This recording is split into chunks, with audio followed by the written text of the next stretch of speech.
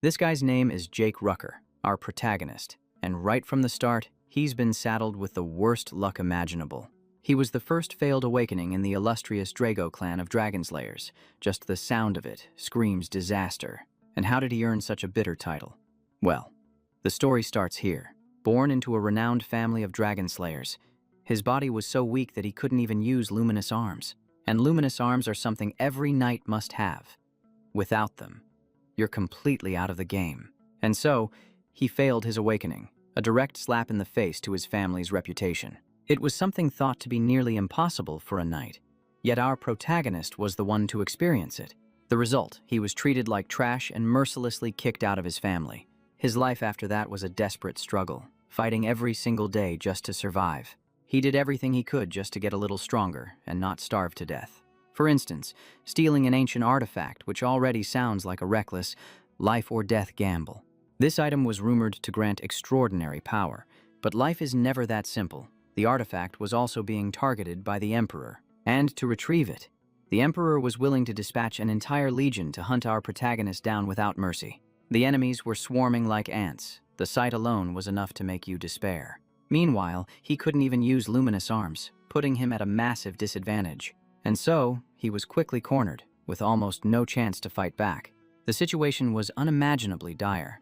One more wrong move and he would be completely erased. And then, his enemies ruthlessly severed both of his arms. The two soldiers who caught him just stood there, their attitudes filled with utter contempt. They even started flipping a coin, as if it were a game of chance. They were deciding who would get to take care of him first. Clearly, they saw our protagonist as nothing more than a plaything. But in that moment of absolute despair, his will to survive flared up intensely. He used his mouth to clamp down on his own severed arm. This scene is no joke. Then, he activated his healing ability, trying desperately to save himself. He reattached the arm to its original position as if nothing had ever happened. Immediately, he gripped his sword with that very same reattached arm and launched a counterattack. One decisive swing, and two heads flew cleanly off before they could even react. Taking down those two seemed like he was turning the tables, but life is never that easy. They had already managed to send a signal for reinforcements before they died. The Imperial army was now swarming in, their numbers growing by the second.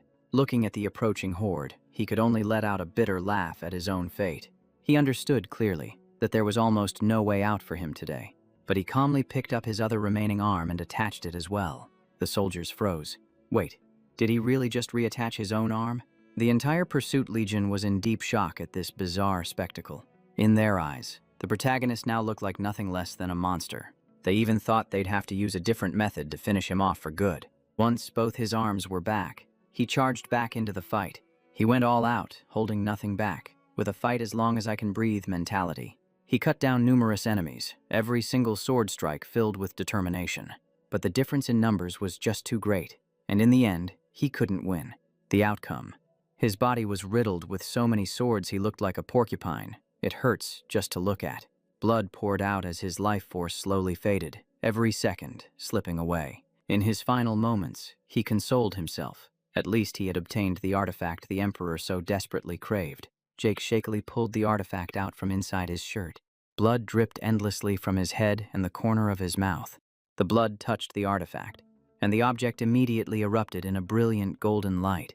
Then a voice rang out. "Your will has the power to awaken an ancient force. The soul of the ancient dragon will be inscribed upon the one who possesses an unyielding will." And this was the craziest part. An emergency mode had been activated. Jake Draker, do you agree? He thought he must have misheard. Or maybe it was just a hallucination as he died, which made perfect sense. But the voice kept repeating itself, refusing to give him any peace. Annoyed, he yelled, "Just do whatever you want." And with that, the agreement was confirmed. An irreversible power began to activate. The countdown began. 5, 4, 3. It felt like the end of everything. 2, 1.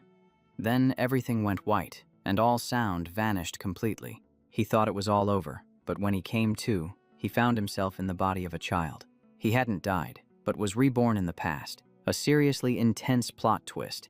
He still clearly remembered the feeling of a sword piercing through his body in his previous life. But now, his body was completely intact, without a single wound. With just a single glance, he knew exactly where he was. the Drago family's training camp, the place where everything had begun. The Drago family was one of the leading dragon-slaying clans. They were one of the top 3 most powerful families of the era, so they were definitely not to be trifled with. His ancestor, Tarakan Drago, was a living legend. He was the one who had defeated Bahamut and saved the entire continent 1,000 years ago. Since then, his descendants had built the Drago family into what it is today. Because they carried the blood of dragon slayers, everyone was blessed with a holy aura. This allowed them to awaken their powers easily and become formidable knights. And he had been the only exception, which is why his past life was so tragic. But things were different now. Just as he lay down, the strange voice appeared again, causing him to sit bolt upright. There was no one around, yet the sound echoed clearly inside his head. The system is beginning to identify the awakener's soul. The result: 100% compatibility, with 0 discrepancies. The soul has accepted the will of the ancient dragon and has fully merged with it. And with that, he was officially granted access to the system. "It's a pleasure to meet you, Jake Draker." It sounded like a welcome message from an NPC. The system activated the status window. A series of blue screens appeared, which was incredibly confusing for an old-fashioned guy like him. But it was, in fact, the system. One window displayed his information. His class was the rare Healing Mage, and his title was Blessed by the Ancient Dragon. His skills included Heal, Recovery, and Boost, along with a few rank combat moves, while the Dragon Chronicles section was locked. He tried to touch it, but his hand passed through it like mist, unable to grasp anything. He could only navigate by touching it lightly, like a virtual interface. But what really caught his attention was the content displayed within. These terms were written in the ancient dragon tongue, a language almost no one uses in the present era. In his past life, his master had mentioned that awakeners of old were categorized by their classes and skills. He vividly remembered the days he was trained to the brink of collapse. And now, in this life, he was still a healer. He decided to check if the system was real. In his past life, he only awakened at 20 years old after opening his hall. Now, he closed his eyes and tried to sense his body. And just as he expected, even though he was just a child, his hall was already open. At that moment, our protagonist realized that he had returned to the past with all of his memories and skills intact. It was a tremendous advantage compared to his previous life. And this was his chance to live a completely different life. But before he could plan any further, a voice calling from outside the door startled him. He hadn't even finished reading all the information in the system window, nor did he know how to close it, when trouble came. Knocking. The door burst open and the person outside rushed in, giving our hero no time to react. He gasped, about to shout for them to stop, but it was too late. The other person sighed and said, "Young master, are you still not ready? What on earth are you thinking?"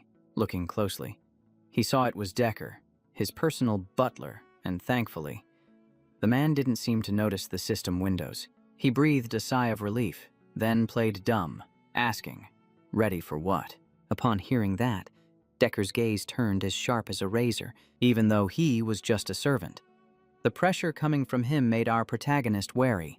He asked again, his voice extremely stern, "Young master, are you being serious right now?" He couldn't help but tremble slightly as memories from his past life flooded back. His fear of Decker was still very real. Just then, the system automatically activated the Calm Mind skill, and his emotions immediately stabilized.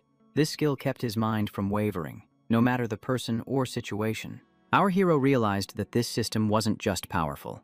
It also provided automatic support, seeing that he was being ignored. Decker repeated himself, "I told you this was an important event." He nodded, finally remembering what was happening today. It was the Pankration Testano Rules combat match. The place he was staying at was also known as the Crucible. All Drago descendants between the ages of 5 and 7 were thrown in here for 5 consecutive years of training. Every year, there would be an evaluation through intense swordsmanship duels or pankration. Opponents were chosen by the instructors, but you could also choose your own if both parties agreed. Since there were no rules, getting seriously injured was completely normal. But this test still existed because it determined your future at the academy. So, the children had no choice but to fight with everything they had, holding nothing back. He changed his clothes and walked out to the arena, feeling pretty chill. The person in charge was the head instructor, Panmark. His memories of this period were quite hazy, but he'd heard that this was the final match of this year's evaluation. The other students were all fired up and ready to go. Our protagonist stood at the front of the line, and a series of whispers rose up from behind him. Look, the loser who got his butt kicked last year actually dared to come back. If I were him, I would have quit a long time ago. He's totally useless. He chose the easy way out and pretended to be deaf. After all, he was more than used to hearing these kinds of insults from his past life. The test began shortly after. The first two students stepped into the arena, Aaron versus Guta. Pan had just signaled for the match to begin.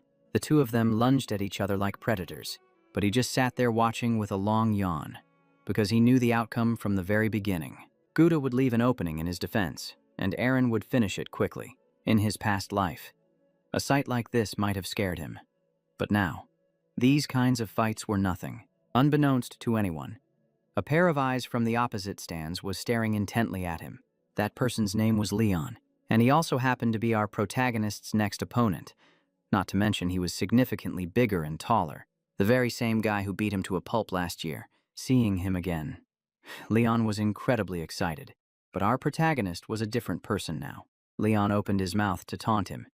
If you want to live, get on your knees. He remembered all the times this guy had defeated him over and over again, and he was certain this guy fought dirty. Because his family specialized in teaching such underhanded tactics, their philosophy was, if you want to be strong, you have to be treacherous. Leon had been brainwashed since he was a child.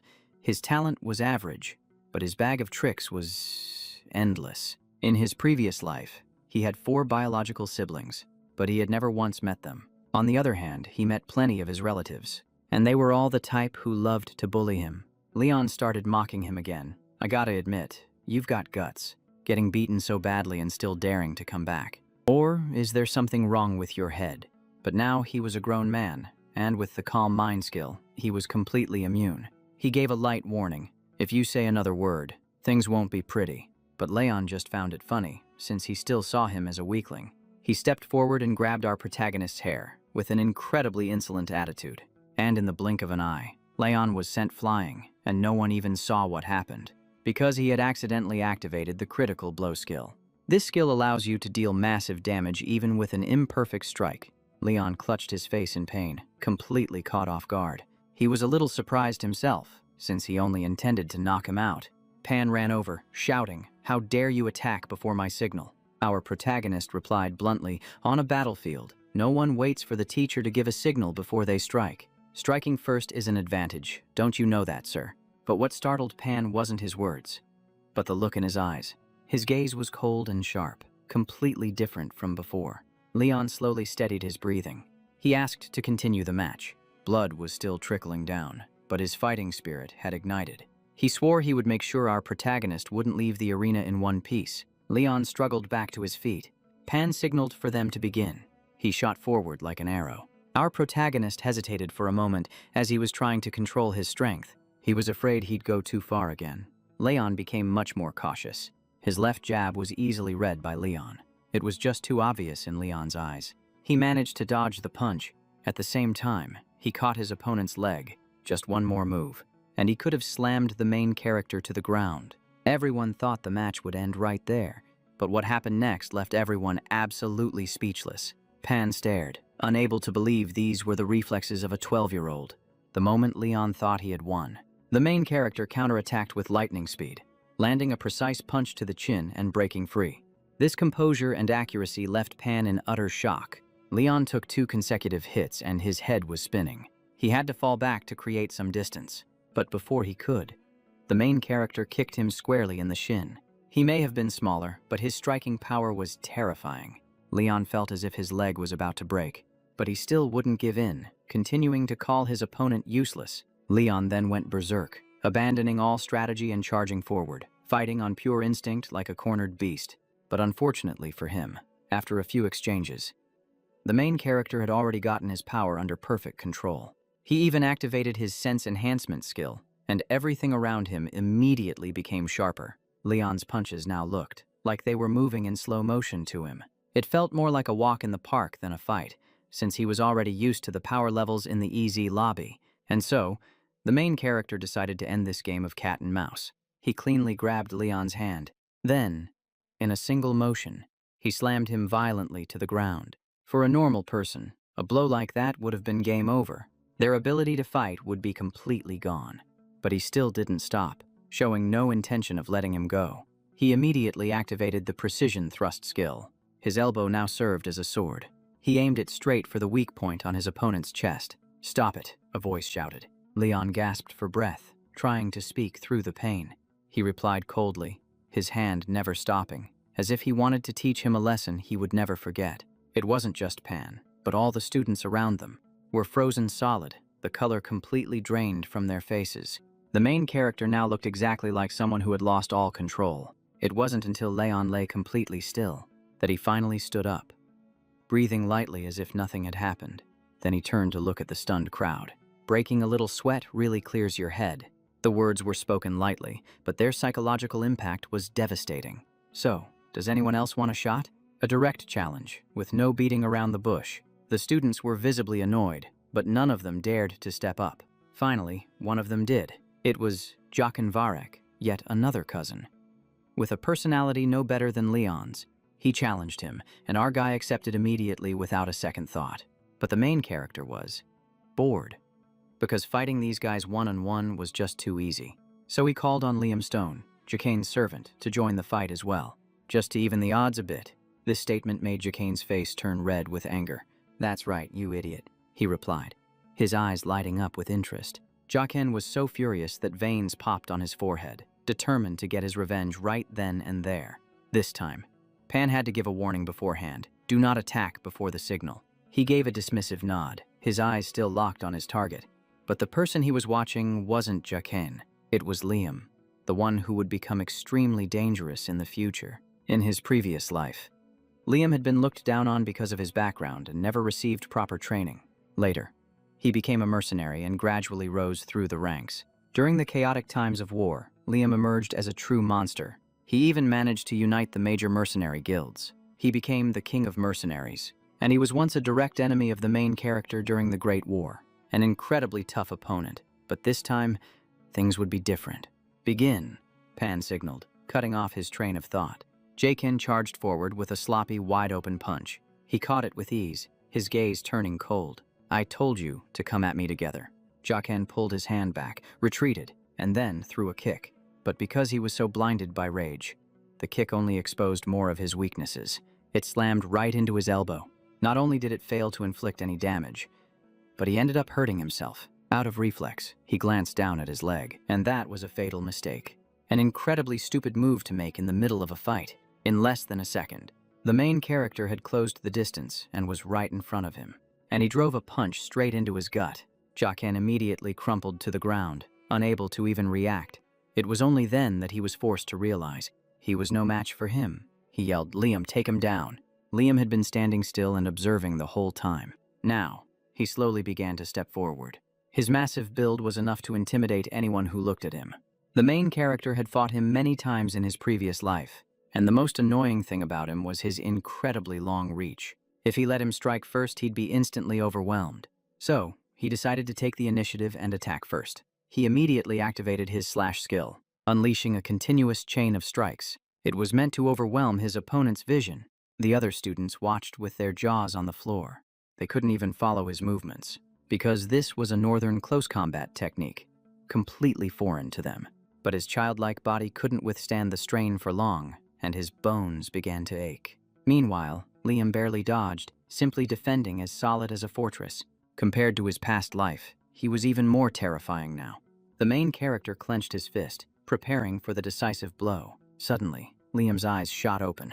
He leaned to one side, perfectly dodging the attack. His all-out strike missed. This scene even took the main character by surprise. Liam's reflexes were just that terrifying. And unfortunately, his arm was caught, and he was about to be thrown. But the current Liam still lacked real combat experience, whereas our protagonist had the experience of a full-grown adult. As he was being lifted, he used that momentum to counterattack his opponent's head, lightly stunning Liam. The opportunity was there.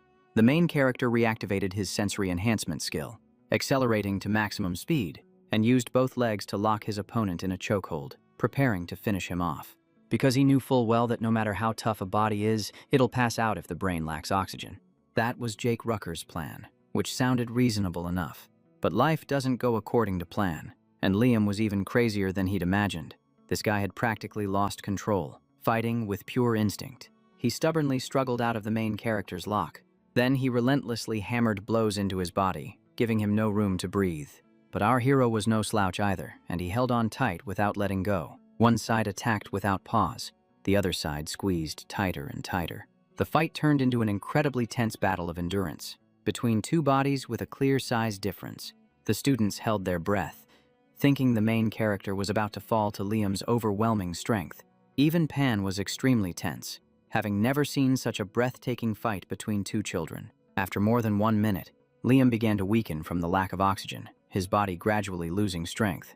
In the end, his opponent collapsed, while our main character remained standing, though he was covered in injuries. The whole arena was in shock, but in a corner, some kid was smirking knowingly. "Very good. This makes you worthy of being defeated by me," he thought to himself. After finishing the test with a spectacular performance, he returned to his room.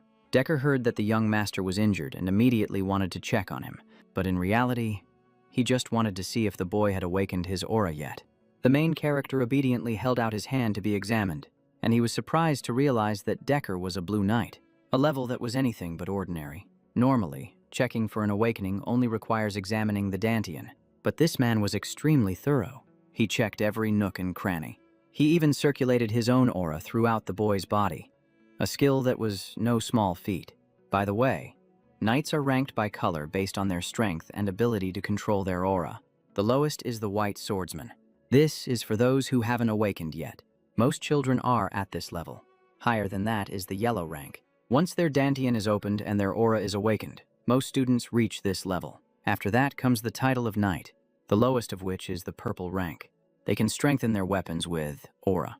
Higher still is the blue rank, whose members can form blades out of aura. And beyond that lies the transcendent realm, a level that Liam once achieved, and that he himself had also once reached. That would be the red rank, and there are even legends of a black rank, but they are extremely rare, almost mythical. The more he thought about it, the stranger it seemed that someone as strong as Decker was working as a servant, but he pushed the thought aside. The important thing was not to reveal his EZ power, because in the entire world, only 2 people know how to use EZ. After finishing his examination, Decker sighed. He probed, asking if the young master was hiding anything, but he found nothing. The main character calmly responded, revealing no weaknesses. Decker fell silent and said no more. A moment later, he asked, "Young master, why have you changed so much?" The boy turned around, his cold gaze sending a shiver down the man's spine. "You're asking the wrong question. You should be asking why I've only changed now. From now on, everything will return to its rightful place. All you have to do is follow me." Decker bowed his head, showing his respect, but our hero still wasn't sure which side the old man was on. He could be a spy planted to watch him, but he knew he needed to keep the man close to extract information. And the person behind Decker was likely someone from his own family. Thinking about it just gave him a headache, so he decided to drop it. He went down to the private training room, a place he had never used in his previous life. While he was alone, he began to check the system. For the most part, nothing had changed. Only his skill had reached the proficient level. The more he used it, the higher its level would get. The skill activated naturally through his actions. He began to deduce. It seemed like the skills were pre-existing, and new skills would be added as he learned them. But he still had questions about the class skills, and how they differed from regular skills. The Dragon Art section, however, was still locked. Clicking on it still showed a requirement for unlock points. These points could be earned by defeating demonic beasts, but entering the dungeons required the rank of a purple knight or higher. He also wondered about his rebirth and the origin of the system. He only knew that it was related to that ancient artifact, and most importantly, it was helping him get stronger. He held his sword with this frail body of his and began to train. In this world, there were 2 sources of power, light energy and spirit energy. Knights used the light energy in their Dantian. Mages used the spirit energy centered around their heart. These 2 systems were polar opposites. If you chose one, you couldn't use the other. In his past life, he had neither and was abandoned by his family. But thanks to his master, he learned healing and EZ. From then on, he became one of only 2 people who could use EZ. But if he could awaken light energy in this life, it would be a huge advantage. He practiced his swordsmanship, but after just 2 hours, he was ready to collapse. The system automatically activated healing and began his recovery. The healing skill was extremely rare. He hadn't even known it existed before. He only managed to learn it after meeting his master. If he used it in front of others, he'd be seen as an anomaly. That's why he didn't dare use it during his fight with Liam. He only healed himself after getting back to his room.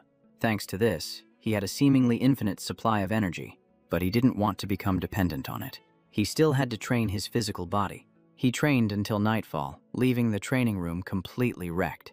After 1 week, rumors began to spread. The useless trash had turned into a completely different person.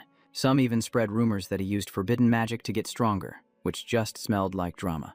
But there were also a few who changed their tune, starting to admire him and hoping he would shake things up and teach a lesson to those arrogant jerks who thought they were better than everyone else. That day, in the training camp's dining hall, a group of his cousins were gathered in a corner.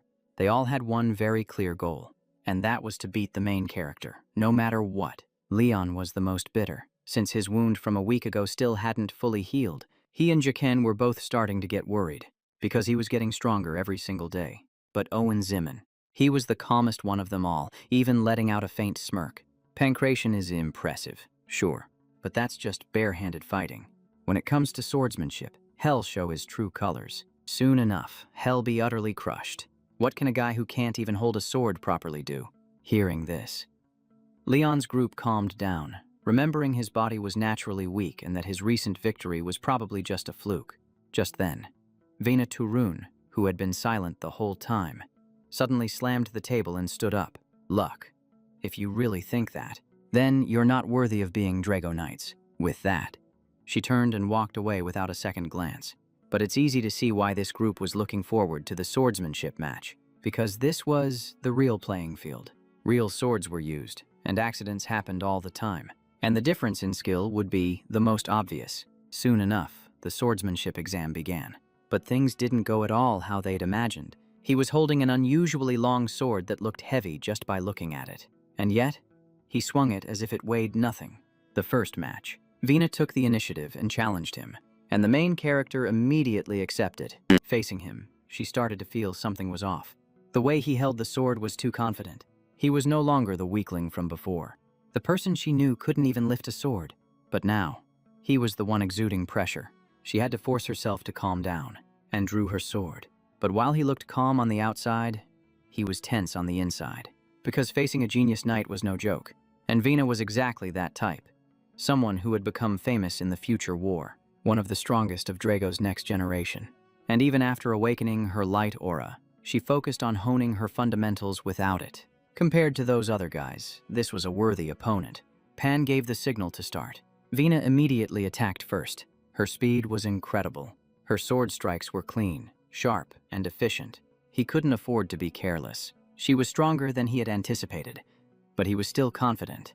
The audience started yelling, "Finish him off." Jaken, who was sitting below, screamed even louder.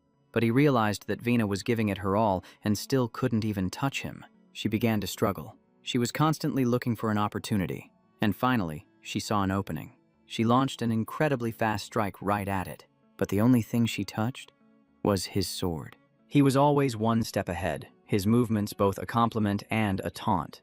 He would repeatedly create openings, only to block them again. It made her feel like she was being completely led on. The match had turned into a training session. Their swords clashed once more. This time, she was knocked back. She was panting for breath, while he remained perfectly calm. He realized she was still green at this stage, and he wanted to help her break past her limits. He lowered his center of gravity, preparing to attack. Vina guessed that he would charge straight in, and it was just as she predicted. But his speed was far beyond her imagination. She was forced to back away, dodging his blade. But she couldn't win if she just kept dodging. She was starting to get flustered. All the while, he relentlessly pressed his assault. All she could do was defend, and then he closed the distance again, attacking once more. Vina's eyes widened. "I'm done for." But she gritted her teeth and launched a counterattack. She stopped dodging and lunged straight forward. His sword was knocked out of his hand and clattered to the ground. The audience immediately roared. He lost. But Pan realized something wasn't right. In that last strike, Vina had used a bit of light energy. It was a minuscule amount, but she still used it, even though she had sworn never to use it before she entered the academy, and he had forced her to break that vow just to survive. "What are you doing? The match isn't over yet." His voice snapped her back to reality, but it was too late. He closed the distance and struck her in the chest. She coughed, dropping to one knee. Her body trembled. The crowd erupted in jeers over the illegal blow. Up in the stands, Leon roared on her behalf. What the hell was that? A knight throwing his sword? The very idea was ridiculous, and the students immediately burst into a commotion, laughing and mocking him as if they'd struck gold. They screamed that this was Jaina's victory, that he wasn't worthy of being a knight. The insults crashed down on him like waves, as if each person's scorn could drown him. Before Reina could even catch her breath from a fit of coughing, Lucio stood up, and Zek asked her a direct question. "Do you want to continue?" She still refused to admit defeat. The thought flashed through Jenna's mind that he had only won because they had let their guard down. But then again, she was honest enough to realize that if he had been using a real weapon, her neck would have been sliced open long ago.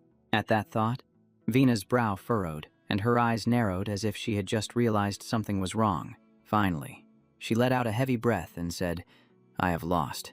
The entire arena went silent for a beat. The crowd, which had been baying for his blood, fell completely quiet, and all eyes turned to stare at Jake Riker, the same person who, just a few days ago, had been considered the scum of humanity, mercilessly trampled upon. And yet, here he was, victorious against an opponent everyone thought was unbeatable.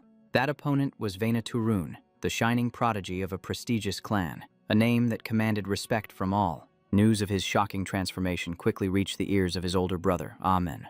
Within the Dragonslayer clan, the war for succession was always as tense as a drawn bowstring, and no one dared to be careless. Therefore, his rarely seen brother, Aben, decided to return home for this very occasion. He arrived just before the blessing ceremony officially began. The reason was quite simple. He was curious to find out what had caused his youngest brother to change so drastically. After his victory against Jaina, the entire academy was in a state of complete shock. But to him, it was hardly worth a second thought. He simply returned to his private training room and continued to grind as if nothing had happened. A month passed, and the day of the blessing ceremony arrived. His body was now in much better condition than it was right after he was reborn. He opened his status window to check, his eyes filled with confidence. And just as he expected, everything was progressing exceptionally well. Almost all of his skills had leveled up, and some had even reached the mastery stage. His agile footwork had also improved significantly, with a noticeable increase in speed and precision. This was a skill he had honed through actual combat experience. Footsteps echoed from outside, and he immediately guessed it was Decker. Sure enough, a voice called out, "Young master, we depart in 2 hours," he replied curtly. "Understood. Go ahead and prepare." After washing up and changing into proper attire, he boarded the carriage and began the journey back to the clan's main estate, including his past life. It had been a very long time since he'd returned to that castle, the seat of the Graker clan in the duchy's territory, even though his branch of the family was based in the Midlands. The blessing ceremony had to be held at the original Dragonslayer estate. That castle also had an incredibly cool nickname. People called it the Dragon's Den. The carriage stopped. He stepped out, looking at the citadel with a feeling that was both familiar and strange.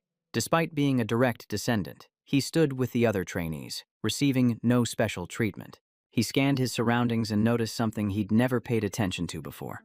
All of the guests were influential figures, names one would only hear about in the papers, and more than half of them had their eyes glued on him. But they would only care if he succeeded. If he failed, it would be as if he didn't exist. And then, his gaze landed on a tall figure. At that moment, the main character began to lose control of his expression. The other man was shaking hands and greeting people, his appearance catching everyone by surprise. He said jokingly, "I came back here today for a reason, you know. After all, my adorable little brother is here too." Ah, there he is. That face. It was one the protagonist could never forget.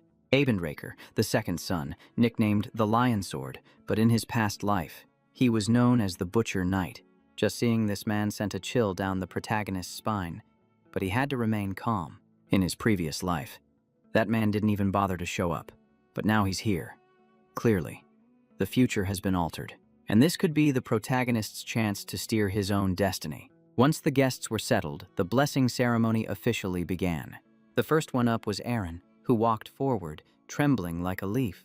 Before him were the holy water, a knight statue, and 2 aura lamps, each reacting differently depending on the type of awakening. Aaron took a deep breath, rolled up his sleeves, and prepared to go all in. He plunged his hand straight into the water without hesitation. This ceremony is used to activate their sealed powers. All descendants who carry the bloodline, when they turn 12 years old and graduate from the cradle, they will officially awaken their aura. And Aaron succeeded, starting things off pretty smoothly.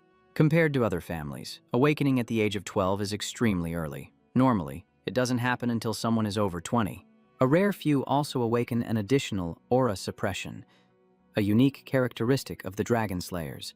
When that happens, the two lamps react dramatically, emitting a brilliant red light. Those individuals are destined to at least reach the rank of a gold-rank swordsman in the future. Some even reach the level of a red or black knight. And this year, that person was Zaina. Immediately after she awakened, Instructor Pan requested that special gloves be brought over, because, without them, someone possessing this ability would find it difficult to live a normal life. Anyone who proves they have the true blood is allowed to take the Drago surname and receives incredible treatment from the family. But even with Zaina's great potential, people weren't as expectant of her as they were of the protagonist. Because most believed that he would also awaken the true blood after defeating Zaina, he calmly stepped forward, never imagining he'd be standing here again one day. In his past life, his experience here was a nightmare. Back then, he was branded a failure, but this time, things might be different. He possessed superior regenerative abilities. Plus, he could use the EZ Hall, something that almost no one else could access, besides his master and himself. And most importantly, he had never given up. But whatever, he still had to try his luck with this damn statue. He rolled up his sleeve and dipped his hand into the water, just like everyone else.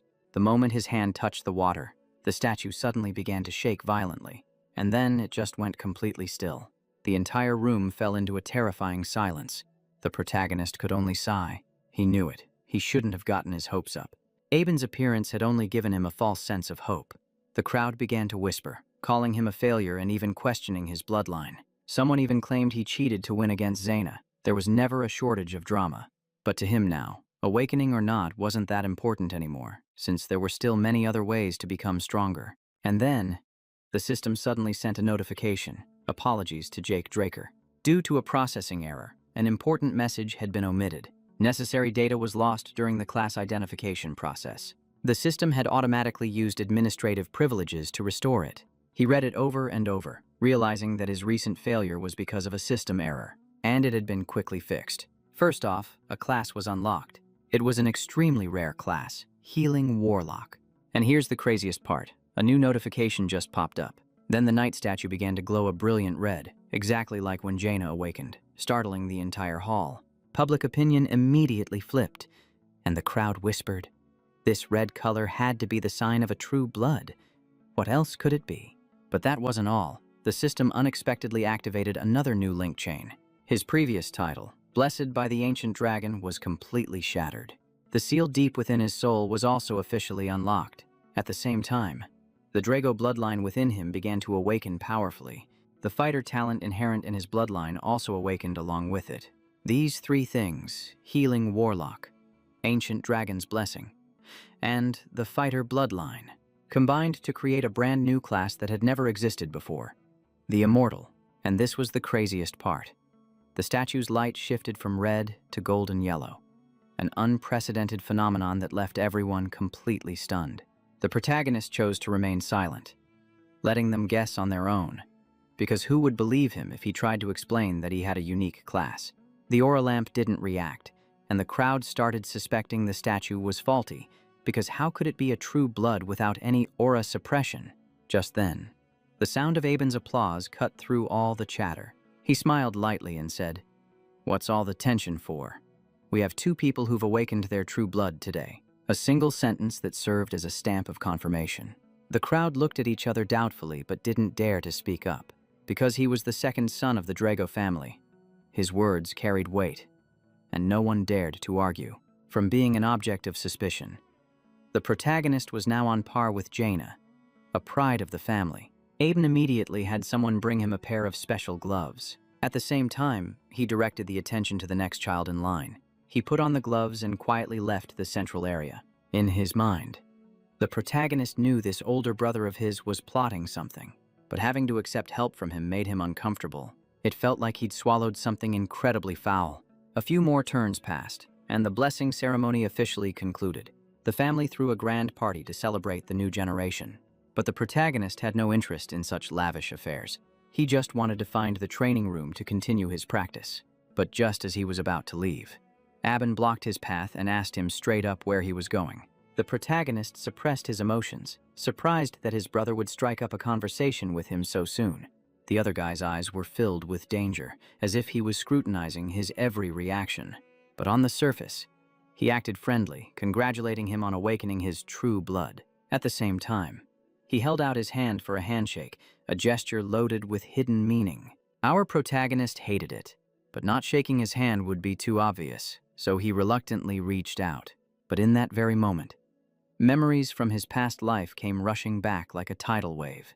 His hand froze in midair and then slowly lowered, and our main character decided that even if he lost face, he would not shake this man's hand. Aben was stunned, completely humiliated. He had to try and save face. He forced a laugh. Well, this is a little awkward, but hey, what can you do? I guess we'll be seeing a lot more of each other from now on. As he walked past, he clapped him on the shoulder a few times, which made the main character extremely uncomfortable. The words, "See you later," sounded more like a provocation than anything else. The main character swore to himself that one day he would make that guy pay for everything.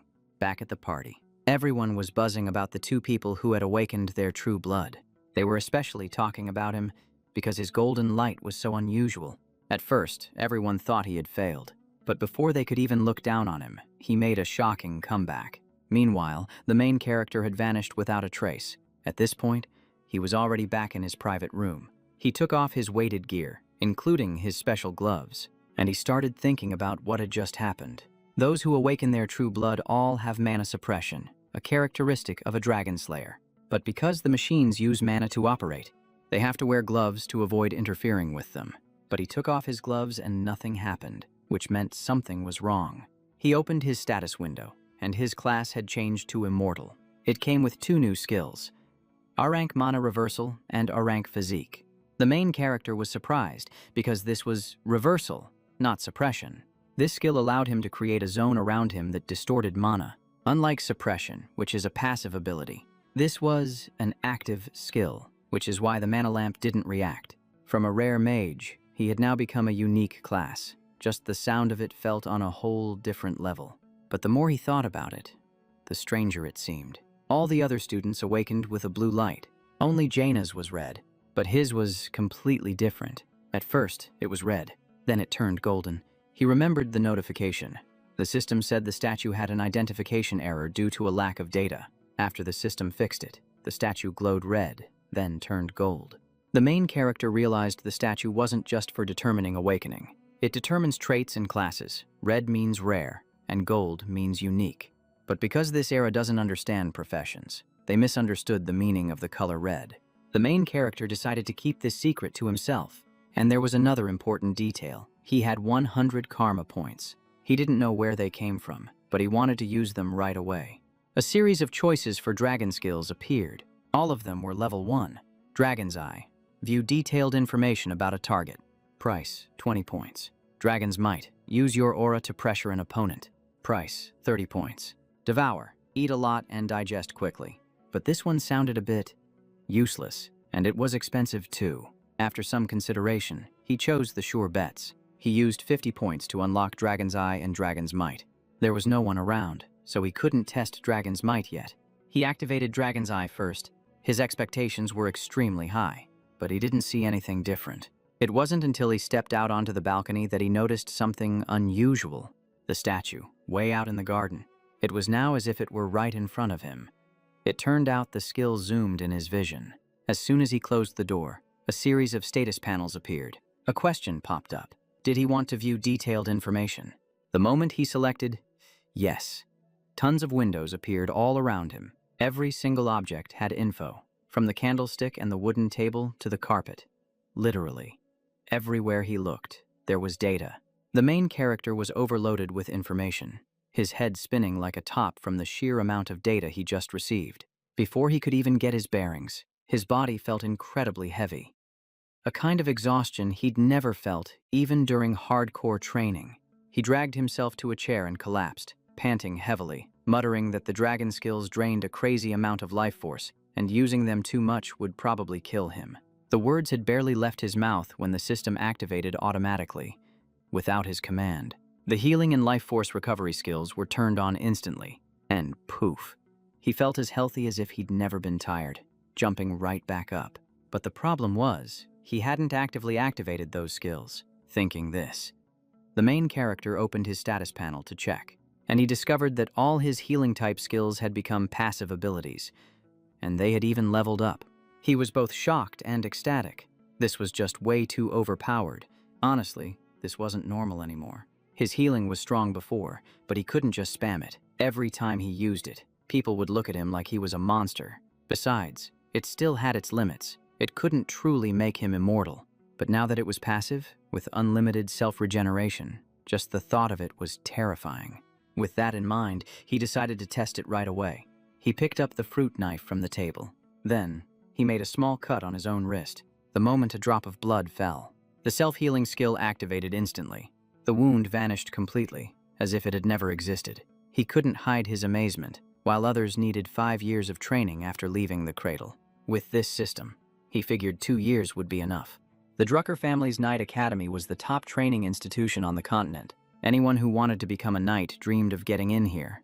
Located in Duke Troy's domain, every spring, this place was packed with new recruits. The protagonist had trained extensively beforehand, so his stamina was no joke. He could tell at a glance who were commoners and who were the children of powerful families. Although they talked about equality, the rich kids had already been marked for special treatment. The most prominent were still the direct descendants of the Drago house. But among the vassal families, there were 3 extremely powerful ones, known as the 3 great families. Zaina's house, Turun, whose symbol of strength was an ox. Owen's house, James, with the green viper as their symbol of wisdom. And Jaquen's house, Valdez, filthy rich, with a sword and axe as their symbol. These 3 formed their own team from the very beginning. But the protagonist didn't care. He wasn't interested in factions. His privileges as a direct descendant were more than enough. He was assigned to the Platinum Wing, the most luxurious dormitory. It had a massive training hall, a library, and all sorts of high-end amenities. It was reserved only for top-tier students. Not everyone who graduated from the cradle could get in. Under the pretext of his pure bloodline, he even got an entire floor to himself. As soon as he stepped into the grand hall, servants were lined up on both sides to welcome him. They were ready to escort him to his private floor. The overly enthusiastic welcome made him feel a bit overwhelmed. When he got to his room, Decker was already waiting. He had brought all the necessary items. First were specialized gauntlets, much better than the temporary ones. These were luxuries he had never enjoyed in his past life. He requested a new sword as well. Decker nodded without hesitation, because this region was near a large iron mine, a place that produced many master blacksmiths. The man offered to find a skilled smith for him, but the protagonist refused, saying he had already chosen someone. He wanted to meet that person himself, and asked him to arrange a meeting. The protagonist quickly wrote down the name and handed it over. Gallian Hanbeck, an unfamiliar name, but Decker still complied. Additionally, the attendant gave him his study materials, since official classes would begin the next day. After giving his instructions, he finally left. Having his private space back, the protagonist felt extremely relaxed. Since this floor was completely isolated, he had plenty of time to practice his dragon arts. But just then, there was a knock on the door. A maid arrived with a dinner invitation from Jaina. He had no idea what she was planning, but he agreed to go anyway. The maid led the way. He went by himself. She, on the other hand, greeted him with a whole entourage behind her like some kind of boss. She said hello and then dismissed everyone, leaving them to speak in private. Our main character sat down comfortably, without any hesitation or formality. She said they could talk after they finished their meal. He knew right away that this was no ordinary dinner. Observing her closely, he could see she was optimizing her light aura, clearly aiming for a higher rank. But her swordsmanship hadn't improved one bit. The main character just thought it was a waste of her potential. The food was brought out quickly. She remained silent throughout the meal, but ate with a huge appetite, even more than him. Once they finished eating, she got straight to the point, offering him the support of the Turun family. He replied that they were both of the true bloodline, so she must have misunderstood. Sure, there were special privileges, but those didn't help you actually develop your strength. She explained that the academy held a vast amount of knowledge. It was impossible for a single person to learn it all. Having a private instructor would help him progress much faster. Without any support, he would just be left behind. That's why the backing of a family was so crucial. Even Aben was receiving support from his mother's side of the family. She told him that since he had no backing, he needed it more than anyone. And she made the offer again, her voice extremely serious. But our main character rejected it immediately. Without a second thought, the atmosphere turned icy as she asked him why. She insisted that it wasn't a bad deal for him. He stood up, saying he didn't need anything else. He intended to leave right then, but he stopped, and he decided to give her a piece of advice. Your sword has too much wasted force, and you're relying on it way too much. Meanwhile, your true strength lies in your body's flexibility. So you should stop trying to block attacks head-on. That kind of approach only makes things harder for yourself. Directly smashing and crushing your opponent with power might sound cool, but it's not always the most effective way. Instead, you should parry the blow cleanly, then launch a precise counterattack. It's both elegant and deadly. Trust me, if you can master this, you'll become far stronger than you are now, like on a whole different level. After saying his piece, the main character turned and walked away without a single glance back. Jaina just stood there, listening to it all, her emotions a tangled mess. Because the Turan family revered power, she had always pursued a fighting style based on overwhelming force. But his advice went completely against that, emphasizing flexibility over a show of strength. Though it was hard to hear, she had to admit he was right, because she had been obsessed with the Turun name for far too long. That obsession had unconsciously embedded itself into her swordsmanship. It was a weakness that she herself had never even noticed.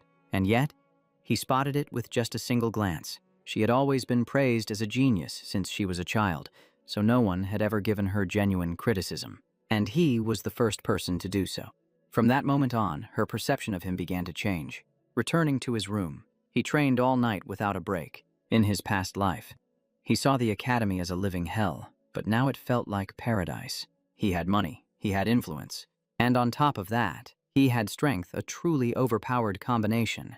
As he was walking to class, someone called out to him. He turned around, and it turned out to be Owen, the third young master of the James family. Because of his connection to Aben, he already disliked the guy from the start. In his past life, Owen had used cunning tricks to bully him and was extremely two-faced. He was with a whole group of his lackeys, asking why he hadn't responded to their dinner invitation. That fake friendly attitude of theirs made him sick. Owen started to lose his patience and asked him again. Our main character scoffed and shot back a question of his own. Why should I have to answer? His obviously contemptuous tone left Owen stunned. Before he could even react, one of the lackeys rushed forward. The guy was trying to show off for his boss, speaking with extreme arrogance. Our main character looked at him as if he were an insect. He asked a simple question, and who is this? The question left his opponent choking on his words, completely speechless. He sighed, saying that guys born with a silver spoon have no real value. He gave a gentle reminder that they should remember who they were talking to. But just as he turned to leave, he was sneak attacked. This attack even used light aura. Clearly, these guys were already used to controlling their light aura. Our main character dodged it easily, which only made his opponent even more furious. The guy introduced himself with a ridiculous-sounding nickname. After hearing it, our main character just found it laughable. The guy wasn't even a knight yet, but had already given himself a title. Such a blatant disregard for what true strength is. He lunged forward as fast as an arrow. He landed a precise blow right to his opponent's stomach. His opponent was instantly stunned, losing all control. He was sent flying a good distance away. He collapsed and couldn't even get back up. Our main character adjusted his gloves, challenging, who's next? Owen's gaze turned ice cold. He stepped forward, walked past him, and dropped a single line. He said that our main character just likes to flaunt his glory. Then he left, leaving behind an atmosphere thick with drama. He just found it hilarious that they were the ones who started the fight, but were now playing the victim. The academy is clearly divided into two classes. The regular class, where students grind tirelessly. The special class, where they have the freedom to choose their subjects. This is where the elite are gathered. He was quite looking forward to it. But once he got in, he saw it was full of people from privileged backgrounds. It was almost no different from his old class. The first day of class featured a special event. The principal, a war hero, came to visit. Howard Rucker appeared, surprisingly friendly. But our protagonist knows the truth isn't that simple. This man once manipulated information just to survive. Not exactly a hero, more like an opportunist. And he was also the one who got him expelled, causing him to lose the only place he could call home. He ended up wandering, and was even captured and enslaved. Meeting again in this life, he hasn't forgotten that grudge. After his speech, the principal left immediately. The class began. Everyone grabbed their swords. They moved to the indoor arena. Our protagonist was bored, having to learn the basics all over again in his past life. He wasted 2 years just because he couldn't use an aura weapon. The memory still haunts him, so he just hopes to get through it quickly. Today's instructor is Andre. His appearance caused a stir in the classroom. Even though he was young, he wore the official uniform of his noble family. Our protagonist knew this man well. He wasn't a pureblood, but he was a genius who graduated as valedictorian and was granted the family name. His personality was extremely strict, with no room for leniency. Hearing the whispers, his expression changed instantly. A single glare silenced the entire class. Under his command, the students drew their swords. He, on the other hand, wore his sword on his back. This immediately caught the instructor's attention. Looking at the unusually large sword, Andre called him forward. He demanded to face him directly, and asked why he was using an unsuitable sword. He sighed, knowing he would be asked about it, but he answered bluntly, "I can defeat you with it." Andre's expression immediately turned cold. Immense pressure bore down on him, but the system activated a mental skill to keep him steady. Thanks to that, he managed to keep a straight face, showing no emotion at all. Andre nodded. "I understand, student. If you wish to learn through actual combat, all you have to do is touch me with your sword, even just once." Not only would the punishment be waived, but he'd also get to skip the basic dragon slaying class. He loved the sound of that. Andre was exactly the type to be easily provoked. A little taunt and he walked right into the trap. He even said he wouldn't use his light aura, which made him even happier because this deal was just too good to pass up. He knew his opponent's weakness perfectly, but he still had to be careful because he was being watched. He couldn't fight as blatantly as he did when he beat Xena. All he needed to do was land a single touch and then pretend to lose. It was the perfect plan. The plan was clear: touch and stop. And so, he took the initiative and struck first. His speed was incredible right from the very start. But his opponent was no pushover either. After all, he was an Azure Knight, and the top graduate of his class. At that, just touching the corner of his clothes was proving difficult. Andre stood perfectly still, parrying every blow with just one hand. The power of an official Drago Knight was truly on another level. The entire class watched without daring to blink. 30 minutes went by, and he still hadn't managed to touch Andre's uniform. But Andre was starting to tire. The hand holding his sword was trembling slightly. That tiny detail did not escape his notice. He had infinite recovery, while his opponent knew nothing about the system. Andre probably just assumed he had high stamina because he had awakened his true blood. Seeing his opponent gradually weaken, he celebrated inwardly. His stamina weakness, it was exactly the same as in his previous life. Plus, not using his light aura put him at an even greater disadvantage. The Draker family trains to maintain their light aura continuously. They have to sustain it like breathing, even while eating or sleeping. So, right now, Andre was essentially fighting while holding his breath. His swordsmanship was restricted. He was expending more energy than usual. Fighting non-stop while holding your breath. You can't last long like that. He decided to end this quickly. The best way was to pressure his opponent. Force Andre to use his light aura. His attacks became increasingly vicious. He had to build up enough pressure to drive him into a corner with no escape. With that thought, he suddenly accelerated. He activated his agile footwork. Andre noticed it immediately, and for the first time, he felt a flicker of panic because he had never seen a student move like that. By the time he could react, he used an additional precise thrust and attacked from behind. The distance was extremely close. Not reacting was dangerous. His speed made it impossible to dodge. Andre was forced to use his light aura and unleashed the dragon-slaying form. A single move slashed through the sky. He struck straight ahead with all his might, and he took the full force of that blow. His cousins, watching from the sidelines, were thrilled to see it. Even though Andre broke the rules, the one getting hit was the person they hated. He intentionally took the blow to make his act convincing. Self-healing activated, but the pain was still real. But the objective was achieved. The sword had touched his clothes. Now all he had to do was act like he had lost. He dropped his sword and pretended to faint. Andre sheathed his sword and turned away. The medical team rushed over. He made a clear announcement. This student is exempt from the dragon-slaying class.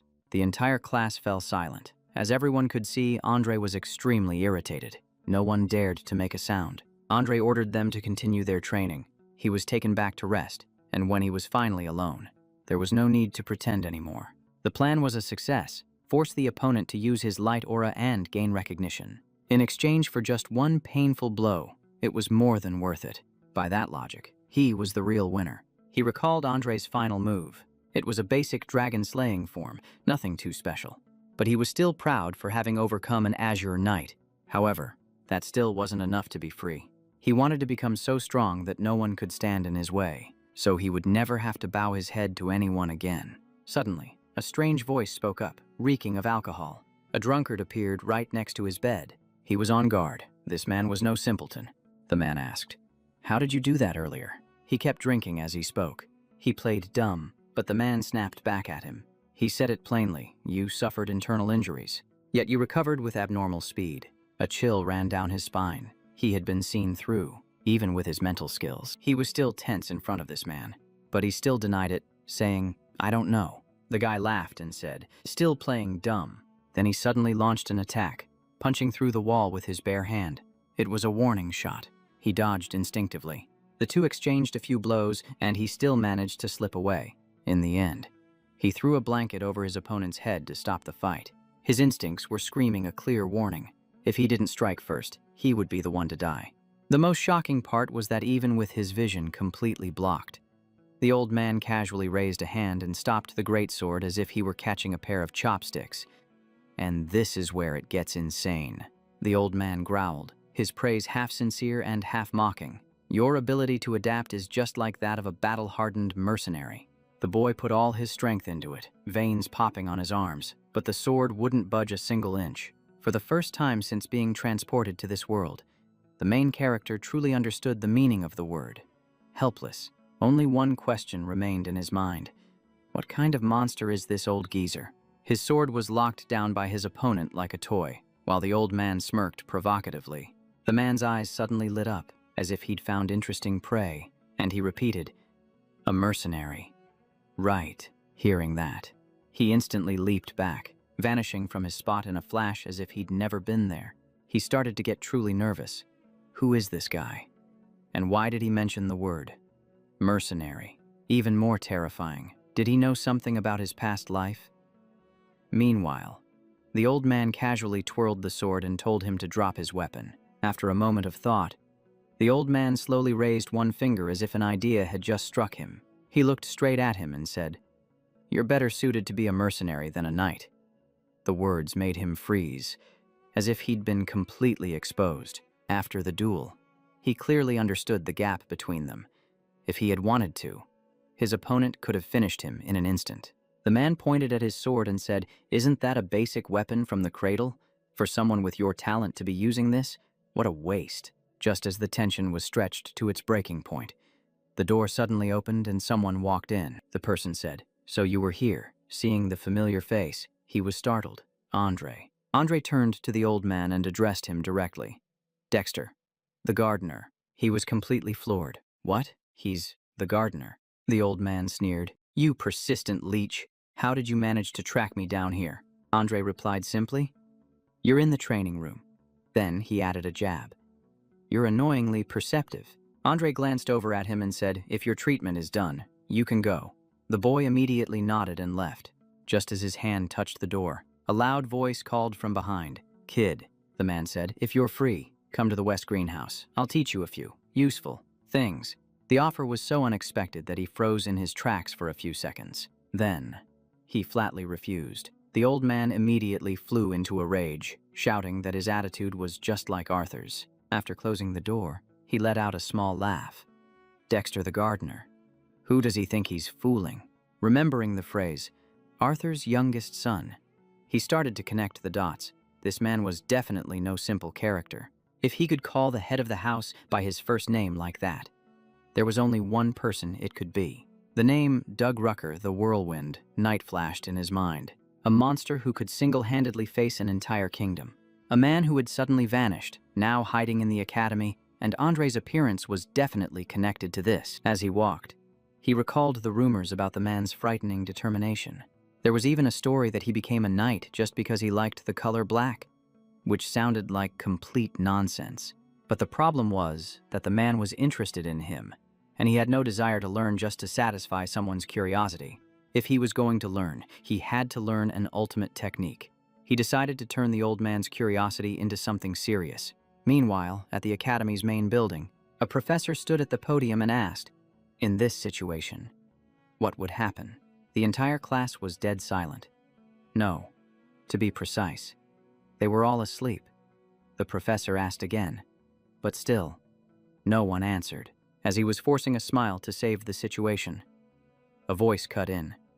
"The damage is due to resistance." The one who spoke was him. He asked directly, "I don't understand the law of spirit energy circulation." The professor was surprised. Oh, finally, someone has a question. He quickly apologized, then began to explain the details of spirit energy. The way he taught was both simple and interesting, making a difficult concept easy to understand. The discussion flowed so smoothly that time was up in the blink of an eye. The class stood up, complaining, "Why are we learning magic theory at a night academy? It's just a good time for a nap." But he was different. This lecture was anything but ordinary. As he was lost in thought, a voice called from behind, "Wait a minute." The professor ran over, panting, and stammered, "It's nothing major." He smiled. "It's been a long time since I've had a decent class, and that's thanks to you. Feel free to stop by the research lab anytime." After hearing this, he realized this was Professor Fan, an alumnus of Devours, the cradle of magic. The professor was so enthusiastic even after class ended, and he thought, befriending a mage might not be a bad idea. Mages are good at calculating and have flexible minds. They'd make better allies than those stubborn knights. "Professor Fan, let's see just how useful you can be." Just as he thought that, he suddenly froze, his eyes widening. In front of him, that old man was stretched out, waiting for him. "It's only been 1 week and he's already here," the old man asked. "Are you done yet, kid?" Before he could finish speaking, the old man shot up. "Why didn't you come to the greenhouse?" He emphasized. "You know full well what teaching you something useful means," he replied. Annoyed, "I already told you, I'm not interested." His words were like adding fuel to the fire. The old man jumped up and yelled. "What did you say?" he said calmly. "I know you're skilled, but I'm training on my own." The old man laughed. "You can't just skip training." And suddenly, the old man was standing right behind him. "Did you really think I was going to say that?" Sensing danger, he quickly glanced back. But it was too late, far too late. A swift chop to the back of the neck, and he was knocked out cold right there. When he came to, all he could manage was a weak groan. Clutching his head, he sighed. It had to be him. I guess waiting 1 week was his limit. Looking around, he realized, this is the West greenhouse. The old man was watering plants. He turned and asked, "You're awake?" He asked warily, "Did you kidnap me?" The old man laughed with amusement. "That's right, I did." Then he added, "I find you very interesting." He fell silent. The old man wasn't even bothering to hide his intentions anymore. Instantly, he activated his skill, agile footwork. He shot off like the wind, smirking as he thought, "Not yet." But before he could get far, the old man appeared right in front of him. Boo! He immediately changed direction, leaping to the side. But it was useless. A hand was already waiting right where he was going. He realized he was being toyed with. Thinking fast, he asked, "What is it about me that interests you?" The old man answered immediately, "Your recovery speed from internal injuries." The answer made him pause for a split second. A smirk crept across his face. "So that's what this is about." He provoked him. "If you're so curious, then make me talk." And then he vanished, without a trace. He glanced around. He really disappeared. He stood still, trying to pinpoint his opponent's location. Just then, something shot towards him from behind at incredible speed. He instantly sensed the danger. A glint appeared in his eyes as he looked up. He dodged to the side, reaching out to catch it at the same time. It was a thrown sword, and he thankfully managed to grab it in time. The force of the impact sent him skidding backward. He frowned. "What are you doing?" The man approached. "You want me to force the answer out of you, right? Fine, let's play. If you can touch my clothes, you win." He immediately brandished the sword, accepting the game. The man gave a sinister smile. "But if you give up, you have to tell me all your secrets." The fight erupted inside the greenhouse, lasting until the sun began to set. Inside, Dust and debris filled the air, reducing visibility to almost zero. The man stood there, clenching his fists and sighing. This kid, just what in the world is he? The surroundings were demolished like a battlefield, and after 3 hours, the fight still wasn't over. From behind a boulder, a hand reached out and gripped the edge. The man was starting to realize this kid wasn't just tough. He was stubborn. He watched the young man struggle to his feet, observing him as he spoke. His stamina and recovery speed, they're endless. A clear look of suspicion crossed his face. This brat. He's not normal. As for our protagonist, his clothes were in tatters and his face was grim, as if he'd just walked off a real battlefield. The system popped up. Self-healing activated. Endless stamina activated. What an overpowered combo. He looked at his opponent, thinking quickly. I can drag this out, but winning the bet, that's not guaranteed. Dragon's curse. That dangerous power. He'd never dared to use it before. But this time was different. Facing a dark night. If he didn't go all out, he was sure to lose. The look in both their eyes changed instantly. The tension was as tight as a bowstring. Killing intent erupted, energy surged, and this is where it gets crazy. The man broke into a thrilled grin. That look in your eyes, now that's more like it. He laughed heartily. Yes, that's it. A fight like this is actually worth watching. He stood still as wind swirled around him, kicking up a cloud of dust. System notification. Agile footwork has been activated. And he shot forward like the wind. His sword flashed in a relentless barrage of attacks, but his opponent was no pushover. The man dodged every single blow, seemingly without effort. Watching the repetitive sword strikes, he smirked to himself. He's fast, but still not fast enough compared to the other monsters out there. His malicious intent was so obvious, and that's precisely what intrigued the man, he thought. I guess I'll have to use a little bit of my light aura. But before he could act, a golden light flashed right beside him, forcing him to a halt. Reacting instantly, he shattered the sword into pieces. His face darkened. What was that just now? Before he could finish, a thick cloud of dust and smoke completely obscured his vision. The knight looked around. Is he trying to blind me? But it's not that easy to find me. The thought had barely crossed the knight's mind when he appeared right behind him. System notification. Dragon's Eye activated. But just as his sword closed in, he realized he had just struck. An afterimage. The knight had vanished completely, leaving no trace behind. His speed was so immense it whipped the sand and dust into a vortex. He looked around in confusion. What kind of move was that? A simple movement that created such a powerful gust of wind. He truly lived up to the title of Whirlwind Knight. While he was lost in thought, the knight closed in from behind and whispered. Startled, he counterattacked, but his sword sliced through empty air. Immediately after, the knight rushed forward and threw a punch. Let's call it a draw. Kid. The blow was too fast for him to react, and blood spurted from his mouth. His body was sent flying into the distance. System warning. Excessive skill usage detected. Exhaustion levels critical. He gave a wry smile. I really was out of my league. The system continued. For safety. Consciousness will be forcibly shut down. His vision started to blur. He only had time for a silent curse. When he came to, he found himself in a familiar room. Clutching his head, he shot up in pain. Looking around, he realized, this is my room. Did he bring me back? He sighed. I was so close to winning.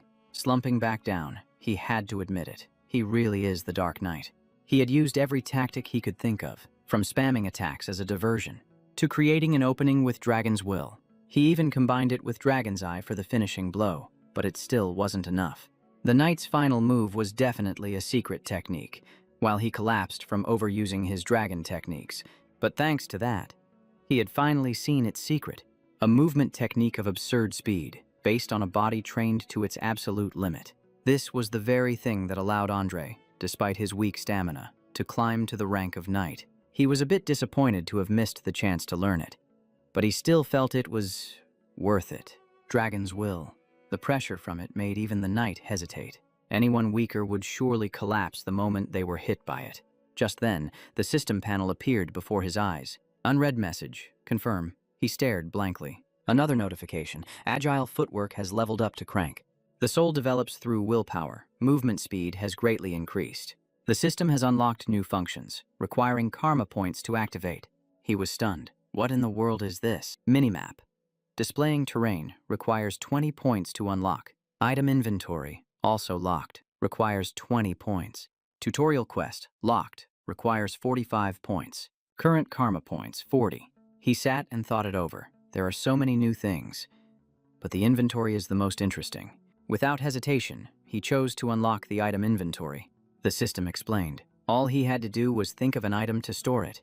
The space it took up depended on its size and weight. To expand it, he had to use karma points. He looked around, so I just have to choose an item. He picked up the broken sword and decided to test it right away. He thought to himself, store.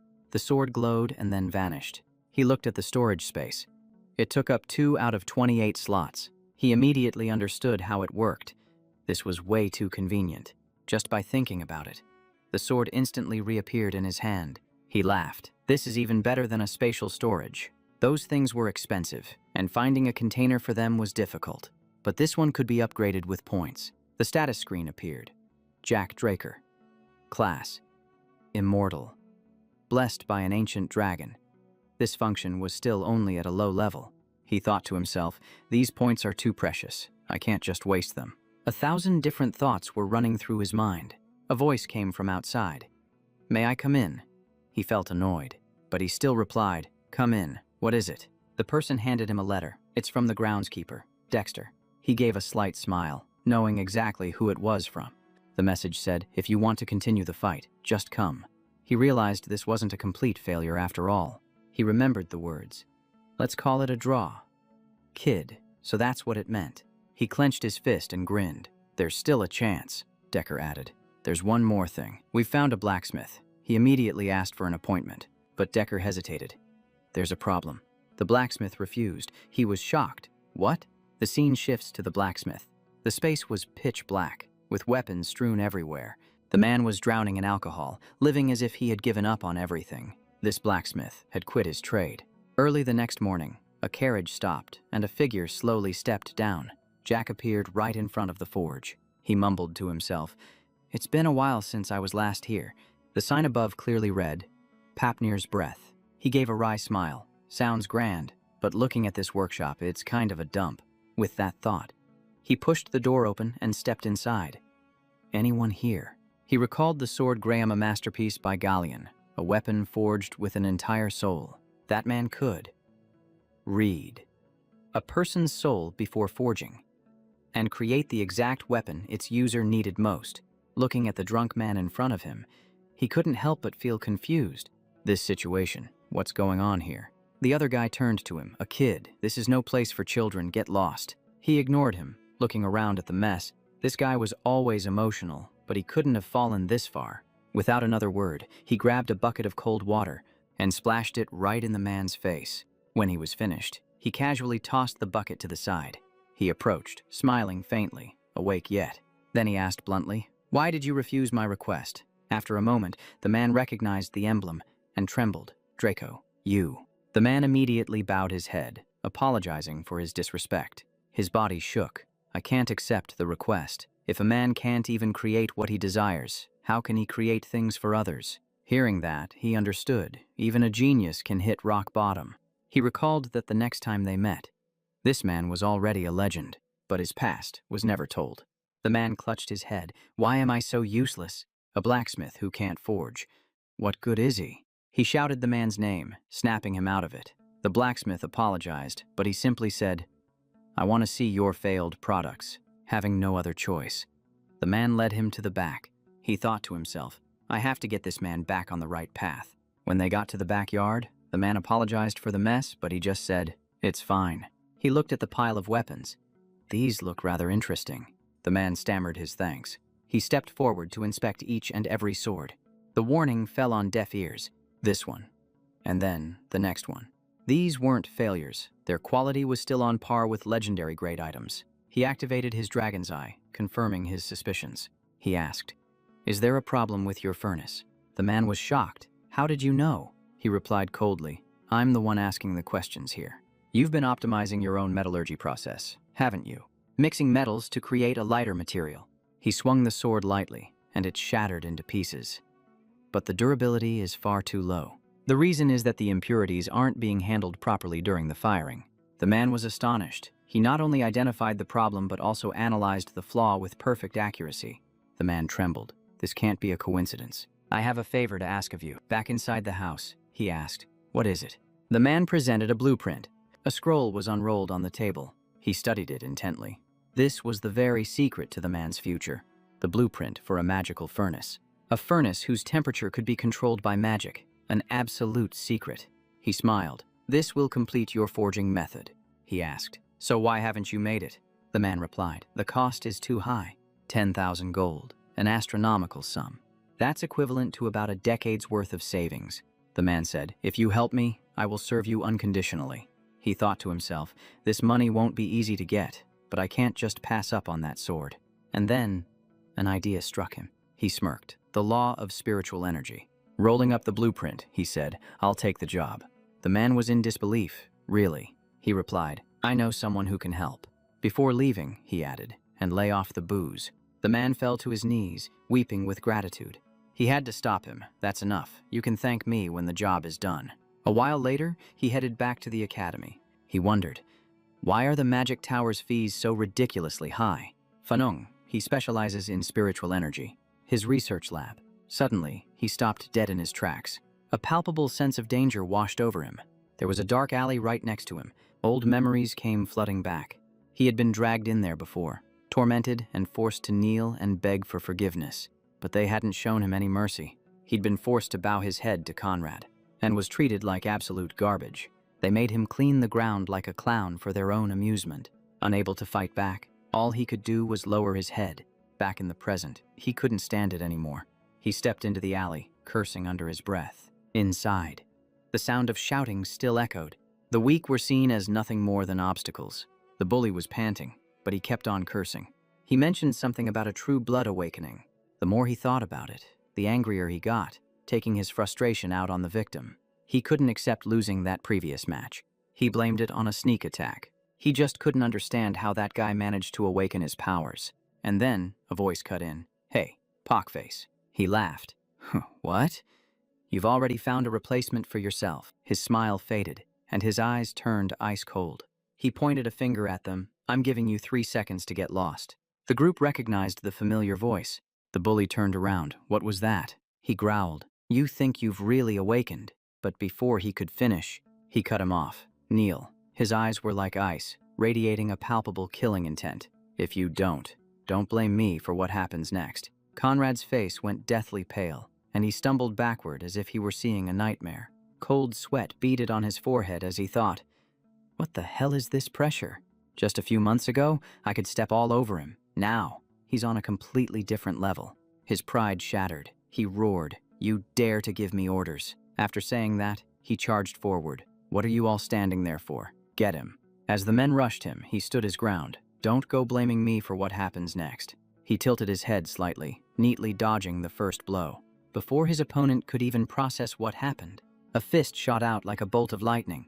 The guy took the full force of the punch and flew backward, making the rest of them hesitate. The main character unleashed a flurry of attacks, taking them down one by one with ease. No one was strong enough to stop him. They were all completely overwhelmed. He tossed them aside like trash, without a moment's hesitation. Knees, kicks, punches, a relentless combination. His speed was incredible, leaving no openings. And then, the last one fell. Conrad stood frozen in place, a cold sweat dripping down his back. Staring at his men scattered on the ground, he stammered, "No way." He couldn't believe his eyes as the victor slowly walked closer. "Don't worry. This will only hurt a little." In a desperate move, Conrad drew his sword. Trembling, he pointed it at him. "Come any closer and I'll cut you down." His voice turned to ice. "Drawing a sword in the training yard. You know what that means, don't you?" Those words made Conrad's blood run cold. He drew the sword from his back. To answer such an act, I, Zeekraker, will respond in the name of honor. He recited the oath for a duel, causing Conrad to go limp with fear. He pointed to the person on the ground. "You are the witness." Without hesitation, he raised his sword. "Let's continue." That look in his eyes, he wasn't kidding. Conrad immediately started begging for his life. He collapsed to his knees, trembling uncontrollably, pleading to be spared. He slowly lowered his sword. He remembered a time in his past when he had knelt just like that. Rage welled up inside him. "You bastard!" A flash of steel. He took one of his ears and said, "This is the price." Conrad screamed, clutching the side of his head. He placed a hand on his opponent's head. Next time, it won't be your ear, it'll be your head. He shoved Conrad's face into the dirt. He let out a sigh of relief and turned to leave. Sol called out after him. He asked, "Why did you help me?" He replied, "Don't overthink it, I didn't help you." As he walked away, he thought to himself, "I was helping myself." He scratched his head. I almost said something really cheesy back there. He returned to Fanong's research lab. A voice could be heard from within. "Is it even possible?" The professor stated plainly. "It's possible, but," the old man said, "let me explain first." The two of them looked at the blueprint. The problem was with the energy core, the most crucial part. This was something that had never existed before. There were two ways to solve this. Option 1, revise the design, which would take 10 to 15 years. Option 2, use a substitute material, but that would require a high-grade compressed spirit stone. He was shocked. "You mean that ancient treasure?" The professor nodded. "It's extremely rare and costs over 3,000 gold." His hopes plummeted. 15 years was too long. 3,000 gold was too expensive. Everyone thought he could use light energy, but in reality, he couldn't. Ezer was incredibly difficult to control. He couldn't use light energy sword skills, which was why he needed Graham. He clutched his head. "How am I supposed to find that stone?" The professor praised him. "This design is extraordinary." Suddenly, an idea struck him. He immediately stood up.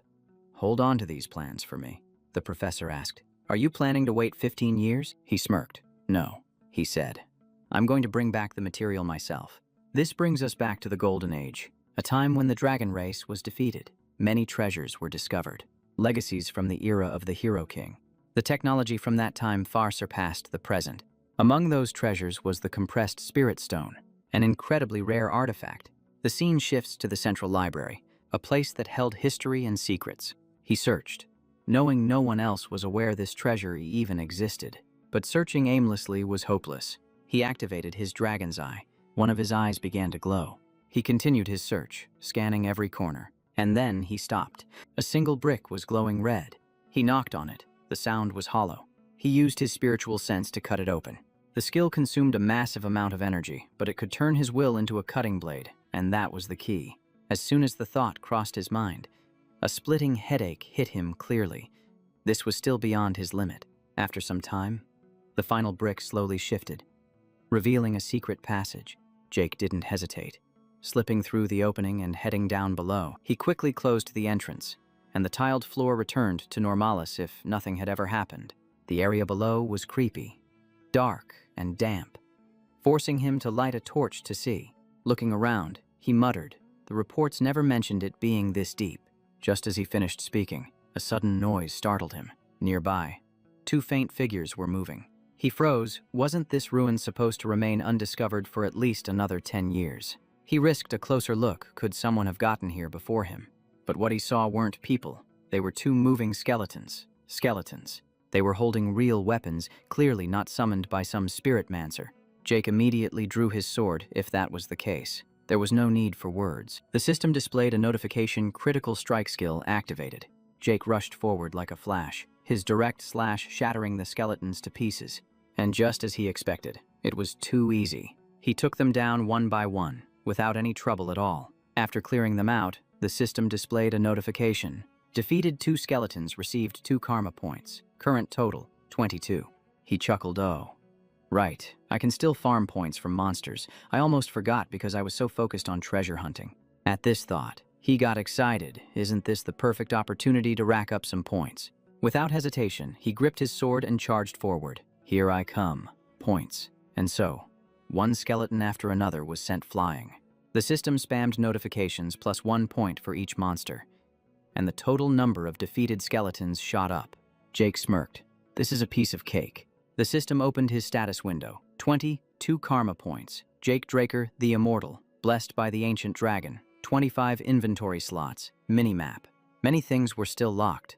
The quest log required 20 points, and the healing skill needed 45 points. Current skills: Chain Slash, Critical Strike, Swift Footwork all rank or higher. The Dragonoid skills were also gradually unlocking, but Devour was still locked. It required 50 points. He now had a total of 40 points. She quickly calculated that unlocking the minimap was the most logical choice right now. Minimap activate. A map appeared before his eyes, showing his exact location. Jake was impressed. It looked just like a magic map. He tried pressing a button on the side. What's this? The system switched modest, the map changed from 2D to 3D. Jake grinned. This is exactly what I need. His gaze fell upon a bright red room. It was the only one with a different color. The system asked. Guide to the Dragon Slayer's armory. He furrowed his brow in armory. Without much thought, he pressed. Confirm. The search party spent days looking for this, and I found it in an instant. The system immediately provided an optimal route. Jake looked at the directions and laughed, unbelievable. There's no way I can get lost with this. After walking for a while, he stood before a large door. He had arrived. He observed it. I'm here, but how do I open it? He touched the door. Just pushing it probably won't do the trick. The moment he did, a red light flared from the point of contact, and with it, a powerful electric current. He was thrown backward, lucky his hand wasn't completely fried. It seemed this door was directly connected to the great Archmage Nirvana. Looking at his smoking hand, he sighed in relief. If it weren't for the gloves, he would have been a goner. He asked the system, "Can you open this for me?" The system replied, connecting to security device. Spell disabled. Switching to manual activation. The protagonist was shocked. Wait, what? He asked again. Are you actually responding to me? The system confirmed. Are there any further requests? He just stood there, stunned, can talk to the system. The protagonist pressed on. Why was I reincarnated? System, unable to answer. What is an administrator? System, unable to answer. Who created you? The system simply repeated, are there any other requests? He was frustrated. It went completely silent on all the important questions. Forget it. Just open the door. System confirmed the request. The Dragon Slayer's vault door opening. The massive door slowly creaked open. He stepped inside and froze in his tracks. Is this a treasure vault? A single chest would have been a miracle, but there were piles of them here. Without a second's hesitation, he opened one of the chests. A brilliant golden light burst forth. Are there 100 of these things? The protagonist cleaned out every chest. I'll keep this one, and I'll give this one to Fanong. He laughed out loud. He'd finally hit the jackpot. Inside a small wooden box were 4 high-grade compressed spirit stones. He stuffed everything into his inventory. He was already running out of space and would have to come back for more. Having grabbed enough, he prepared to leave. He'd made a huge profit today. But a strange aura suddenly washed over him, sending a chill down his spine. The protagonist scanned the room, but he didn't see anyone. What is this feeling? His hand accidentally brushed against a wall, and the red light flared up once more. He yanked his hand back in shock, but it was too late. A glowing seal materialized, surrounding his body, and he vanished in an instant. A moment later, he reappeared in a completely unfamiliar place. The protagonist asked, "Where is this?" The surrounding scenery was suffocatingly bleak. System. This is the Dragon Slayer's sanctuary. He was stunned. The newspaper didn't mention this place at all. He immediately opened his map. Just as he'd guessed, it was near the old location but had no connecting path, meaning it had never been discovered. He pushed open a chest. He couldn't just pass this up. The lid opened, revealing a strange suit of armor. System. Exclusive equipment for the Dragon Slayer. Curiously, he lifted it up to get a better look. He examined it closely. It was completely different from Golden Age armor, and far more durable.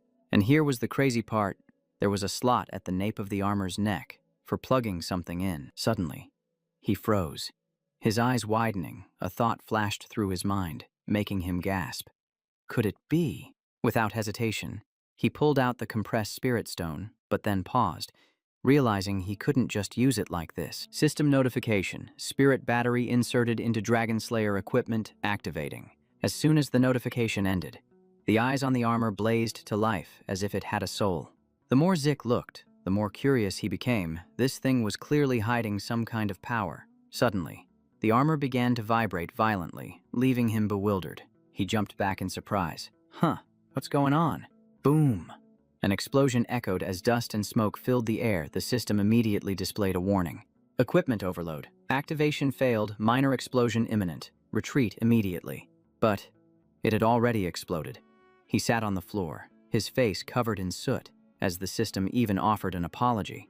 Getting up and looking at the scorched armor, he finally understood one stone was just a single battery. He pondered, just how powerful is this thing to require such an immense energy source? Not wasting any more time, he continued to explore deeper.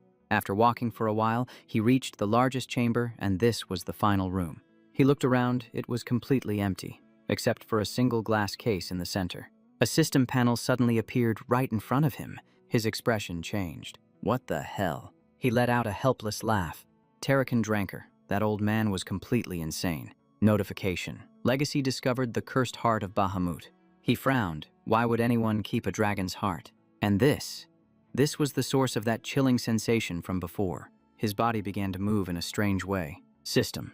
The heart is reacting to the administrator. His hand touched the glass and a stream of dark energy poured out.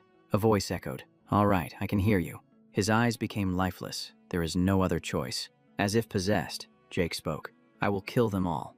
In that perilous moment, the mental defense skill activated. Thanks to it, he regained control of his body. He clutched his head. What just happened? A sharp pain shot through one of his eyes as the pupil turned completely black. Dark energy enveloped both him and the glass case. What the hell is this? The dark energy spread, covering the entire space, growing more terrifying by the second. System. Emergency quest initiated. Reward. Ownership of the legacy. Model. His mind began to grow hazy. The system tried to activate his mental defenses again, but it failed. Dark energy erupted around him. A terrifying laugh echoed in his ears. Without thinking, he slammed his head into the glass case. The glass cracked, and he gave a twisted smile. So tough. What a pain.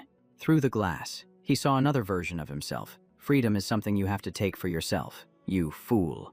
And then, the glass shattered into pieces. System. You have overcome the curse. Mission complete. You have acquired ownership of the legacy. He dropped to his knees in agony. I was so close to dying. The system activated self-healing and infinite stamina, beginning absorption of the heart of Bahamut. A moment later, he looked up, his eyes filled with exhaustion.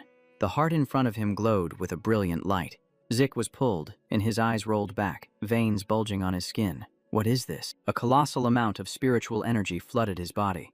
But he didn't have a spiritual core to receive it. The excess energy was destroying his body from the inside out.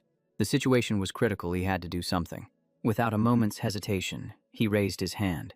Gritting his teeth, he created a black sphere. Ultimate technique seal. The spiritual energy began to compress, and was locked away into a storage space. Boom! A massive explosion shook the entire area. Thick black smoke billowed upwards. The ground collapsed, forming a deep crater. His body distorted as energy erupted from within him. After a while, he let out a sigh of relief. Phew, I'm alive. He walked back to the glass case in silence. Inside, the heart had vanished. All of its spiritual energy had been absorbed. And then he noticed something. Through the broken glass, he saw a strange mark had appeared on his body. He touched the dragon-shaped symbol on his chest. Is this from the seal? A system notification popped up. You have absorbed the heart of Bahamut. A series of notifications followed. Your body has been transformed into a celestial frame. 95% of your power has been compressed. Unlocked Terrakin Storage Depot. Low-level guide. He was completely bewildered. What is all this new stuff? He was about to ignore it, but then he stopped short. Hold on. He clicked on the system interface. Open this. A smirk played on his lips. His ancestors were truly generous. The system asked to open the next inheritance. Instantly, a pile of items appeared. He was shocked. Aren't these from the Platinum Tower? He quickly stashed everything away in a secure locker. Then he opened the system panel to take a closer look. Status. Jake Draker Pseudo-Immortal, successor of Terrakan. 65 inventory slots, with many unlocked skills and functions.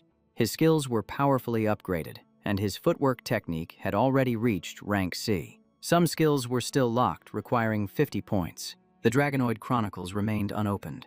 He continued to expand the information display. Dominion of dragon insects, able to summon and control them. Heavenly Bone, body accelerates learning and spiritual energy channeling.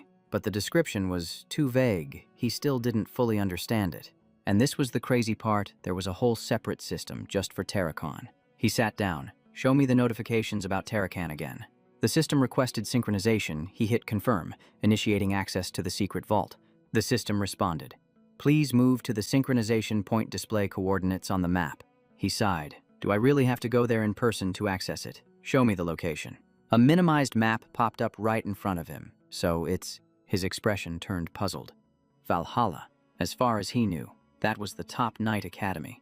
And more importantly, ordinary people couldn't get in, and it would even be difficult for him to sneak in. The original plan didn't include Valhalla, but what if Terrakan's inheritance was there? The main character immediately changed his mind. It was worth breaking the plan. so he would have to stay with this family a bit longer. The system activated the novice-level quest book. The book began providing guidance for the administrator. Completing missions will grant rewards to support development. He thought to himself, it's like an adventurer's guild quest. But what's this? Guidance. Part. Just then, a new notification popped up initiating guidance. And before he could even process what was happening, the space around him transformed.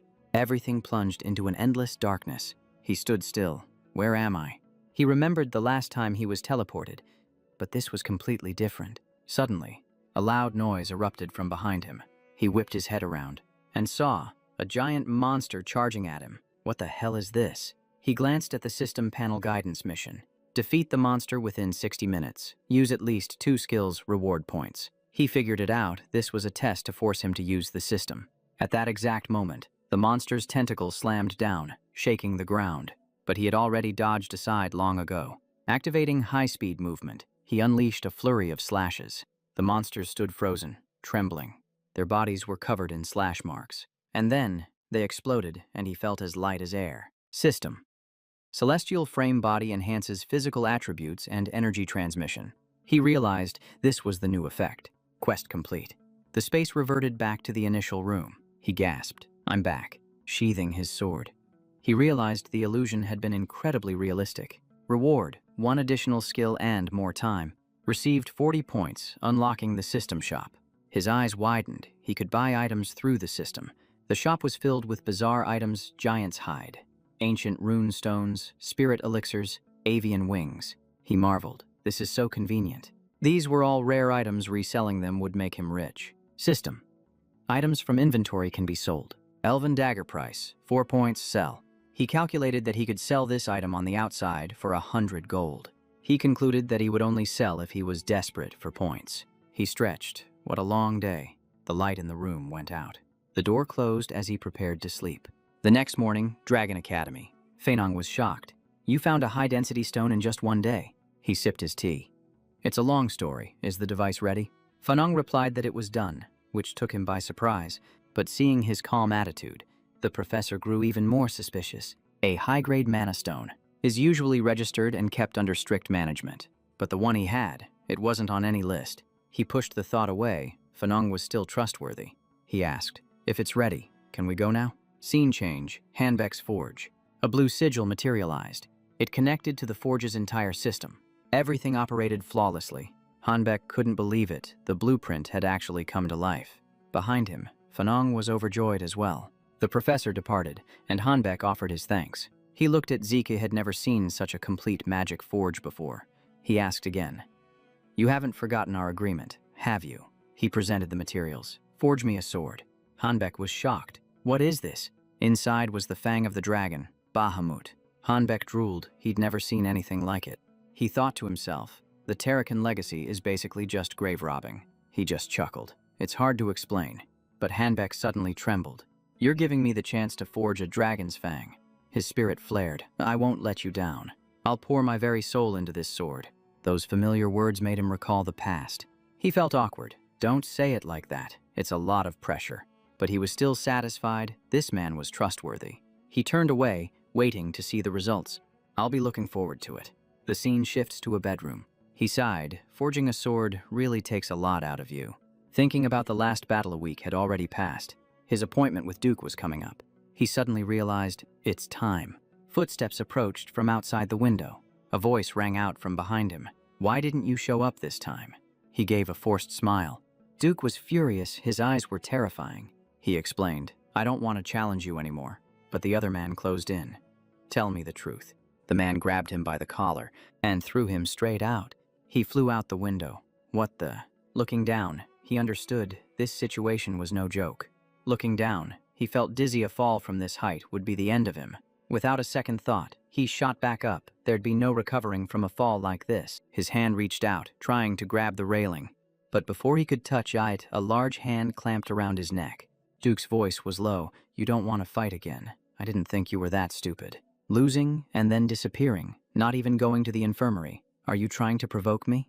He was stunned. The man knew everything and still did this. "I'll give you 5 seconds. 5. He gave a faint smile. "This is absurd." The hand tightened. 4, 3. He retorted, You haven't even revealed your identity." Dexter, hearing that, the man froze, then gave a meaningful smile. Right after that, he threw him straight back inside. He clutched his head. "Hoof." The man nodded. "That's right." Then he walked over and held out his hand. "I was once a dark knight, Duke Draker." He immediately bowed his head, paying his respects to the elder. "I apologize for my earlier disrespect." Duke looked at him. "What's with that look? As if you already knew." He scratched his head. "It's nothing. But did you say you used to be a black rank?" The answer confused him. "Now, I am a red rank." Leveling up was one thing, but he'd never heard of anyone leveling down. The old man cut him off. "Don't ask." He didn't want to bring it up again. He noticed the old man's hand was trembling. He placed a hand on his chest. "You were honest with me, so I will be, too."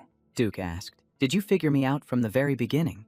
Did you intentionally provoke me just to be accepted as my disciple?" He nodded. "Yes." The old man burst out laughing. "You've got guts." He slapped his thigh. "All right, I'll take you as my disciple." He froze. That was fast. Not missing the opportunity. He knelt on one knee and recited the formal disciple's oath, pledging to cultivate himself and uphold his master's honor. Duke nodded. "That's rare. Few people use this oath anymore." He smiled. "It's the knight's code, after all." The old man chuckled. Such a smooth talker. He looked up. "Master, may I ask a question?" "Calling me master already. Go ahead, ask. Why did you accept me?" Even a genius like Andre took years to be accepted. He thought he must have seen my potential. Duke smiled. "What do you think?" He answered bluntly. "Because I'm a genius." The old man laughed loudly. "If that were the case, I would have chosen someone else. I chose you for your determination. A genius without challenges will crumble quickly." His expression turned cold. The old man was right. Many geniuses get stuck at the red rank, or even lower. Duke stood up. "That's enough. Follow me, the lesson begins now." Scene change, the western greenhouse. He looked around. He never expected there to be a training ground down here. The old man told him to run, so he ran. "But it's been 3 hours. Stop." He gasped for air. Are we done? Let me ask you something." Duke suddenly appeared right behind him and grabbed his hand.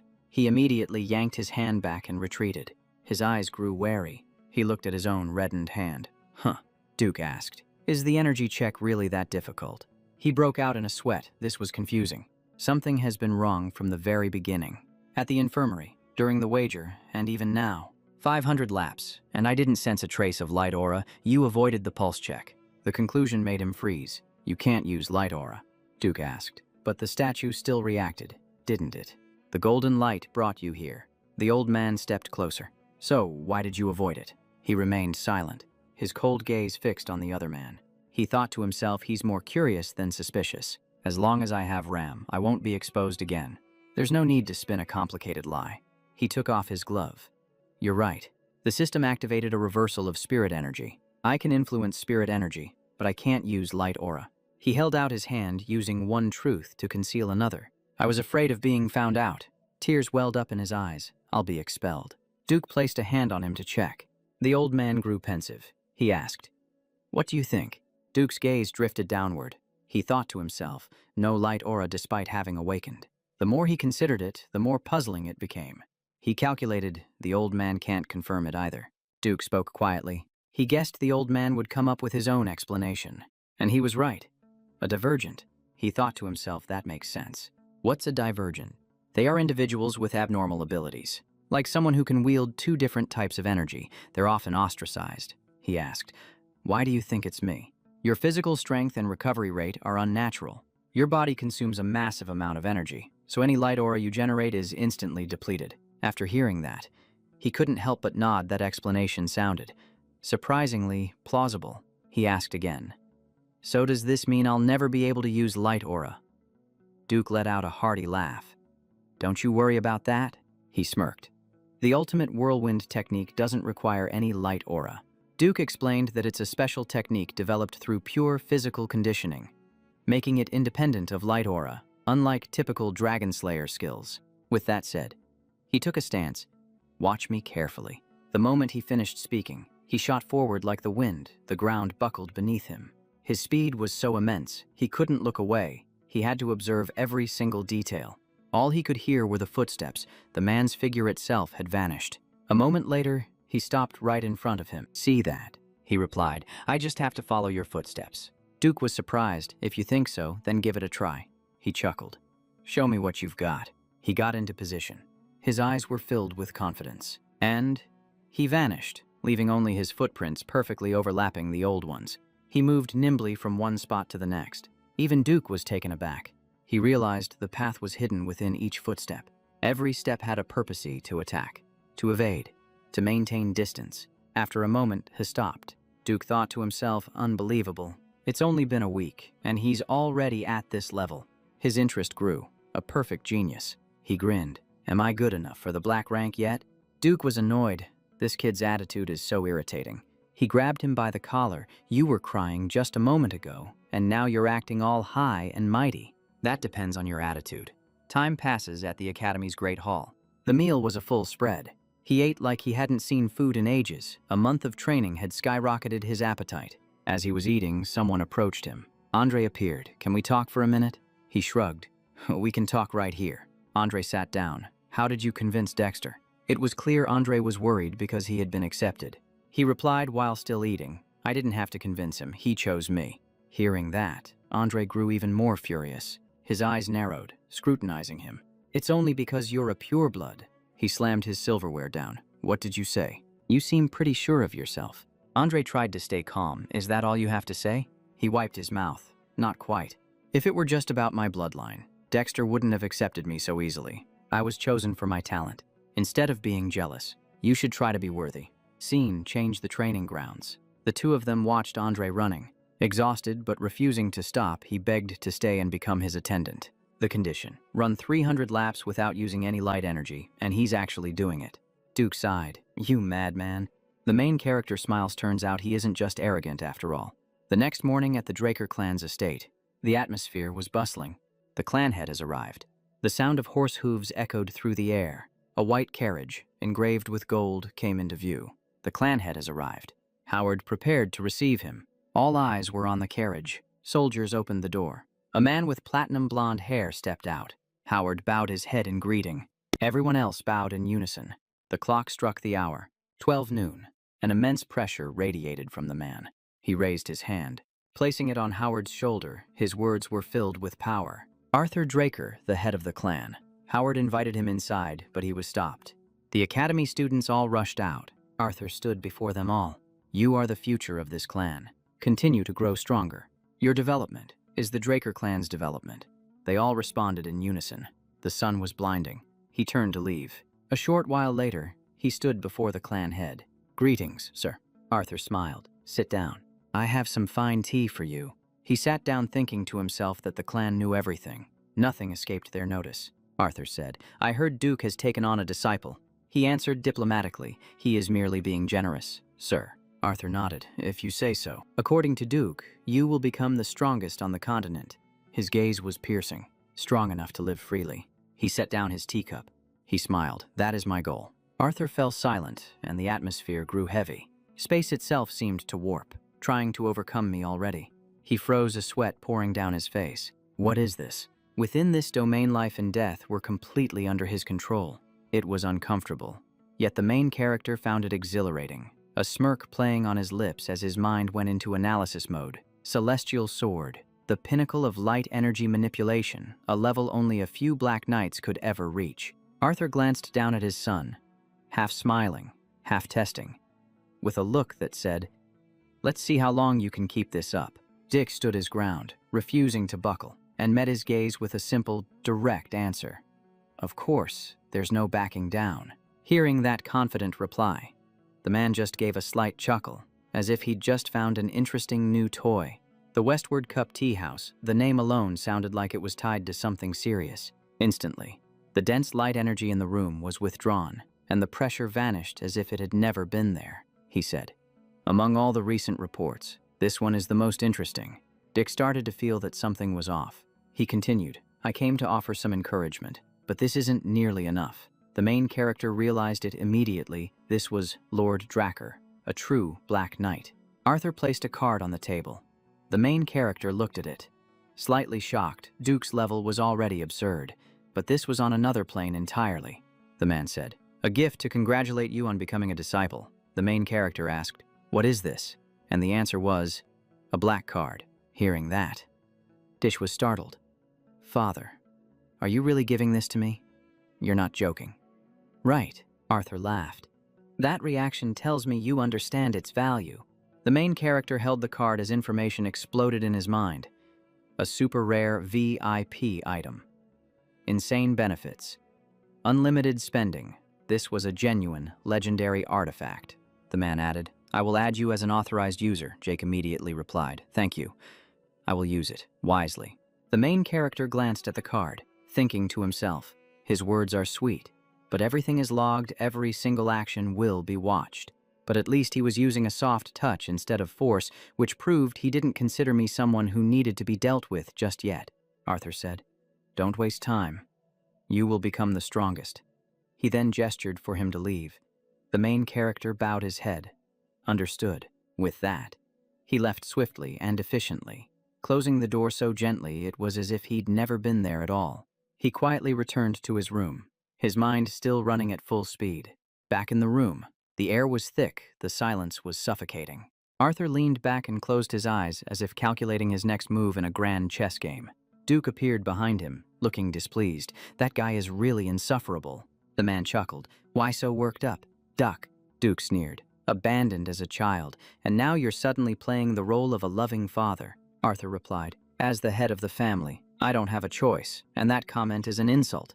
Duke waved his hand dismissively and sat down. All right, fine. Let's just say I was wrong. Arthur took something out. This is the only reason I can speak so comfortably with you. The object was revealed a bottle of high-end liquor. He smiled. Let's talk business over a drink.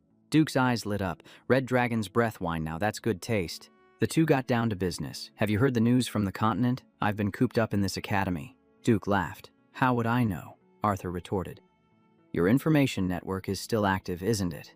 Duke's face flushed. If you already know, why are you asking, you old fox? The Emperor is obsessed with immortality and is searching everywhere for it, the man asked. Is it even possible? Duke immediately shot it down. No, extending one's youth is possible, but true immortality is impossible. Arthur grew pensive. That's what I thought too. But what if it involves the treasure of an ancient dragon? Duke froze. What did you just say? In the room. The conversation was starting to heat up. Even if magic could rejuvenate the body, immortality was still the stuff of fantasy. Nearby, the main character stood eavesdropping. What was that? He repeated in his head. He activated his spiritual sense, capturing every single word. The two men had no idea there was a third party. They discussed. What if the artifact belongs to the ancient lineage? Duke asked. Has he found its location yet? Arthur replied. Probably. The Order of Black Knights reported. It's highly likely to be on the northern continent. Duke was surprised. The north, you say? He asked. The people of the Empire don't know yet. Do they? Arthur responded. It's only a matter of time. Recalling the past. That mad emperor had barely ascended the throne before he started conquering the continent. He only stopped after taking half of the central region. Everyone thought he would stop there. But no, all he needs is one artifact to grant him immortality, and he'll go on another rampage. Arthur interjected. The continent will be plunged into a sea of flames again. I will go to the north myself. Duke was shocked. Duke shot back. You're abandoning your post at a time like this. That emperor will wreak havoc. Arthur smiled. That's why I came to you? Duke understood immediately. Were you Julia in a past life or something? How'd you get so clever? The two of them struck a deal with their roles clearly defined. To the side, the main character heard every word, thinking to himself, so they're pushing another difficult job onto me. Just as he heard this, he suddenly collapsed to his knees. His face turned pale. He had overused his spiritual sense, even with the heart of Hamut. He still suffered from the side effects. The ancient lineage, that's right. The statue from before he died, it must be an ancient artifact. The voice before his death. The system notifications after his rebirth, it all fit together. He was hunted down just for that thing, even though he didn't even know what it was back then. The regression system is. It a function of an ancient dragon, but who created it? And why? The main character sat on the floor, his head spinning. The questions just kept piling up. Duke stood up. Let's have a drink, then get to it, Arthur said. I'm counting on you. After his close friend left, Arthur also returned to his duties. His footsteps were steady, his aura oppressive. Suddenly, he stopped in his tracks. His eyes scanned the private room. Something felt off. His intuition was screaming at him. Inside the room, the main character was still sitting. If it really is an artifact, what does rebirth have to do with immortality? Suddenly, a loud noise made him jump. Arthur burst through the door. But the room was completely empty, not a soul in sight. It turned out the main character had escaped through the window. Arthur stood there, beginning to doubt himself. A while later, he returned to the training area. While he was training, someone knocked on the door. The main character said, annoyed. I told you not to disturb me, Deacon reported. A fellow student is here to see you. He was surprised. A student? Do I have any? He thought of Duina, then allowed them in. Standing before him was Liam Stone. The main character sighed. This guy again. Liam dropped to his knees, begging to be accepted by him. The main character felt helpless. I really should have just walked away back then, he asked. Accept you as what? A subordinate. Liam nodded. I pledge my loyalty. The main character asked about Jia Kwang. Liam clenched his fists. I've left him. Sweat beaded on his brow, his eyes dark. I have to get into Valhalla. The main character thought. It was the same in my previous life, this strange obsession of his. He said bluntly, Are you stupid? Why didn't you choose Zimin or Turun? He said as he turned away. I don't have any connections. He picked up his sword. I'm useless for your cause. His gaze was ice cold. Why should I believe you? He stated plainly. You could be a spy sent by my father. Liam drew a dagger. His eyes were resolute. He wanted to prove himself through his actions. He gritted his teeth and raised the dagger to his ear. Without a moment's hesitation, he sliced off his own ear to prove his loyalty. Liam shouted, You have every right to be suspicious, but I will prove myself no matter the cost. He trembled and said, I don't care if you cripple Mimi, life belongs to you, sir. The main character watched, bewildered, his gaze growing even colder. A memory surfaced. In exchange for your life, I'll take one of your arms. Liam said earnestly, Please, I beg you to take me in. The main character recalled his own past words, I want to become stronger, and this was the most insane part. He stood before his master, his voice firm. I will surpass them all, leaving no one standing. His eyes back then were exactly like Liam's now, pleading, yet filled with determination. Please, teach me. Returning to the present, seeing his former self in the boy, the main character froze for a moment while Liam remained on his knees, begging to the very end, before another word could be said. He tossed a sword over, his voice cold. First, you'll have to withstand one of my attacks. The main character pointed directly at him. Survive one hit from me, and I'll accept you. Liam's face lit up as if he'd struck gold, and he managed a pained smile. Thank you. I am truly grateful. A moment later, he asked, Are you fully healed? Liam quickly replied, Yes, sir. He thought confidently. I have Drago's aura. I should be fine taking one hit. But is this opponent really the same age as me? The moment the question crossed his mind, he realized how wrong he was. The pressure emanating from the main character bore down on him, making Liam tremble uncontrollably. He mumbled, I can barely breathe. Without giving him any time to prepare, the main character charged forward. Liam gritted his teeth, swinging his sword on pure instinct.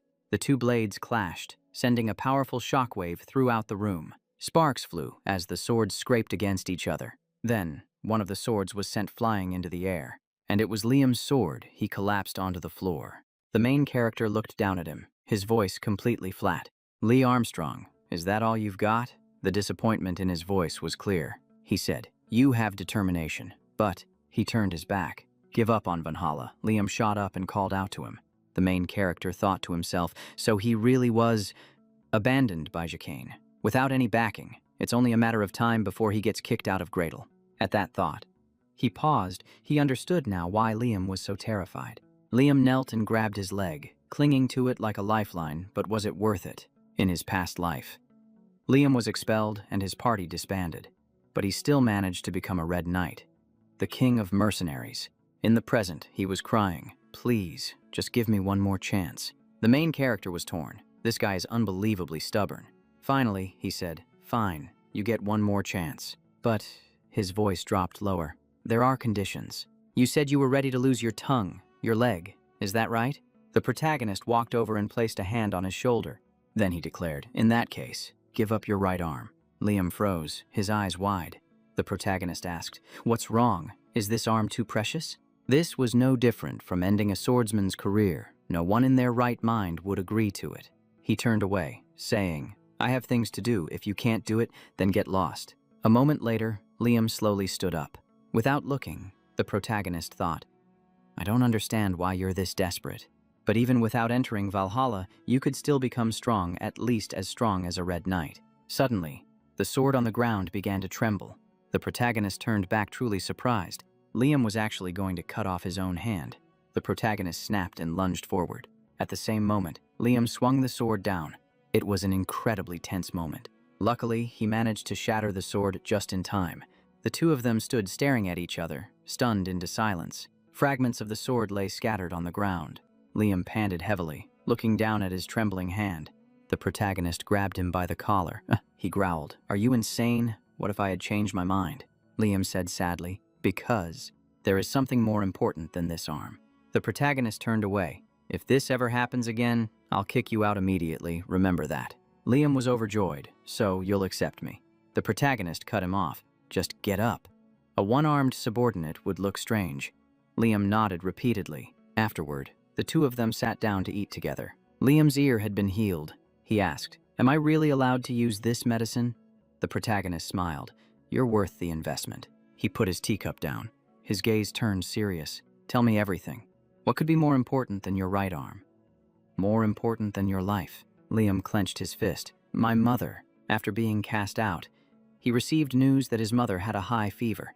It subsided, but then things took a turn for the worse. Red, flower-like spots appeared on her body, and she grew weaker by the day." He broke down. Even the village healer was helpless. The protagonist asked, "So you set your sights on Valhalla?" Liam replied, "Yes." After hearing the story, the protagonist frowned and picked up a pen. As he wrote, he asked, "The red spots, they look like roses. Recurring fevers, red spots all over the body.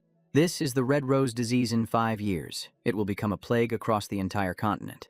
It spreads fast, has a high fatality rate, and will wipe out countless lives. That is, until a breakthrough treatment is discovered." The protagonist handed him the paper. "This is the formula for the cure. Even your village healer can make it." Liam was in shock. "Thank you, but how do you know all this?" The two genius alchemists, Anne and Jeff, the very people who would one day save the continent. But the Alchemist Guild exploited them, profiting from their desperation. So the two brothers released the formula publicly, and it spread everywhere. The main character laughed. "Let's just say I know some talented people," he said. "Now that there's a cure, you don't need Valhalla or me anymore." Liam shot up. "How could I possibly do that?" He stated plainly, "My life is already yours."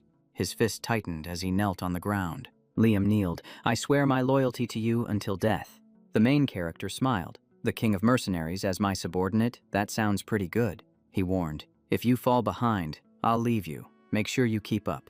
Liam replied with certainty. Time flew by, and before they knew it, night had fallen. A voice echoed from within the room. "What is it?" Owen said. "Sir Dean." He proposed, "We should increase the difficulty of the exam." The dean was surprised. "Why?" Owen smiled. "This year's freshmen are exceptionally strong. They're all from prestigious families, and there's even a pure-blood awakener, and easy test won't be enough to weed them out." The dean nodded. "That's reasonable. I will consider it." Owen bowed his head in thanks. Then he left, and the door closed behind him. The dean looked out the window and sighed. He thought to himself, "Bloodlines don't lie. I can't believe that kid thinks just like that other person. With the dangers that are coming, it's best to nip it in the bud, and that's the most terrifying part." The day of the final exam arrived, and the dungeon exploration officially began. This test was intense. Teams of 2 had to escape a dungeon within a time limit. With each team being thrown into a different one, the difficulty was variable and unpredictable. In the staging area, Zik looked at Liam, nervous. He replied softly, "A little." The main character gave a slight smile. "It's right to be nervous, but being too nervous is wrong, and not being nervous at all is a disaster. The perfect amount is best." Nearby, Raina was just as anxious. A voice called out, "Jake Gregor, Liam Stone." The main character stood up. "Let's go," Liam answered. "Yes, master." Just as they reached the entrance, someone stopped them. "Hold on." He pointed to the side. "You two, go this way." In front of them was a pitch-black, chilling dungeon entrance that gave off an ominous feeling just by looking at it. The main character quickly glanced around. Something was wrong. The proctor urged them. "What are you standing around for? Get in." He just gave a slight smile and didn't reply. Then they both stepped inside. All right, if that's what you want, sir. Even though the difficulty levels varied, since these were dungeons managed by Drakkar, they shouldn't be truly impossible. The objective was clear. Escape within the time limit. The clock would start the moment they entered. The time limit, 96 hours, and basic combat would also be scored. Bringing back the heads of magical beasts would earn bonus points, but failing to escape in time meant an automatic fail. Inside, the main character was relaxed. We just ate. You should rest. Liam, he said hesitantly, but you just took care of everything. Shouldn't you rest first? The main character replied, I can stay awake for 4 days without any problem. You go ahead and sleep. Liam didn't dare to argue. I'll rest first then, the protagonist replied. I'll call you if anything happens. The two started a fire, taking a break in the middle of the freezing dungeon. The protagonist looked at his watch. It's been 16 hours. Before this, he had already been awake for 3 days, a total of nearly 90 hours. Infinite endurance only restored his physical strength. It couldn't save his mind in a place like this. He had to minimize all possible risks. The area around them was lined with warning bells. His eyes started to feel heavy. I'll just wait for Liam to wake up. Then we'll switch shifts. Suddenly, an image flashed in his mind amidst white snow. The protagonist drifted into sleep. A strange scene appeared, a place he had never seen before. A red flag with a lion crest hung from the city gate. The scene was one of total ruin, as if a war had just ended. A girl lay motionless in the snow. The ground around her stained a dark color. He couldn't see her face clearly. He could only hear the sound of a ringing bell. The protagonist shot upright, drenched in sweat. Before him was still the same dungeon and the small campfire. He clutched his head. That dream again. But did I just hear a real bell? Then he remembered the warning bells outside. The protagonist stomped out the fire immediately. He called to Liam, wake up, we've got company. I'm going to check it out. Don't light the fire again. He hid by the entrance, thinking, I can't just spam Dragon's Eye. I need to get used to the darkness. A strange smell sulfur, could it be? A creature that hunts in packs with a very distinctive odor. Hellhound's a class 3, danger rank. The protagonist tightened his grip on his sword. Zaina used to hunt these in my past life, and now I'm running into them. He scanned the area strangely. He couldn't see a single one, but the vibrations were far too powerful. The protagonist raised his sword. Looking at a reflection, this thing's weight has to be in the tens of tons. This is no ordinary hellhound. Before he could process it, another massive tremor struck. Damn it. Rocks rained down from above. The protagonist kept his balance as Liam ran over to him. Sir, are you all right? He gritted his teeth. What in the world is that? In front of them, a gigantic hellhound was approaching. But that wasn't all. Its head was hanging limp, and behind it stood the real threat. A massive orc appeared. Liam was horrified. What is that? This creature was a class 1 danger rank. It could overwhelm even a hellhound. Its blood could be used for potions, and most importantly, its regenerative abilities were incredibly strong. Liam stepped forward. I'll hold it off, sir. You have to run. Hearing that, the protagonist knew he had chosen the right man. He tapped Liam's shoulder. Don't talk like you've already given up. Stand at my back and fight. The protagonist said, I trust you. You're not weak. I'll support you. So just give it everything you've got. Liam's confidence returned. Thank you, Master. The two of them charged forward, working together. The monster up ahead didn't even have time to react before it was hit by a barrage of attacks. The main character thought to himself, not bad. He was impressed that the kid managed to pierce its tough hide and even aimed for the joints. He wondered, have you studied magical beasts before? But just then, a massive swing from the monster came crashing down. The main character blocked it just in time, saving Liam. He countered the attack, breaking the creature's offensive stance. Liam said worriedly, I'm sorry. The main character smiled. That was pretty good for your first fight. Aiming for the joints was the right move, but you underestimated its recovery ability. Direct hits like that won't do much. He looked at the orc. This one is out of your league. His gaze sharpened. Let me handle this. After a series of finishing blows, its head rolled to the ground. The system announced orc defeated, acquired 30 karma points. The main character said, go collect it. Those are good points, Liam responded. Right. While Liam was gathering the loot, he opened his system window. Hidden quest. Hunt 100 monsters of 10 different types within 72 hours. Reward, double points, plus 2 random boxes. He exclaimed. What? Double points. Status. 2 types. 14 monsters. Approximately 72 hours remaining. He calculated. There are 79 hours left in the test, so 100 monsters isn't difficult. But 10 different types, as Tadas dungeons usually only have 3 to 4 types. But since this is a trap, maybe there are 10 types after all we can farm and escape at the same time.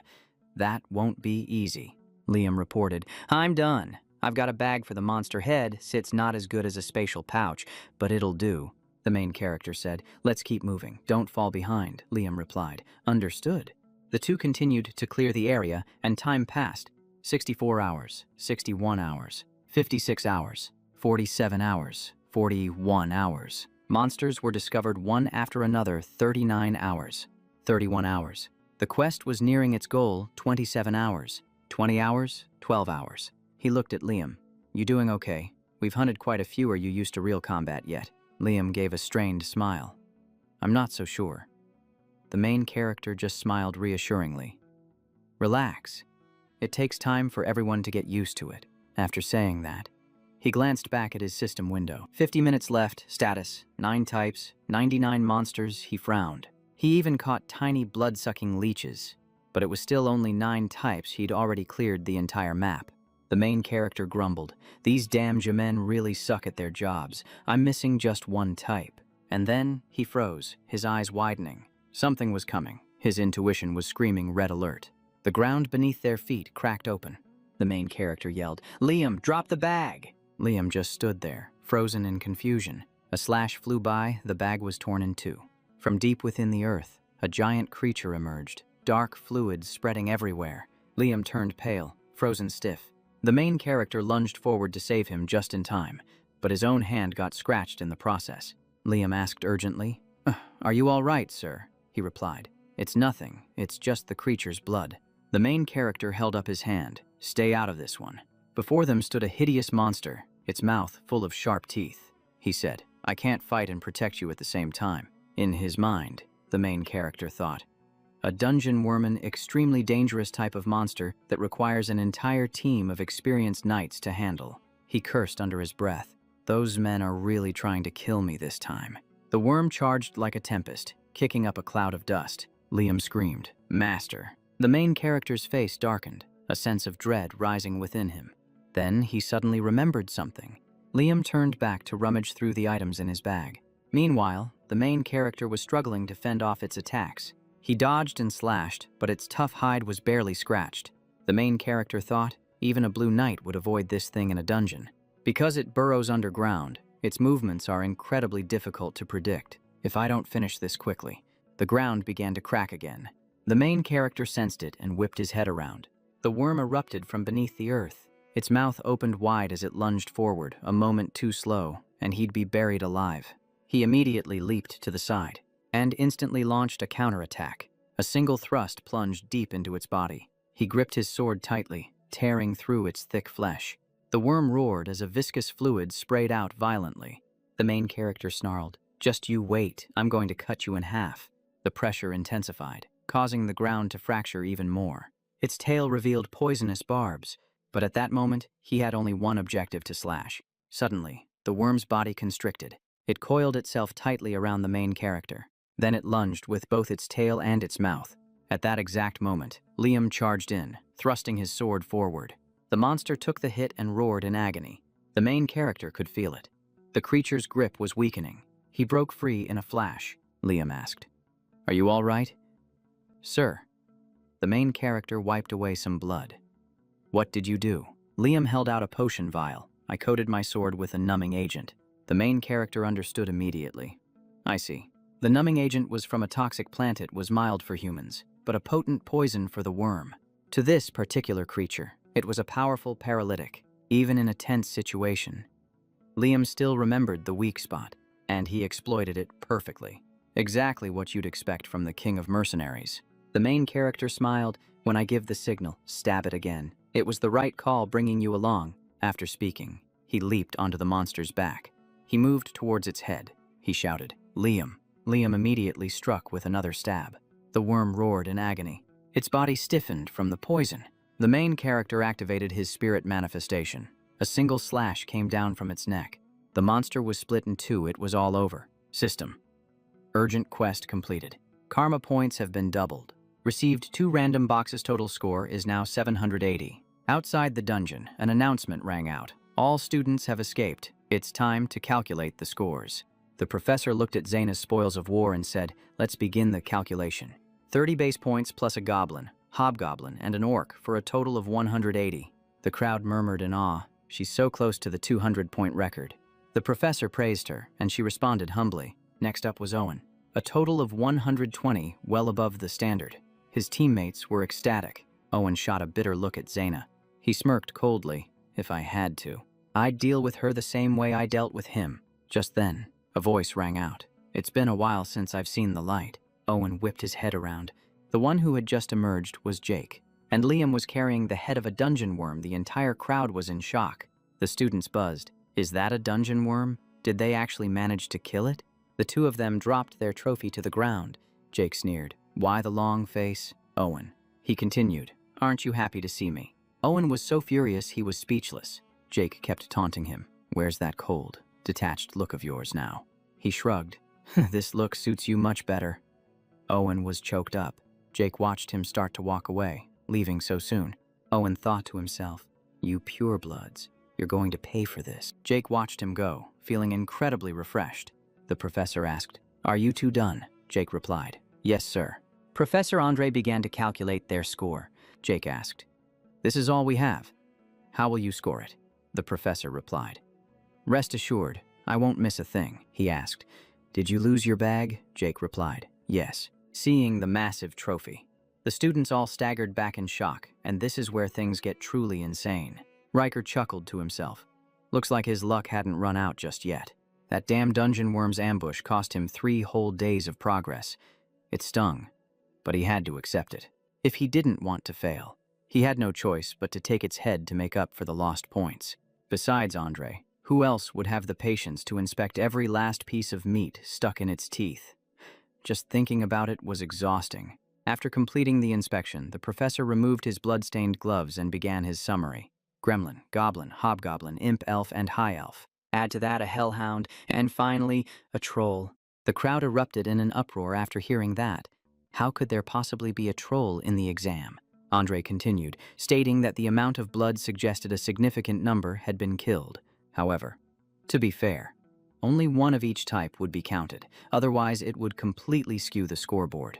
The dungeon worm and the troll weren't on the official list, so they would be converted into points, for a total of 368, which was a pass.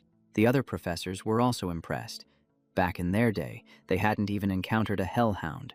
368 points. Just hearing it sounded absurd. An angry student shouted that only the worm's corpse was there. Someone else shot back that the worm alone was worth 180 points, making any argument pointless now.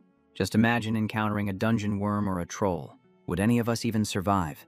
The crowd started to wonder, could Jake Riker really be that incredible? Riker watched the scene unfold, thinking to himself that they were all overreacting again. A complete 180 from when they were mocking him. The feeling wasn't half bad, but now he was drawing attention again. Heeman's group would definitely not let this go. They might even go as far as to manipulate the dungeon itself just to get rid of him. Could Uva be behind this? He wondered, then immediately dismissed the thought. Not even Uva would dare to interfere with the test. It was more than likely that Heeman was the one pulling the strings. With that thought, he became more alert, and the feeling of being watched grew stronger. The best thing to do was to blend into the crowd and observe. Suddenly, someone called out from behind, Jake Riker. When he turned around, he saw it was Zaina.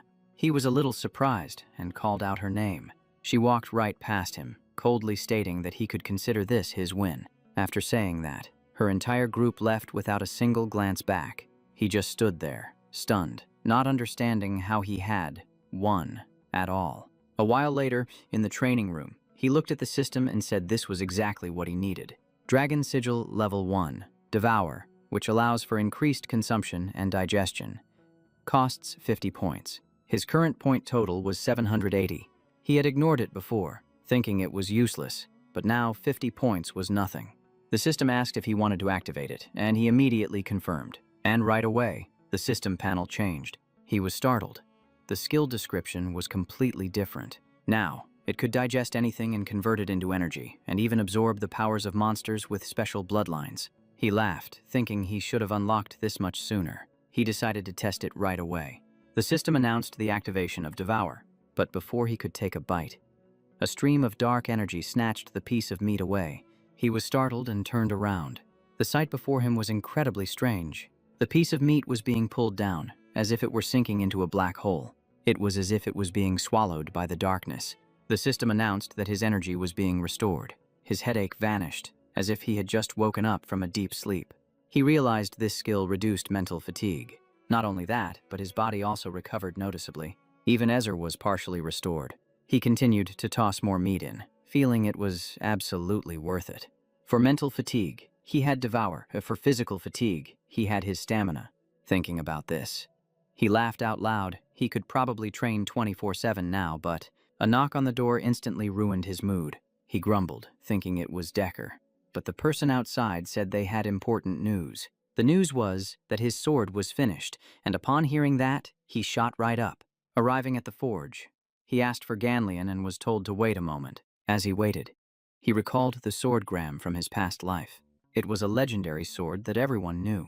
This time, since it was made with a dragon's fang, he thought it would be similar. But when he saw the sword, his expectations shattered. It wasn't a brilliant gold, but a dull, black sword. He picked it up and saw that it was incredibly simple. He asked why it wasn't sharpened, and was told that's just how it was made. Hanbeck confirmed that was the intended design. He gave it a quick glance. Then he set it back down, saying this was its most suitable form. Hanbeck thought anyone else would be disappointed. But he understood, seeing him deep in thought.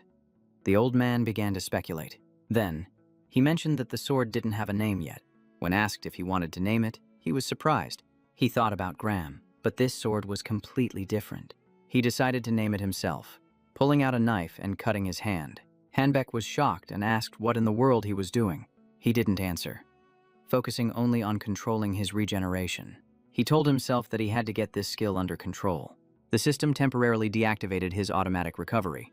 The wound stopped healing, and he confirmed his success. He closed his eyes and dripped his blood onto the sword. Hanbeck guessed this was a naming ceremony, an ancient ritual of the Dwarves. It used blood that was infused with energy. The ritual began the moment the blood touched the sword. The user would then sink into their subconscious. They would search for a name within the endless stream of time. The ritual was so dangerous that it had been almost lost to time.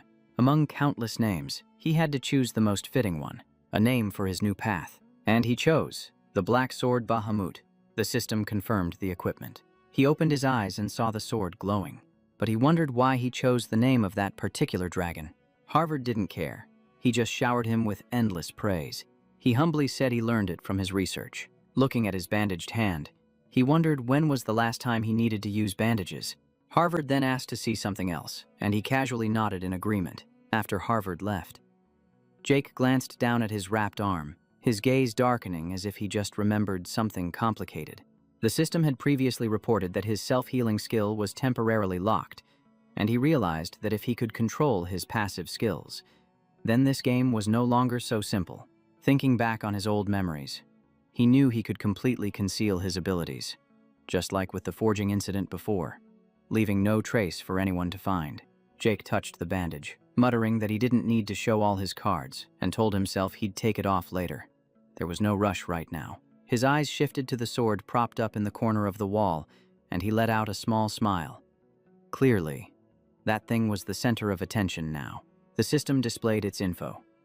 Black Sword Bahamut, a weapon made from a cursed dragon's fang, indestructible, with the ability to convert light aura. Special skill currently sealed.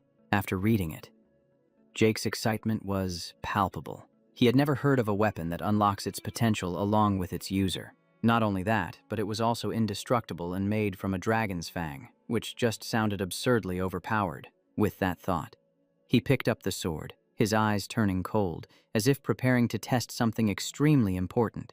His face reflected on the blade's surface, and he concluded with one sentence. The most valuable thing isn't the material. It's the ability to convert light aura, something that Jake had worked so hard to help create. It wasn't just thanks to his blacksmithing skills, but also due to his core ability to convert special energy. Jake began to feel its power. The sword could transform spirit energy or any other form of energy into light aura. From the hilt, a blue light aura began to spread, light yet as sharp as a knife. As the light aura enveloped the sword, he recalled how he had climbed to the rank of Crimson Knight using this power, even when he couldn't use spirit energy. Just then, Harvard walked out, scratching his head and apologizing for the wait. But the moment he saw the scene before him, he froze on the spot. Jake had the sword slung over his shoulder with a slight smirk, while Harvard gasped at the sheer density of the light aura. He was astonished. The pure light aura surrounding the sword made it seem as if our hero had already surpassed the violet rank. Jake just smiled, saying the sword was overpowered, and then thanked Harvard for all his hard work. Harvard laughed it off, saying this was nothing compared to the forge.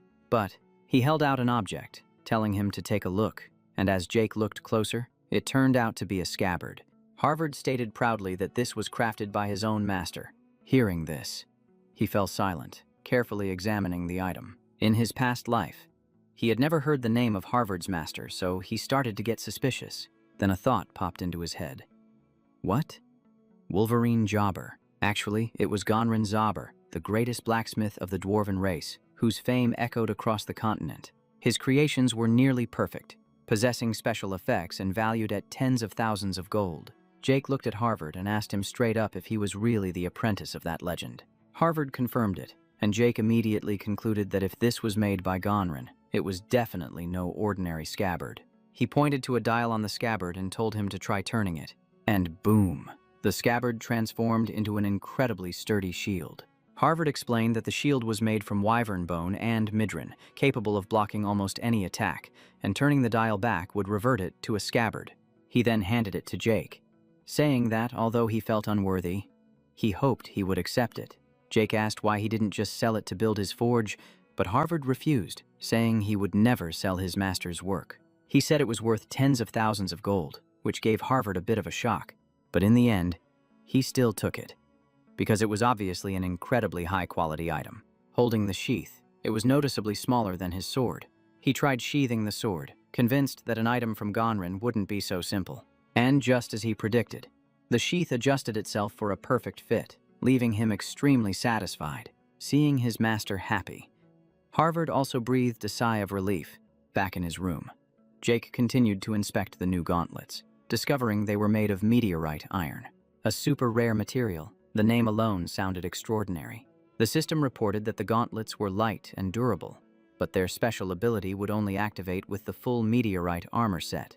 The 2 random boxes were his reward for the quest. He opened the first box, feeling both surprised and wary because the value of what was inside was far beyond his imagination. With 1 box left to open, Jake didn't hesitate any longer. The second box slowly opened, but what was inside made him freeze in his tracks. What is this? It was an old piece of paper with faded, splotchy colors, and it looked like a map. Suddenly, the look in his eyes changed. A system notification popped up. Map with traces of Grandmaster Kaiser detected. Jake was startled. Kaiser, the legendary hero king. He was a famous figure from the books about the Clock Tower Knights. The story of him overthrowing Kronos had always been considered fiction due to a lack of evidence. But now that the system confirmed it, his hands trembled. Kaiser was real. The system continued to analyze the damaged map, and then it pinpointed the exact location. Jake stared at the screen, not believing his own eyes. The location was a huge mountain range in Manji territory, and it seemed this quest might be easier than he anticipated. As he was thinking, a system window popped up. The message read, "Tutorial process complete," which left Jake a little confused before he could even process it. Another notification appeared right next to it. "You have found a quest-linked item. Kaiser's Legacy Quest. Find Kaiser's Vision. The reward is an administrator system upgrade." Jake finally understood that the tutorial was just a stepping stone to get him to his current level. He let out a small smile. The real game was just beginning. Even the rewards were on a completely different level. After reading everything, Jake stood up, full of determination. He declared that he would seize every opportunity. But first, he had to spend his accumulated points. The system unlocked level 2 dragon skills. Dragon scale armor and dragon claws became available. The armor granted high magic resistance and cost 80 points. The dragon claws were for extremely powerful attacks and also cost 80 points. He thought for a moment. He had a lot of points, but they weren't easy to earn back, so he had to choose carefully. He decided to keep 400 points in reserve and then activated the skills. The system immediately activated both dragon skills. Energy instantly enveloped his body. And now, it was time to test his new skills. With a single swing of his arm, the floor was torn to shreds. Looking at the marks, all he could do was exclaim, "It's even stronger than I expected." Time to continue testing the dragon scale armor. A loud clash rang out as the sword bounced right off. It blocked a full-force attack without using any light energy. It feels like wearing a full suit of armor. He rolled his shoulder and came to a conclusion. Claws for offense and scales for defense. It's crystal clear. The scene changes to the training grounds of Drakkar Academy. The instructor began to explain the rules, pointing to the group of training dummies behind him. Normal attacks won't even scratch them, but with light energy, destroying them is a piece of cake. If you can't destroy one, you fail, and you'll have to start the year over from the beginning. With no exceptions. Hearing this, the students broke out in a cold sweat. No one wanted to reset their progress. Aaron was called up, and he walked forward, trembling. Owen stood behind him, smirking because this was his home turf. He glanced toward the main character, confident that no one could surpass him when it came to controlling light energy. When it was Owen's turn, he stepped forward with extreme confidence. With a powerful step, he swung his sword. Light energy erupted around the blade. Everyone was shocked. Sword resonance. One judge nodded in approval, calling him a 13-year-old genius, while the instructor coldly remarked that this was expected from a prestigious family. A flash of light burst forth, so fast that the naked eye couldn't even keep up. One dummy was torn in half. The next one lost its head completely. Just looking at it was intense. Beams of light swept across the field, and all the remaining dummies were taken care of, one by one. The crowd of students watched, completely speechless. Not a single person could utter a word. Owen had made just a few passes, and all the dummies were utterly shredded. The judge nodded and praised him endlessly, saying it was just what you'd expect from the Jimin family. He even patted Owen on the shoulder, saying that at this rate, he could even surpass Aben. But Owen wasn't pleased. He irritably slapped the man's hand away, watching him walk off in a huff. The judge muttered to himself while the instructor simply concluded, "What an arrogant brat." Right after that, the list of names continued to be called. One by one, the students went up for their test. But overall, the results weren't very promising. The judge sighed, and the instructor guessed that they had all lost their confidence because of Owen's performance. Talib observed carefully. Although no one had failed yet, they were all only meeting the minimum requirement. Everyone could channel light energy. But among this group of elites, the truly strong still stood out clearly. It was Zaina's turn. She walked up and calmly announced that she was ready. But before she began, she made a special request.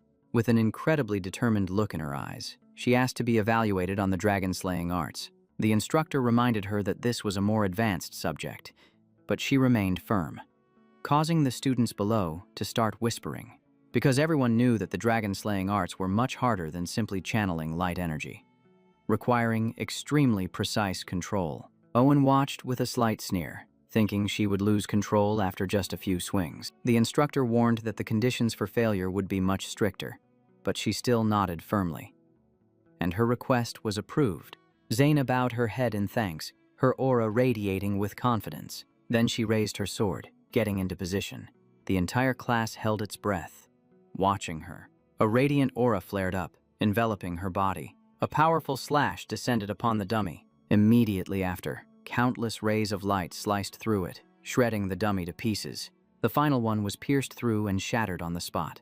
The test was over, and behind her lay a chaotic pile of debris. The students were completely shocked, admitting she was far beyond Owen's level. Hearing this, Owen clenched his fists, veins bulging on his face. Vina exhaled and turned around.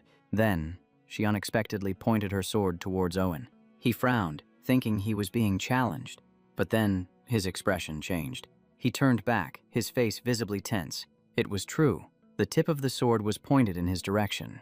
But behind him, there was someone else. Zik smirked, with an expression that said, "You're not even on my radar." The main character scratched his head, sensing the drama was starting to brew. Recalling her earlier glance, he realized she was targeting him. Now that he was dragged into it, there was no escaping. So he raised his hand and requested to take the test with the dragon-slaying arts, deciding to go all in. The instructor immediately looked displeased.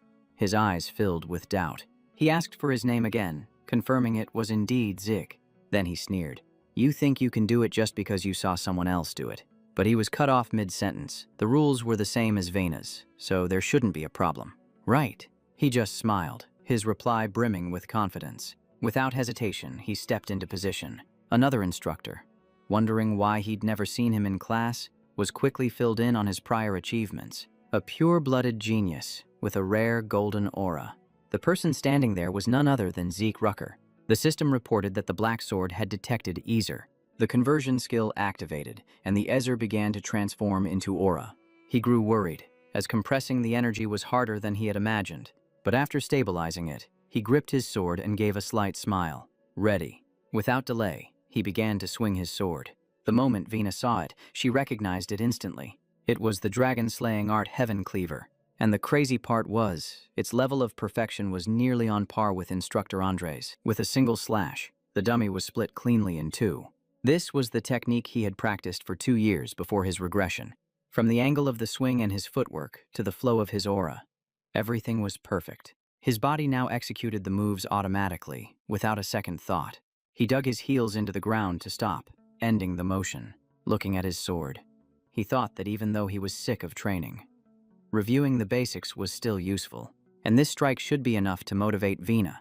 But right after, murmurs broke out as everyone realized he had coated the entire sword with aura. He was startled, realizing he had accidentally overdone it. Model. Looking back, the entire rock formation had been completely obliterated. He only intended to be on par with Vina, but who knew it would draw so much attention? The two instructors were frozen in place. A 13-year-old who had reached the level of a purple knight. Owen's hands trembled as fear began to set in. On the other side, Vina also clenched her fists, but then she broke into a smile, completely different from him. The scene changes to a large room, where a man sets down his teacup and begins to speak. Howard said he had put on an extremely impressive performance, but our protagonist just humbly said it was luck. But the man didn't believe him. A 13-year-old reaching purple knight level, and you call that luck. Then he offered him a chance to take an advanced placement test. He asked about it and was told it was for exceptional students to skip 1 or more grades. In his mind, he thought his plan was proceeding even better than expected. He finally nodded in acceptance. The conversation ended, and the door closed. As he walked away, a murderous aura emanated from him, clearly showing he had his own agenda. Inside the room, Howard looked out the window, deep in thought. Then he took out an object hidden inside his coat. He announced that both Raina and Dick had accepted the test. Another voice replied that they would prepare everything. Howard smiled faintly. The game was starting to get interesting. The scene shifts to a high-level aura training room. Vina was already there, her eyes glancing to one side. The person standing next to her was our protagonist. He avoided her gaze and forced a smile. He broke out in a sweat, telling himself he should at least pretend to be composed. Just then, the door opened, and the supervisor stepped in. This person introduced that a high-ranking knight from the main family would be supervising. A white-haired man with a scar on his face appeared. The moment Zik saw him, he recognized him instantly. A familiar name popped into his head. Old memories came flooding back.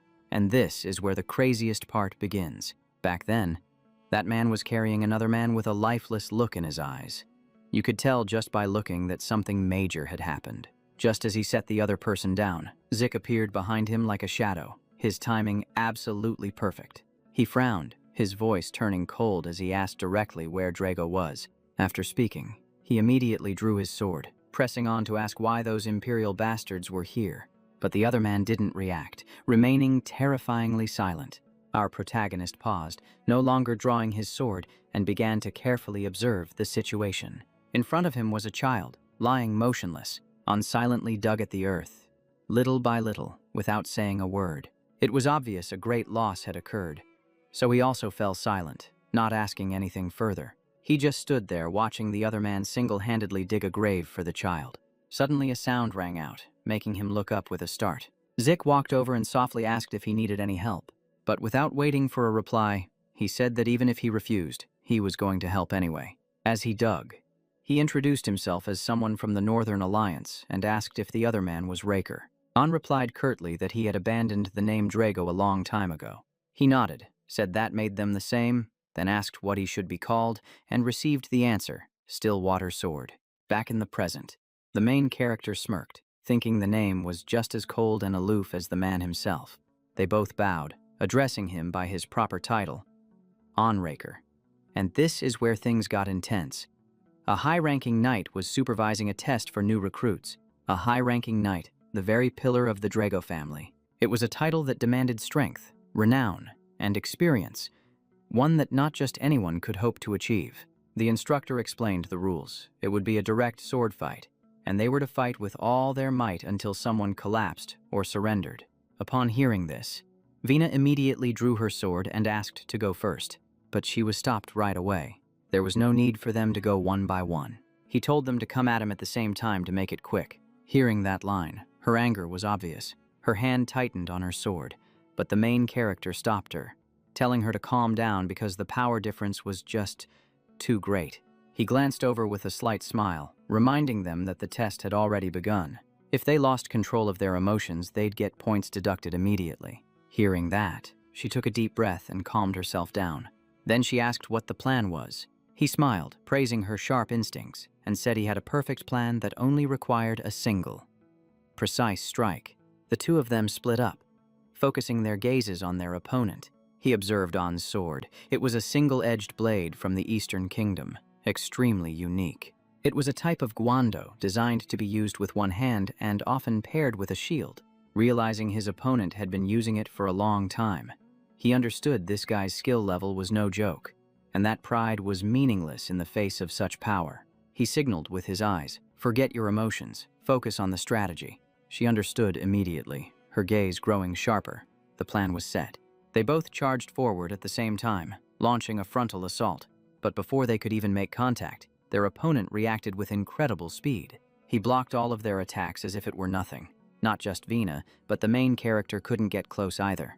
But neither of them gave up, coordinating their attacks continuously with perfect synergy. Suddenly, a loud explosion erupted. On blasted them both back, sending them flying. She looked on in astonishment. This was the power of a high-ranking knight. Even though they had aimed for his blind spot according to the plan, they still couldn't put any significant pressure on him. Without hesitation, she unleashed dragon-slaying arts. Chapter 3. An incredibly powerful slash came crashing down, but her opponent dodged it cleanly. He then countered with lightning speed, giving her no time to defend. The impact sent her flying, kicking up a cloud of dust that obscured the entire area. The people nearby rushed over in a panic, asking about her condition. She clenched her fist, insisting that she was still fine.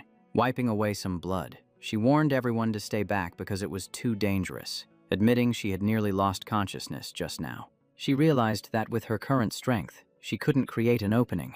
With that thought, her gaze shifted toward the main character. She silently wondered if he truly believed in their plan. She remembered the time he said honor didn't matter, a statement she had fiercely opposed. But he said this is a test, that they're checking their practical combat skills. That sounded reasonable, so she let out a sigh and accepted the plan.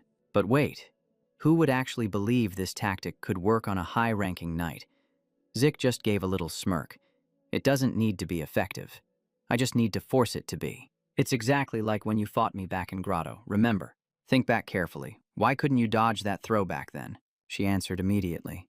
Because I never expected you to pull a move like that. He nodded. That was the right answer. Zik sneered. High-ranking knights are the same way. There's no difference. Just wait for my signal. All it takes is one tiny opening to finish him off. Back to the present, just as On launched his attack on Zaina. He immediately activated the Dragon Slayer art. He combined it with the Wind Art Shadowless step, and you could just feel the intensity rising. On's eyes widened. Wait a second, isn't that Lord Duke's technique? Before he could even process it, he sensed danger, whipping around with a gaze as sharp as a knife. At the critical moment, he managed to raise his sword to block the blow. Zik grinned. From now on, let's get serious. Before he could finish processing the situation, the lights went out with a snap, plunging the entire space into darkness. On stood frozen. What is this? A power outage. Then it dawned on him. They're using the mana-suppressing trait of pure-blooded awakeners. Knowing he'd fallen for the trap, he swung his sword and sent Zeke flying. But it wasn't over, as Jack kept pressing the attack in the dark. On sighed. Such a childish game. Do you really think you can beat a high-ranking knight just by covering my eyes? Dream on. And then, that thought evaporated when Zeke suddenly appeared right beside him like a ghost. He was bewildered. What is this feeling? How is he moving in the dark as if he can see everything? While An was still trying to analyze everything, our hero had already made up his mind. This was the time to test his new dragon skill. Besides, An isn't the type to go around gossiping, which makes him the perfect test subject. The system immediately flashed, activating dragon skill, Dragon's Claw.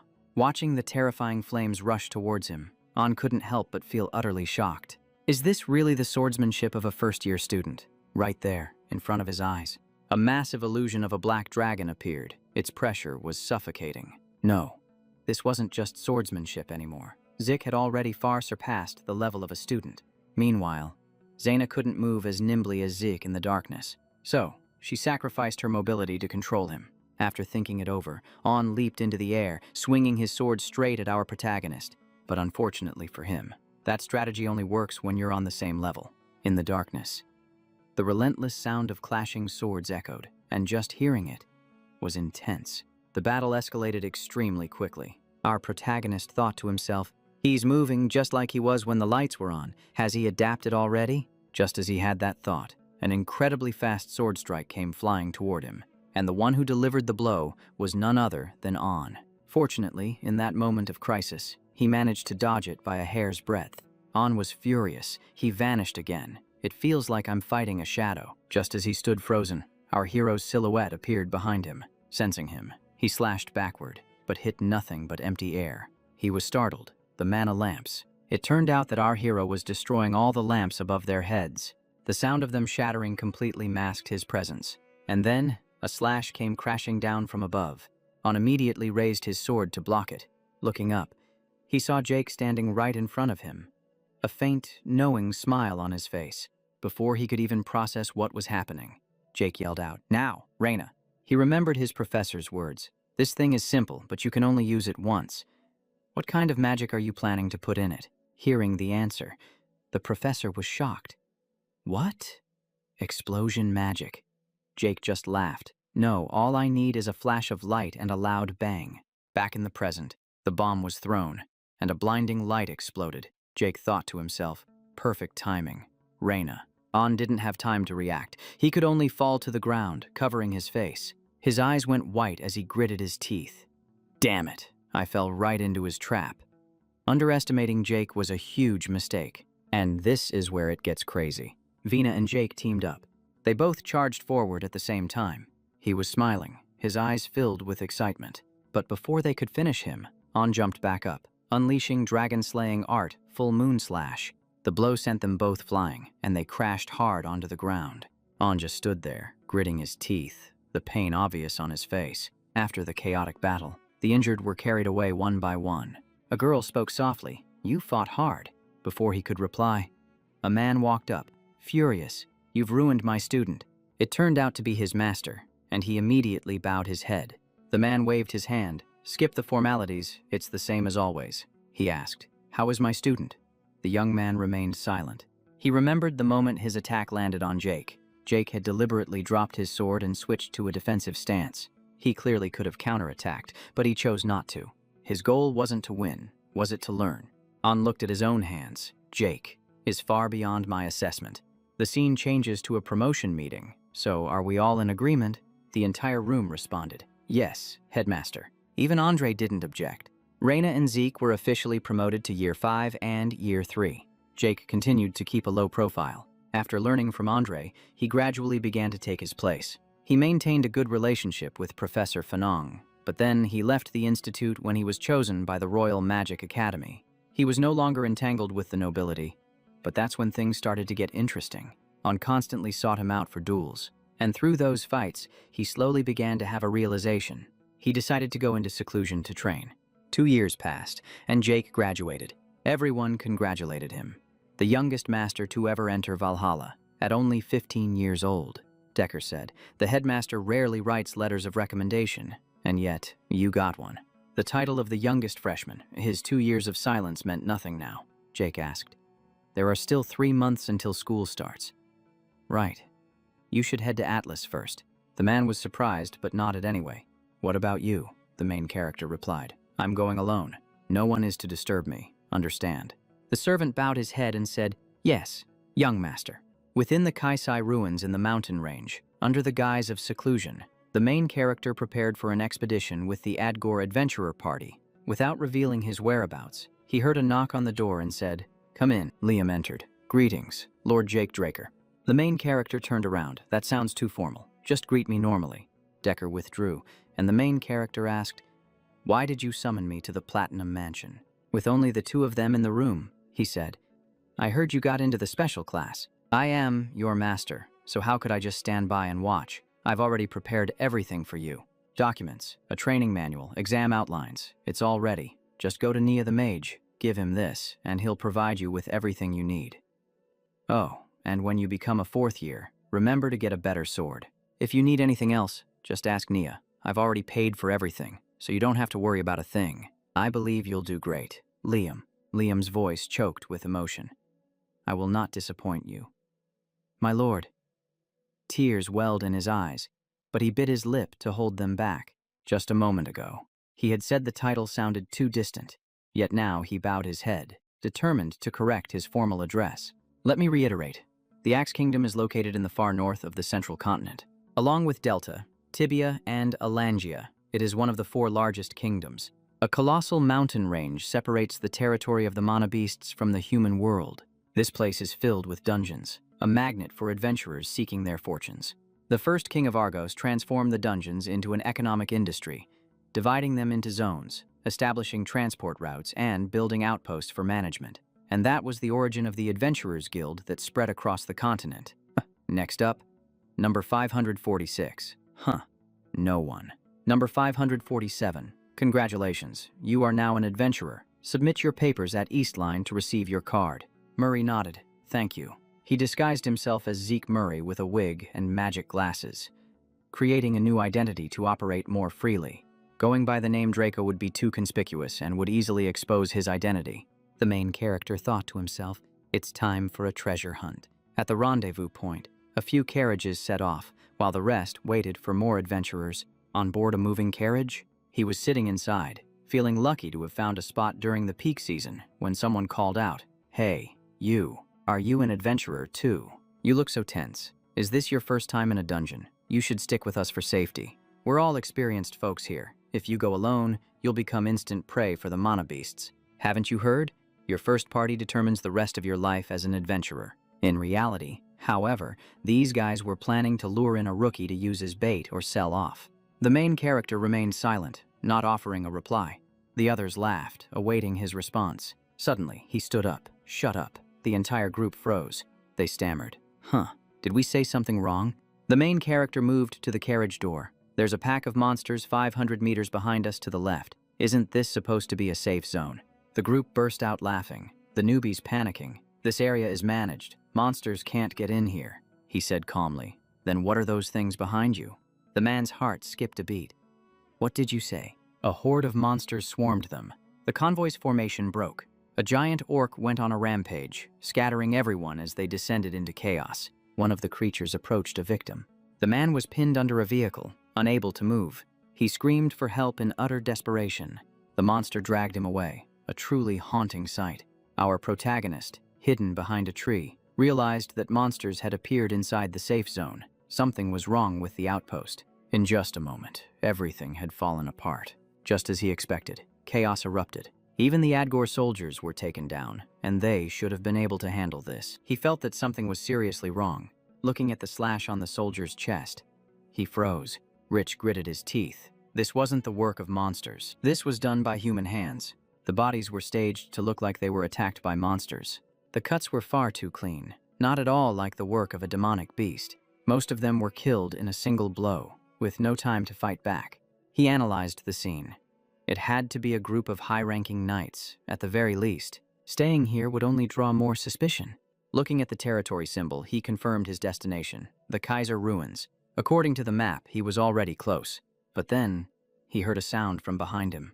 A group of Imperial soldiers were hiding and observing him. Why were the Hounds of the Empire here? They were an elite force that reported directly to the Emperor. They were trained in tracking and assassination, preparing for war. Watching their movements, our protagonist was certain. This method, it was all too familiar. Memories came flooding back. These were the very people who ended his life in his previous timeline. His eyes turned cold as hatred surged within him.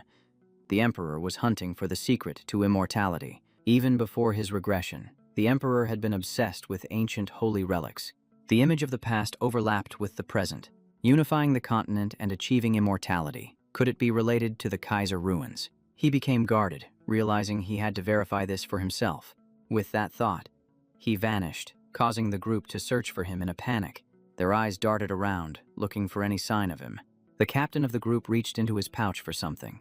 He pulled out a gun, but before he could do anything, our protagonist appeared and struck his arm. The arm fell limp, losing all control. As the gun dropped, he said, "A golden flare gun. So you must be the captain," he asked. "Are there only 3 of you?" "There are normally 12. The other 2 soldiers shouted, "Who are you?" Without another word, our protagonist swiftly took care of the captain. His gaze was ice-cold as he asked, "Do you still not understand the situation?" He declared, "I'm the one asking the questions here." The 2 men behind him trembled, crushed by the overwhelming pressure. He said in a low voice, "Think carefully now. There are only 2 of you left." After a moment, he analyzed the situation. It was a small, temporary base. The protagonist pulled up his scarf, thinking, have they turned this outpost into a slaughterhouse? There was only one way to find out, and he immediately charged down. Cut to the base. The guard let out a long, bored yawn. He complained, "Who in their right mind stands guard in demon beast territory like this?" The other guy agreed with him, but just as he finished his sentence, something shot forward and knocked him backward. The remaining guard was taken down just as quickly. A figure rushed into the base. Someone inside noticed the commotion. 2 of them muttered, "Did you hear something?" The other replied, "Didn't hear a thing." And then, the protagonist appeared, stabbing the blonde-haired man straight through. The black-haired man panicked, seeing the blade pressed against him. He managed to dodge the first slash and jumped back. He was about to scream in alarm, but he was silenced. He delivered a decisive blow, ending it quickly and cleanly. A light spray of blood, and an old memory resurfaced in his mind. Back when their leader fell after a turf war, this feeling. It was exactly like that old mission when he was forced to infiltrate the Pavella gang. It was identical. The captain, standing above, slammed his hand on the railing and growled, "Southern assassination techniques." He yelled, "I don't care if you're from Meekin or Pavella. If you step in here, you're not leaving alive. Surrender now." Jake looked up and calmly assessed him. "This guy's almost at the level of a Sapphire Knight, but compared to the one who killed me before, he's still far too weak." The protagonist gave a faint smile. "A painless death. How amusing," he sneered. "Is that what you say to the person who just slaughtered your comrades? No grief? And he still speaks so calmly, a typical central noble." With that, he lunged forward, his sword flashing.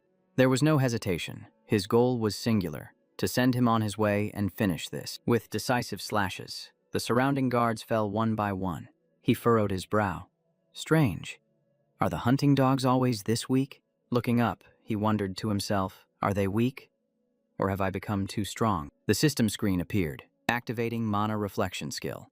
The captain above immediately panicked.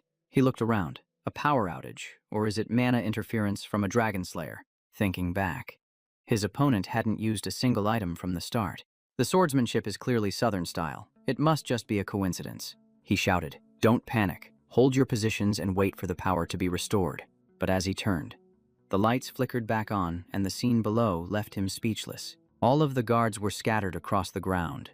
The protagonist was standing right behind him.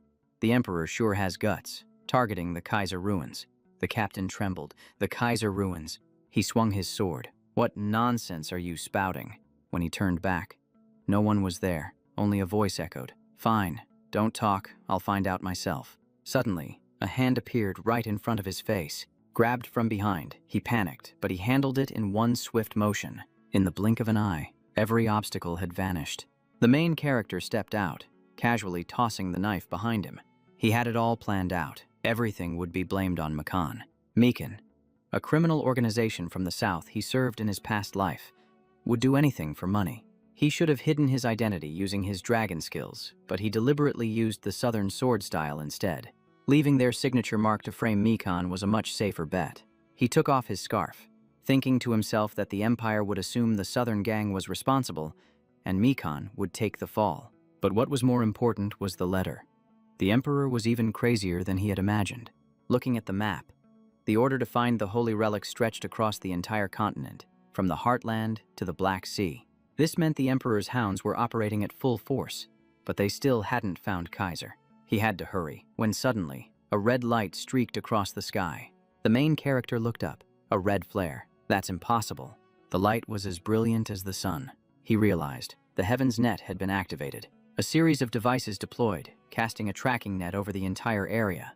Each hound held their position, awaiting the command. Once the kill order was given, the prey had no escape, something he had experienced firsthand.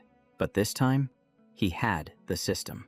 A scarred man rushed out, slashing straight for him. He was immediately surrounded. The scarred man stared him down, his killing intent surging. The main character counterattacked relentlessly, not giving an inch. He leaped into the air, breaking free from the encirclement, just as he'd predicted. The scarred man was stunned, unable to believe he had escaped so easily. This group was completely different from the thugs in the cave. They were far more disciplined. More troops appeared from behind him. He was surrounded once again. The main character sighed. This is going to be a problem. He could escape if he used his full power, but his identity would be exposed. He grabbed the horn hanging from his neck. There was no other choice. He blew a long, sustained note into it. The sound echoed throughout the entire area. The men were bewildered. Does he have allies? The scarred man's expression darkened. Seeing 3 small spheres, he yelled, "Smoke bombs." He ordered his men to capture him immediately. The 3 bombs exploded, blanketing the area in smoke as our hero cracked a small smile. When the smoke cleared, he was gone. The scarred man reassured his men. "Hold your positions. There's no way he can escape." The soldiers stood perfectly still, scanning their surroundings. He grew suspicious. His presence is completely gone.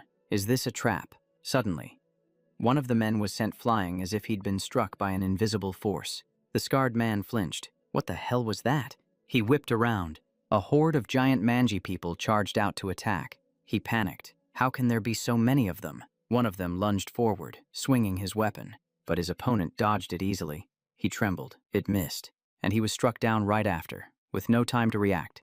The scar-faced man broke into a cold sweat. This is bad. My men can't hold out much longer. He fired a signal flare, ordering a retreat.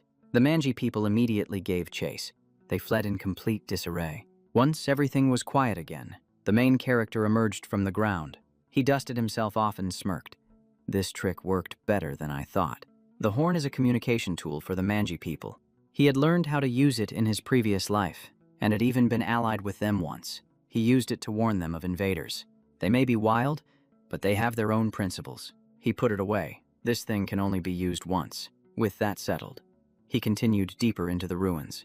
The sound of explosions still echoed as he headed for the true ruins. Scene change, he observed stealthily. There are too many obstacles. The system announced, dragon-type creature corrupted by demonic energy detected. He was surprised. There are dragons here too. Seeing the door behind the monster, he confirmed it was the main entrance. He asked the system, "Can you open it?" The system replied, "Accessing. Connection to the sanctuary system of Hero King Kaiser successful. Commencing opening of Hero King Kaiser's sanctuary." The heavy stone door began to rise slowly, its sound echoing loudly. And of course, the noise immediately drew the Hydra's attention. It roared, its eyes scanning for the intruder, the pressure immense. He smirked. "Guess I'll have to warm up a bit. Dragon-slaying secret art." He dashed forward with incredible speed. In the blink of an eye, he was right on top of the Hydra. Wasting no time, he created clones and continuously unleashed his shadowless steps technique. The intention was clear, to distract the monster. Then, he took the chance to rush towards the half-open door. But the Hydra was faster, immediately opening its mouth to destroy the door. Its tail slammed against the wall, shaking the entire area. The impact shattered its teeth, sending them flying. But our hero was 2 steps ahead, his weapon already in hand.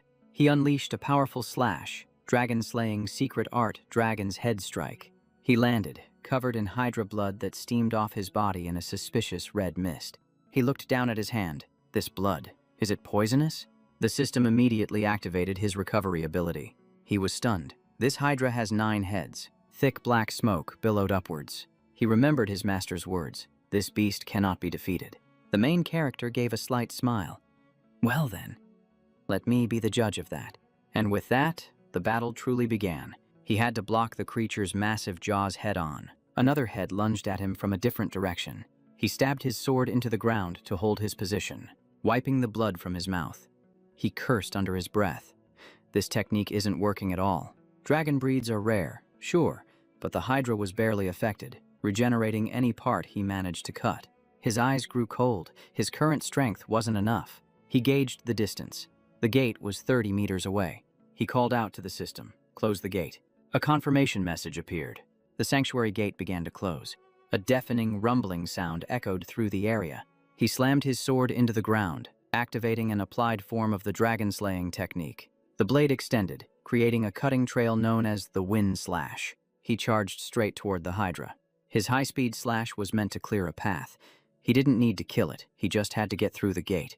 But the Hydra immediately locked onto him as its target. It coiled its body, relentlessly pursuing him. He was almost at the gate.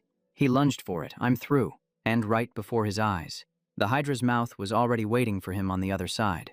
It bit down hard on his arm. His entire body was lifted off the ground.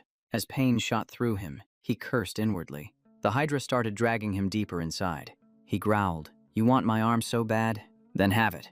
He sliced off his own arm to get free. He fell from the creature's massive jaws. His arm immediately began to regenerate thanks to his recovery skill. The Hydra spewed a thick cloud of poisonous gas. His body tensed up, withstanding the immense pressure. The system alerted him, poisoned by Hydra. And this is where things get really crazy. He unleashed his full power. A single slash pierced straight through one of the Hydra's heads. 2 heads were taken down in an instant. The remaining heads roared furiously. He gasped for breath, weakened by both the poison and his own exertion. But the Hydra kept charging forward. He decided it was all or nothing. System. Dragon's might activated. An explosive pressure erupted from his body. His eyes flashed. Back away. Unless you want to be put down. The Hydra froze, its fear palpable. It recoiled and began to retreat. Slowly, it backed away into the distance. Then it vanished from the area. The main character sighed in relief. Dragon's might actually works, if only I'd used it sooner. But he still found it strange. Why am I still exhausted even with my recovery ability? System. Fear has been imprinted upon the dragon beast. The right to dominate Dragonkin can now be activated. He recalled its terrified eyes. Was that because of Dragon's might? If so, does that mean I can tame it? The main character tried to activate it, but he immediately froze in place. Insufficient administrator privileges. Taming failed. He sighed. Of course, it wouldn't be that easy. Suddenly, his body began to convulse violently. Warning. Toxin levels have exceeded the threshold. The main character clutched his head. This poison is seriously nasty. My recovery isn't enough. I need another way. An idea struck him. Use Devour to absorb its bloodline. If I can absorb its poison resistance, I might have a chance to live. System. Activating Devour. A dark aura spread out, enveloping the Hydra's severed head. Energy flared up like a roaring fire. Devour successful. Level increased. Bloodline absorbed. Obtained trait. Incomplete poison immunity. The main character slammed his fist into the ground. The system continued to process the poison. Detoxification in progress. Successful. He gave a faint smile. The status window displayed his full power information. A series of skills, dragon techniques, and stats had been updated. He commented. That was really dangerous, but getting poison immunity was more than worth it. Devour has leveled up to proficient. He was surprised. This is the first time I've seen a skill level up so fast. System update. Eliminating a marked target will yield a reward. The main character closed the window and stood up. I've wasted enough time. I have to keep moving. The hero King Kaiser, a demigod of legend, was the son of a great sage and a fairy king. Born into a dark conspiracy, his life was never peaceful. He was separated from his parents and abandoned deep in the mountains. A sacred wolf rescued the child and raised him, helping him survive. When he grew up, Kaiser saved humanity and founded the kingdom of Kronos. The main character chuckled softly. Everyone on the continent knows this part by heart, but any real trace of it had all but vanished, making it a true legend. And now, proof of Kronos' existence was right before his eyes. A tower materialized, and he stepped inside, unable to believe it. It was smaller than the books described, but this was the real Kronos. Before him was a brilliantly glowing door, and the air felt just like the Dragon Slayer sanctuary. System. opening the Kaiser sanctuary. The door opened, and he walked in. Inside, a glowing crystal slab rested on a pedestal. A blue light filled the entire space. He touched it, thinking, is this Kaiser's vision? The system activated a chain quest related to Kaiser. Warning, you cannot leave until the quest is complete. The door behind him slammed shut. Quest, collect the Kaiser's progression steps. Reward, Tears of the Fairy King. His eyes narrowed. A chain quest. And the reward is the Tears of the Fairy King, the very item that belonged to Kaiser's mother, the entity who had blessed all of humanity. He touched the stone. I don't know what it's used for, but this is definitely a treasure. System. Beginning data extraction. The crystal slab glowed intensely. Found 546 video recordings of Kaiser. Among them, 12 videos matched the requirements. The first video began to play. Ancient Chronos language detected, automatically translating to the current language. A voice echoed out, "What is a sword?" The crystal slab shone even brighter.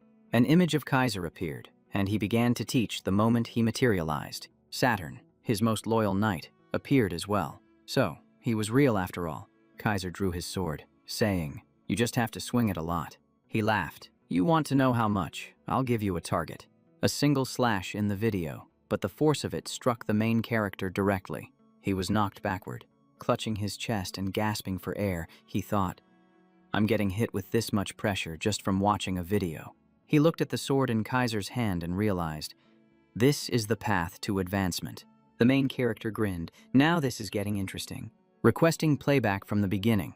4 days passed, and he continued to train relentlessly. Inside the sanctuary, there were 3 support rooms. One room was filled with food, another was a resting chamber, and a third room was full of books and training equipment.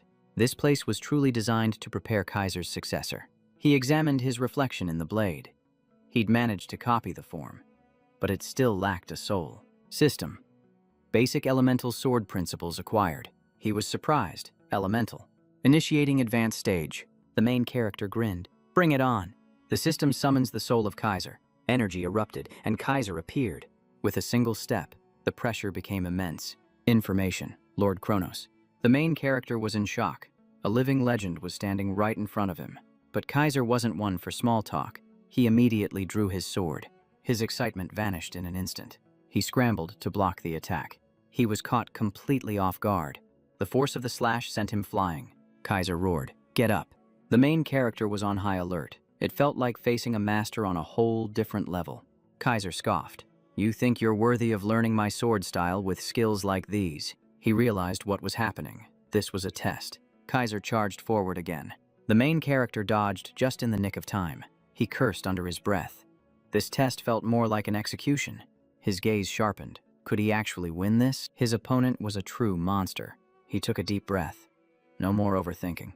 He let his sword fall and summoned his strongest weapon. "Here I come, Kaiser." Kaiser looked surprised. "A disciple of Saturn, are you?" The main character charged, but Kaiser remained perfectly calm. Their swords clashed, sending shockwaves rippling outwards. Kaiser remarked, "Not good enough." The main character trembled slightly. How could such a casual strike be so powerful? Kaiser lunged. He completely disregarded his opponent's power. He brought his blade down directly on the main character's weapon. The main character was driven back. Kaiser laughed. "As long as I'm having fun, that's all that matters." And then he began his relentless assault. He was pushed back again and again. Sweat poured down his face as he gritted his teeth and endured the onslaught. The gap in their power was just too vast, like an ant facing a giant. But he was still smiling. This was the challenge he'd been waiting for. He began activating one skill after another. Speed, damage, dragon skills. He activated everything he had. Sword aura surged violently. The attacks rained down relentlessly. But Kaiser just stood there, smiling lightly. He said, using the power of the dragon tribe without being part of the dragon tribe. And he realized immediately. And the elemental sword principle too. This discovery made our main character freeze for a beat. Like, what in the world is happening? Without another word, he gathered all his strength, reinforced his power, and charged in, looking to end it immediately. But Kaiser was no pushover. He instantly countered, not giving our hero a single moment to breathe. The two were complete opposites. The main character was gritting his teeth just to defend himself, while his opponent was as calm as if he were on a leisurely stroll. A smirk played on his lips, as if this whole fight was just a light warm-up for him. A moment later, the main character woke up in a pile of rubble, still dazed. As soon as he sat up, he found Kaiser already sitting in front of him, taunting. Finally awake. You really are weak. The man stood up, gave him a light kick, and recited Satan's skills, the dragon tribe's power, and even elemental force. Not bad. Hearing this, our hero could only squint and ask, what was that? Kaiser stepped closer, resting his chin on his hand as he murmured, your soul. It's interfacing with the spirit realm. The main character was completely lost. The spirit realm, what's that? Kaiser continued in a matter-of-fact tone. You've surpassed your limits many times already. Dying in a human body, that's the reason you can use elemental force. He stood up and asked directly, you've been throwing around a lot of weird terms. Can you explain it in a way I can understand? Hearing that, the man just glanced at him and smirked, as if thinking, this kid is so naive. He asked back, don't you have a goal greater than these trivial things? To which our hero replied, what do you mean? His voice suddenly turned serious. Don't play dumb. The thing you want to achieve. He clenched his fist. Advanced sword skills. A high-level elemental sword principle, that's what it is. Elemental force. The natural power that creates everything. Water, fire, earth, and wind. He raised his sword as his aura flared. The elemental sword is an extension of these four things. With a single downward slash, a torrent of water surged like a hurricane, sending a chill down the spine. Elemental sword defense, defensive force field, storm guard sword. He chuckled softly. That's just one form. The wind force field, storm wind sword. And that thing you call error is its source. The main character watched, speechless. From the explanation to the display of power, it was all too overwhelming. No matter how you looked at it, it seemed more like magic than swordsmanship. Kaiser continued. Now it's your turn, he thought to himself. Elemental force from error, but I can't feel it. Is there a way to convert it? The main character stepped forward and asked bluntly, how do you convert error into elemental force? Kaiser's sword erupted in blazing fire, but he got flustered. Well, you just do it. How am I supposed to explain it? Leaving our hero completely speechless. As he was speaking, his sword's aura shifted to a fierce water element, and the main character realized with a start. It's not that I don't have it. I just haven't been able to feel it yet, Kaiser said quietly. Focus all of your senses. Error can only be used at the absolute limit. Our hero drew his sword. All right, I'll figure it out myself, Kaiser scoffed. Getting a little cocky, aren't we? Don't just look at what's visible. The recent memory flashed back. He had called his fusion skill an elemental force. The main character smiled faintly. So my skill uses elemental force too. Kaiser looked at the aura rising from his sword. A little surprised. A torrent of water force swirled around the blade, the wind fusion skill. He unleashed a slash, but it was a bit off-key. Kaiser fell back, grumbling. I said elemental force. Are you using that imitation spirit art? The main character clutched his head. Spirit art, he explained. The spirit language art is a power of the dragon race. Humans cannot use it. Hearing this, the main character's face darkened. Anyone who uses that power becomes weakened. Right, he continued. The very essence of human and dragon souls are different. You can imitate it, but you'll never achieve the true effect. He grimaced. I don't know who created this thing, but it's truly a pathetic imitation. Then, his voice deepened. If you understand, then do it again. The main character recalled, I've seen the spirit language art before. A memory from the past surfaced. It was when he absorbed Bahamut's heart at the Dragon Slayer's final resting place. He had received a notification that he'd learned the spirit language art, but he couldn't use it. The system reported, skill locked due to insufficient growth. The main character thought, if I could unlock it, I could use the full body technique freely, and that was the craziest part.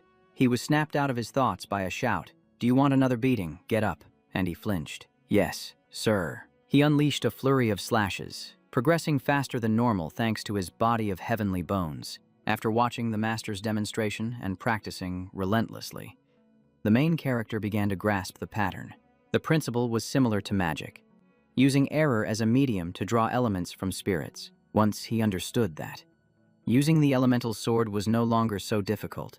After the training session, the master turned away. Finally, you're starting to look decent. The next stage will be harder. Get some rest, the main character replied. Yes, master. He planted his sword in the ground. Can I ask you a few questions? The master floated, suspended on his own aura. Go ahead, the main character thought to himself. So that's also elemental power, the main character asked. Earlier, you called me a disciple of Satan because of my light aura. What did you mean by that? He replied, the light aura is a technique created by Satan because humans couldn't use the elemental sword. He also grumbled about Satan Raker, an ally of the Hero King, which only confused the main character more. He realized the creator of the light aura belonged to the Drago clan. The main character thought, don't tell me the ancestor of the Dragos wasn't a Terracon, but one of those ancient people. Then he asked his next question. What is the spirit realm, the place where spirits reside? The master swung his hand, creating an energy rift in the ground. The main character was immediately pulled in, completely shocked. The elemental sword. Inside. He gave a lengthy explanation about the spirit realm being like an afterlife, a place of no return, which only confused the main character even more. He snapped his fingers. A vortex appeared. You are a special case, but there are ways to cross the boundary. As for me, I have the help of a dragon. The main character was stunned. A dragon. The master glanced at him. Is there a problem? He stammered. But dragons don't help people. The master looked confused. The master stated firmly, no creature values humans more than dragons do. The main character was basically like, what the heck? The dragon race is that benevolent, like Bahamut, who tried to destroy the world. He clutched his head. Was the relationship between humans and dragons different in the past? The master stepped down. Do I really need to explain it further? His hand rested on the main character's chest. A magic circle appeared. You yourself are the proof a heart and a fang that have formed a sword. He smiled. Bahamut himself gave them to you. The main character recalled that the dragon was actually quite reasonable, as long as you were sincere. It seems Kaisir and Bahamut know each other quite well. The main character scratched his head. He praised my family for our loyalty and gave this to me. I must have misunderstood. Kaisir laughed heartily. That hothead. He's always arguing with Kronos. The main character's face turned serious.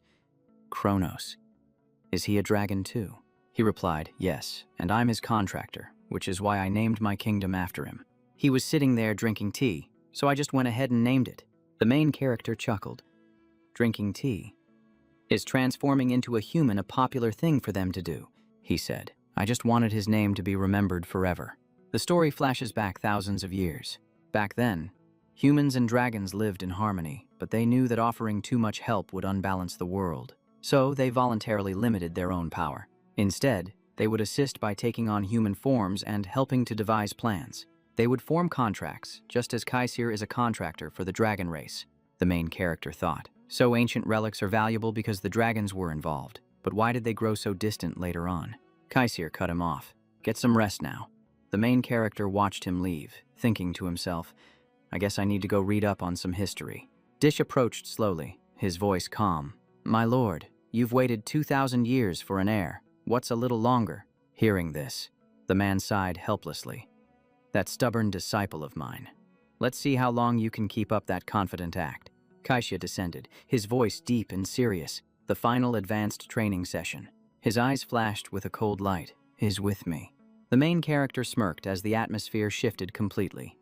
Kaisha continued. But that alone isn't enough, so I'm adding a new rule. He slammed his hand down and declared, from now on, there will be no eating and no sleeping. This match will continue until I say it's over. He continued. You can only use the elemental sword, the main character asked. And if I break that rule?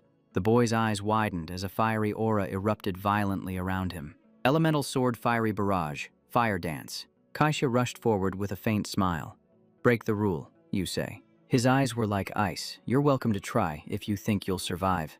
The elemental sword is divided into 4 chapters, starting with the chapter of fire. The two clashed instantly, without a moment's rest. Flames raged fiercely, the heat seeming to devour the very air around them. Waves of fire lunged like monsters, forcing the main character into a defensive position. His eyes flew open, the veins on his forehead bulging, taut like bowstrings. The ground cracked and split apart as the chapter of earth began. Kaisha dove down from above, swinging his sword with immense power. The slash carried a terrifying weight, pressing down as if to crush him. But the main character managed to block it, just barely. He countered, pushing back against the immense pressure. A flash of light zipped past his head, so close it sent a chill down his spine. That was the chapter of wind.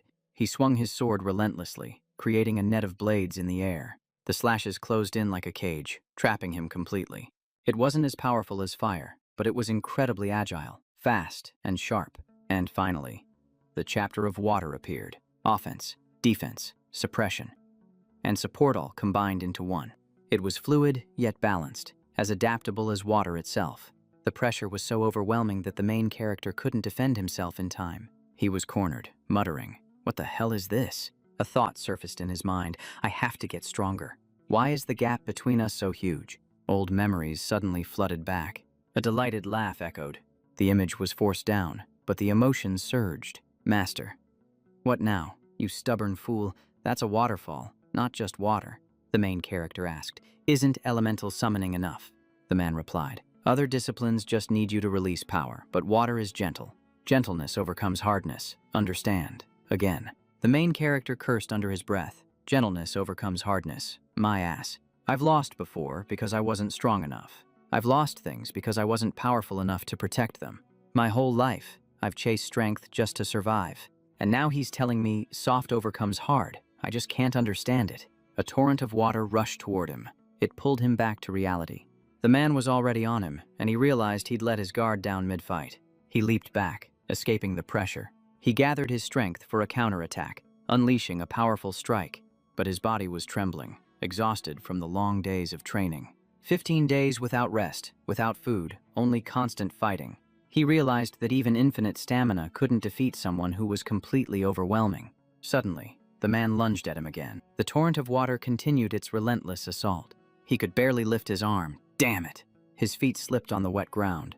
His body was battered, on the verge of complete collapse. Suddenly, an explosion erupted. The resulting waves shot out, coiling around the two of them like a living creature. The main character smirked. I pushed it back. Gentleness overcomes hardness. Droplets of water sparkled on his face. Now I get it. His hand trembled, but he still held his sword. Strength comes from standing firm, not from forcing it. He let go, finally understanding the true meaning. Invisible chains appeared. They were his old way of training. Trying to control everything too much was its own shackle. He slashed through every restraint. Like flowing water, he just had to let it find its own path. A familiar feeling from his past life washed over him. The line between him and his sword began to disappear. A complete fusion, man and sword became one. The waves of water rose, at times fiercely. At other times, they were gentle and graceful.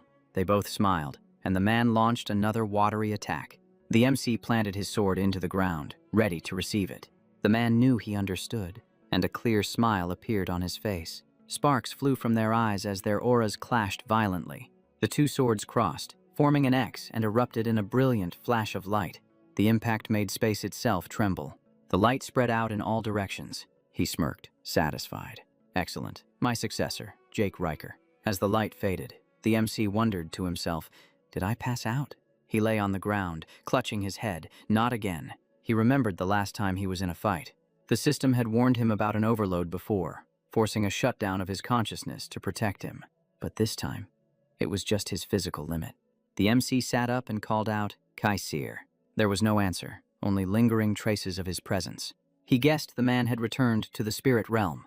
Looking around, he muttered, What about the quest? I know I completed it. Suddenly, the system window appeared before him. Notifications began to scroll by, one after another, relentlessly. Linked quest completed, and bonus rewards have been added. The MC couldn't help but laugh. That hell is finally over. Rewards, Tears of the Elf King, 500 karma points and 3 random skills. Achievement unlocked, granting even more rewards. An additional 500 points and 3 more random rewards. Authority upgraded to Intermediate Administrator, unlocking a new system. The quest log has also been upgraded. Equipment toggle. Travel portal activated. Minimap illuminated. The administrator's soul has grown. And a portion of the heart of Bahamut has been unlocked. His status window appeared. Intermediate Administrator, Jake Rucker. Unique class, Immortal. Title, Blessed by the Ancient Dragon. Heir of Tarakan. Draconic Authority, Celestial Body, Poison Immunity, a 100-slot inventory, a portal, various skills, and his elemental sword had reached S rank. The MC looked at it and chuckled. Just reading through this whole list is a full-time job, the system repeated. A portion of the heart of Bahamut has been unlocked. He thought about it.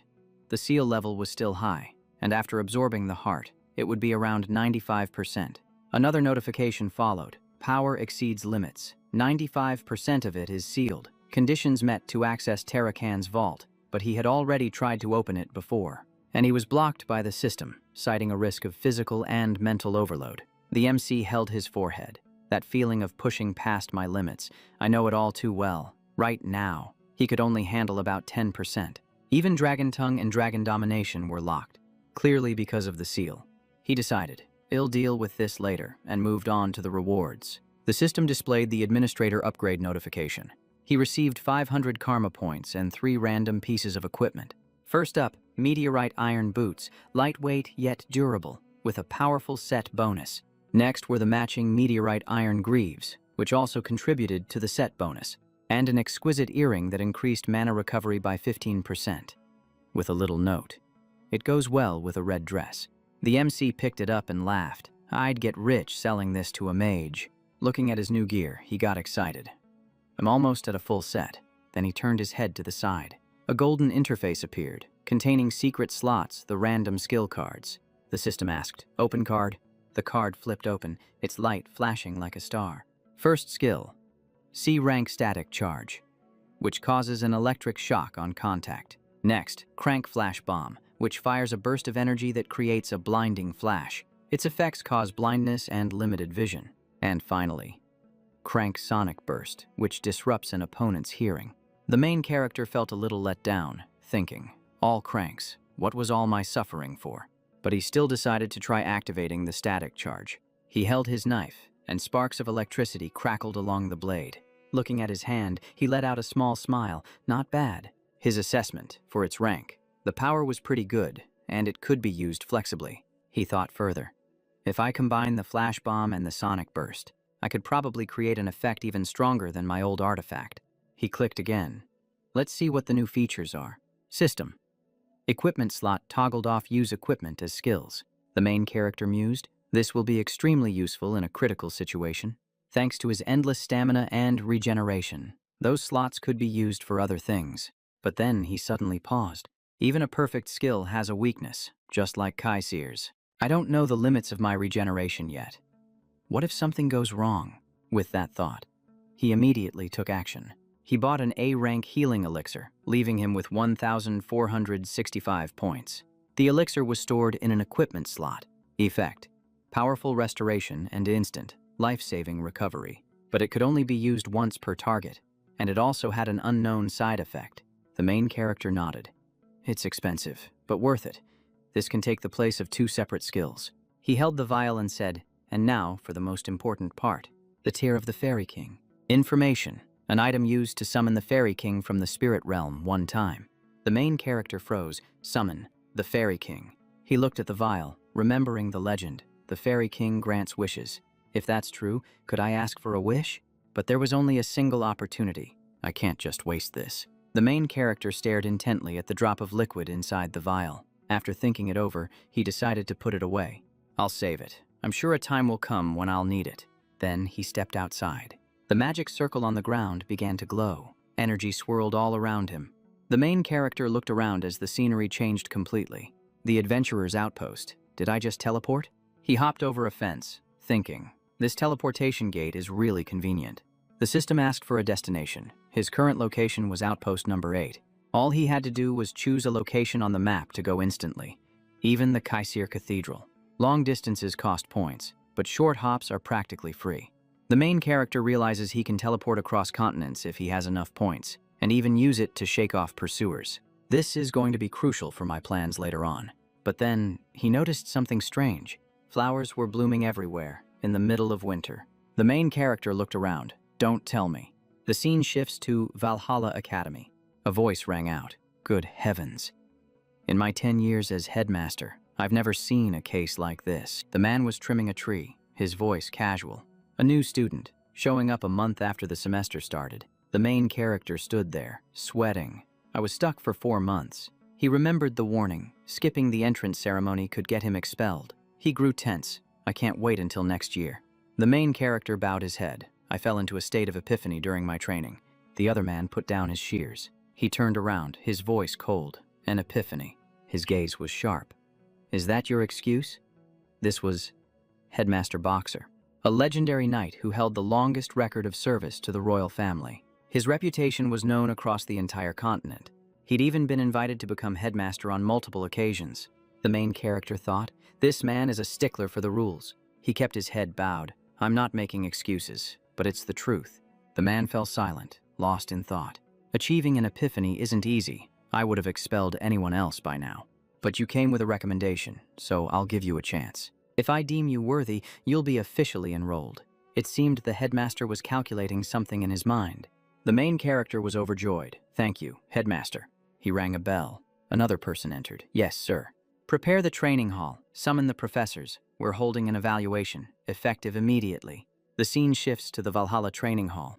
The main character was nervous. This really is a top-tier academy. Looking around, he saw nothing but masters who were veterans of the battlefield. A voice called out, everyone is here. Show us the results of your training. Every professor's gaze locked onto Jake, the pressure bearing down on him as if it could pierce right through him. He drew his sword, thinking fast, what should I show them? And he made an instant decision. He absolutely would not use his elemental sword here. The pressure radiating from the professors was immense. These were all masters who had trained top-ranking knights, and they wouldn't be easy to fool. But the main character just gave a slight smile. An aura of light flared to life, enveloping his body. All right, time to get serious. He raised his sword with both hands as a torrent of energy began to surge. The professors were all startled at once. One of them recognized it immediately. Is that an aura sword? Whispers erupted. He's already at the blue level at 15 years old. But the previous record was 19. Jake heard them and remembered something. Kaisha's words echoed in his head. An aura blade. That's a trick for the weak, he thought. After fighting Kaisir so much, I completely forgot about controlling my power. Seeing the professor's reaction, he let out a sigh of relief. Thank goodness this saved me. A smirk played on his lips. They were misunderstanding him as being at the blue level. That used to be true. But after learning the elemental sword, his aura blade had far surpassed that level, reaching a much higher tier. The difference was that blue level could only be maintained, while higher levels allowed one to customize the blade's form. It could retain its power while flexibly changing its shape. Jake was still thinking to himself, good thing their question stopped there. Suddenly, a voice boomed. Excellent.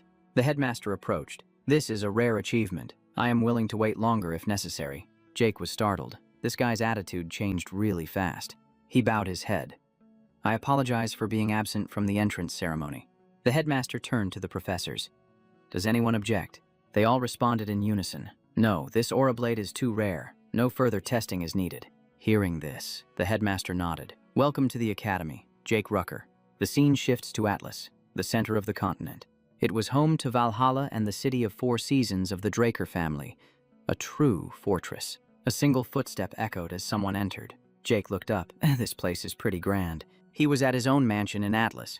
Opening the door, he sighed. Having such a huge house is exhausting. As the door swung open, 2 people were already standing inside. Confetti cannons exploded. Congratulations on your enrollment. Jake froze. Master, Andre, you're here too.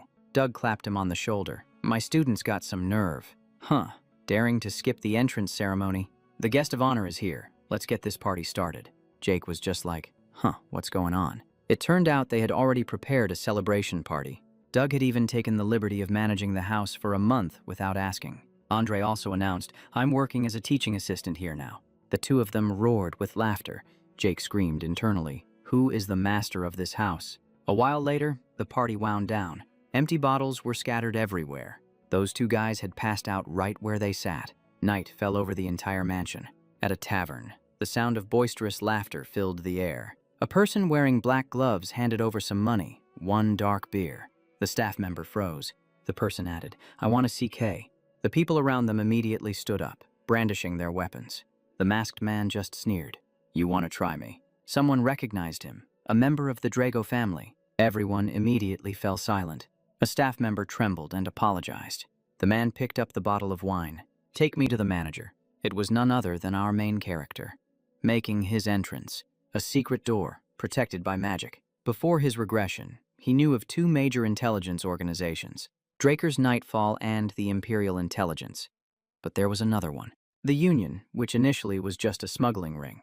Kay developed it into a vast information network. Later on, thanks to the main character, the organization expanded massively. And in the end, Kay took over everything. Someone brings information about an artifact. A reminder, the mission won't be easy. Kay was once the main character's greatest supporter. And here's the craziest part. A single piece of information is all it takes to change the future. The main character walked into the room, still calculating his next move. A person was sitting with their back to him. She struck a match, lighting a flame. The main character pulled up a chair, still have the same habit. I see. The girl lit her cigarette, and the lights flickered on, revealing the space around them. So, the prodigy of the Drago family, what do you want with me? Kay tilted her head. The main character got straight to the point. Let's get down to business. I want to make a deal with the syndicate, she sneered. A 15-year-old genius, partnering with criminals. The main character was on guard. She already knew what happened at Valhalla. He thought to himself, she's probably not interested. But he still slammed his hand on the table. Take a look at the merchandise first. A pair of earrings appeared. These are no ordinary items. Kay tried them on, and her body reacted instantly. At first, she was dismissive. Her cigarette dropped from her lips. What is this? Recovery, 15%. Normally, 1 to 3% is already considered high. This item is many times more powerful. It's unheard of. Her eyes were fixed on the main character. He gave a slight smile. So now, are you interested in a deal? Kay kept it brief, explaining that he just needed to use the personal information she sent to create a new account. She continued her instructions. I've already registered as the representative, so just go to the North Atlas Bank to pick up the package. He immediately figured this was some shady business involving artifact protection. Looking over the documents, she calculated a 10% commission with an additional bonus if the value exceeded 10,000 gold. She even knew he was a mage. Clearly, this woman's information network was nothing to scoff at. Kay folded the paper. The contract is set. She stood up, beaming. From now on, I'm counting on you. The main character chuckled lightly. Same to you, but I'm curious about something. His voice lowered. Your ghost ship, is it still doing all right? The moment he finished his question, Kay froze. The air grew tense as a guard appeared. In a cold voice, she asked, Where did you hear that? The main character spread his hands and laughed heartily. It was just a question. Why so tense? Then his voice dropped. That's a nice little threat you've got there. But you think that's enough to drag me down? A fierce, fiery aura erupted from him. Kay was pinned by his aura, her expression changing dramatically. With a soft pop, he vanished, leaving the entire group stunned. She grit her teeth. My information was incomplete. Jake Rucker. He wasn't just some ordinary knight. Kay realized her new partner was extremely dangerous. The scene shifts to the Syndicate command room in Atlas. The main character held the paper.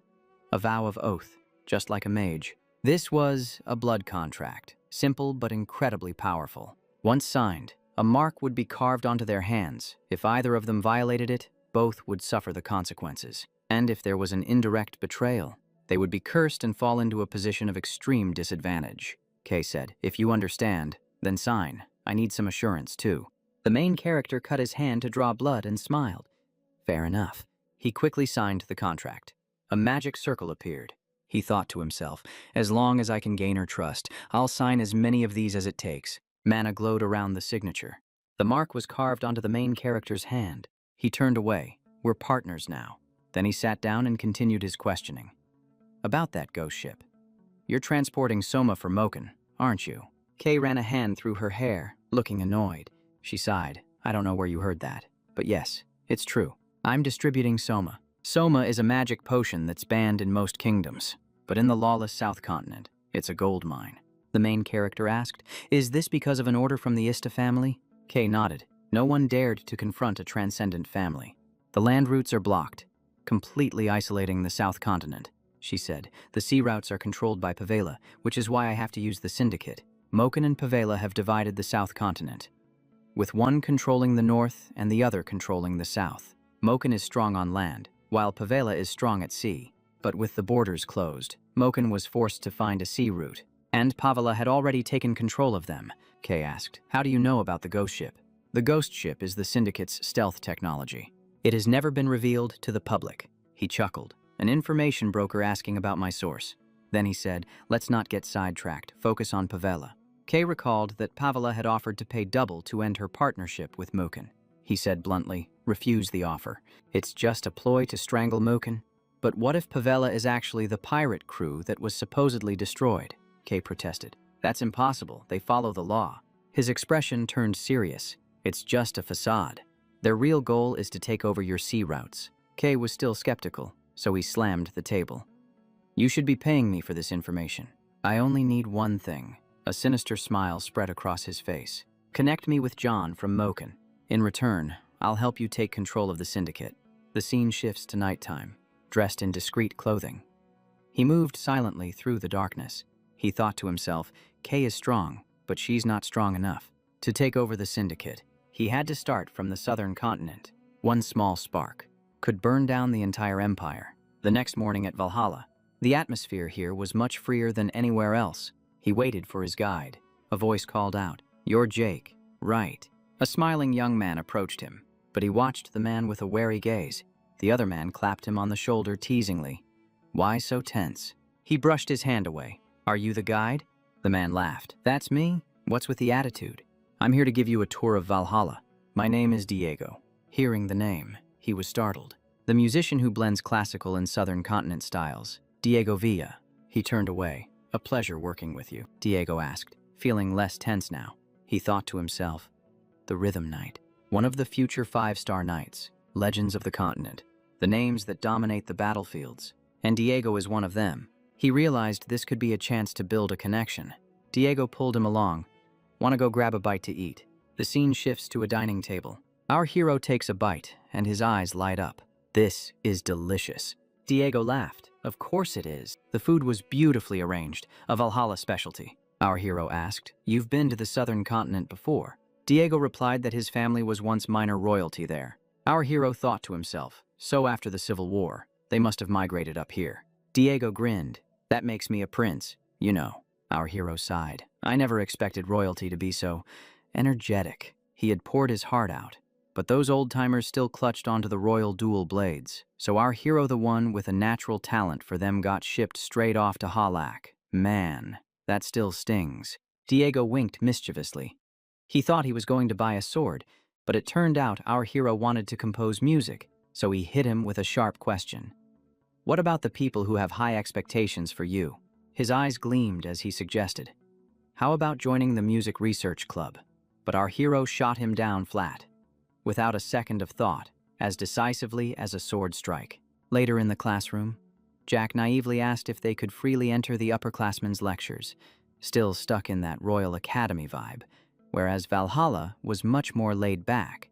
Diego chuckled and said, You can attend any class you want. As long as you're willing to learn, it's complete freedom.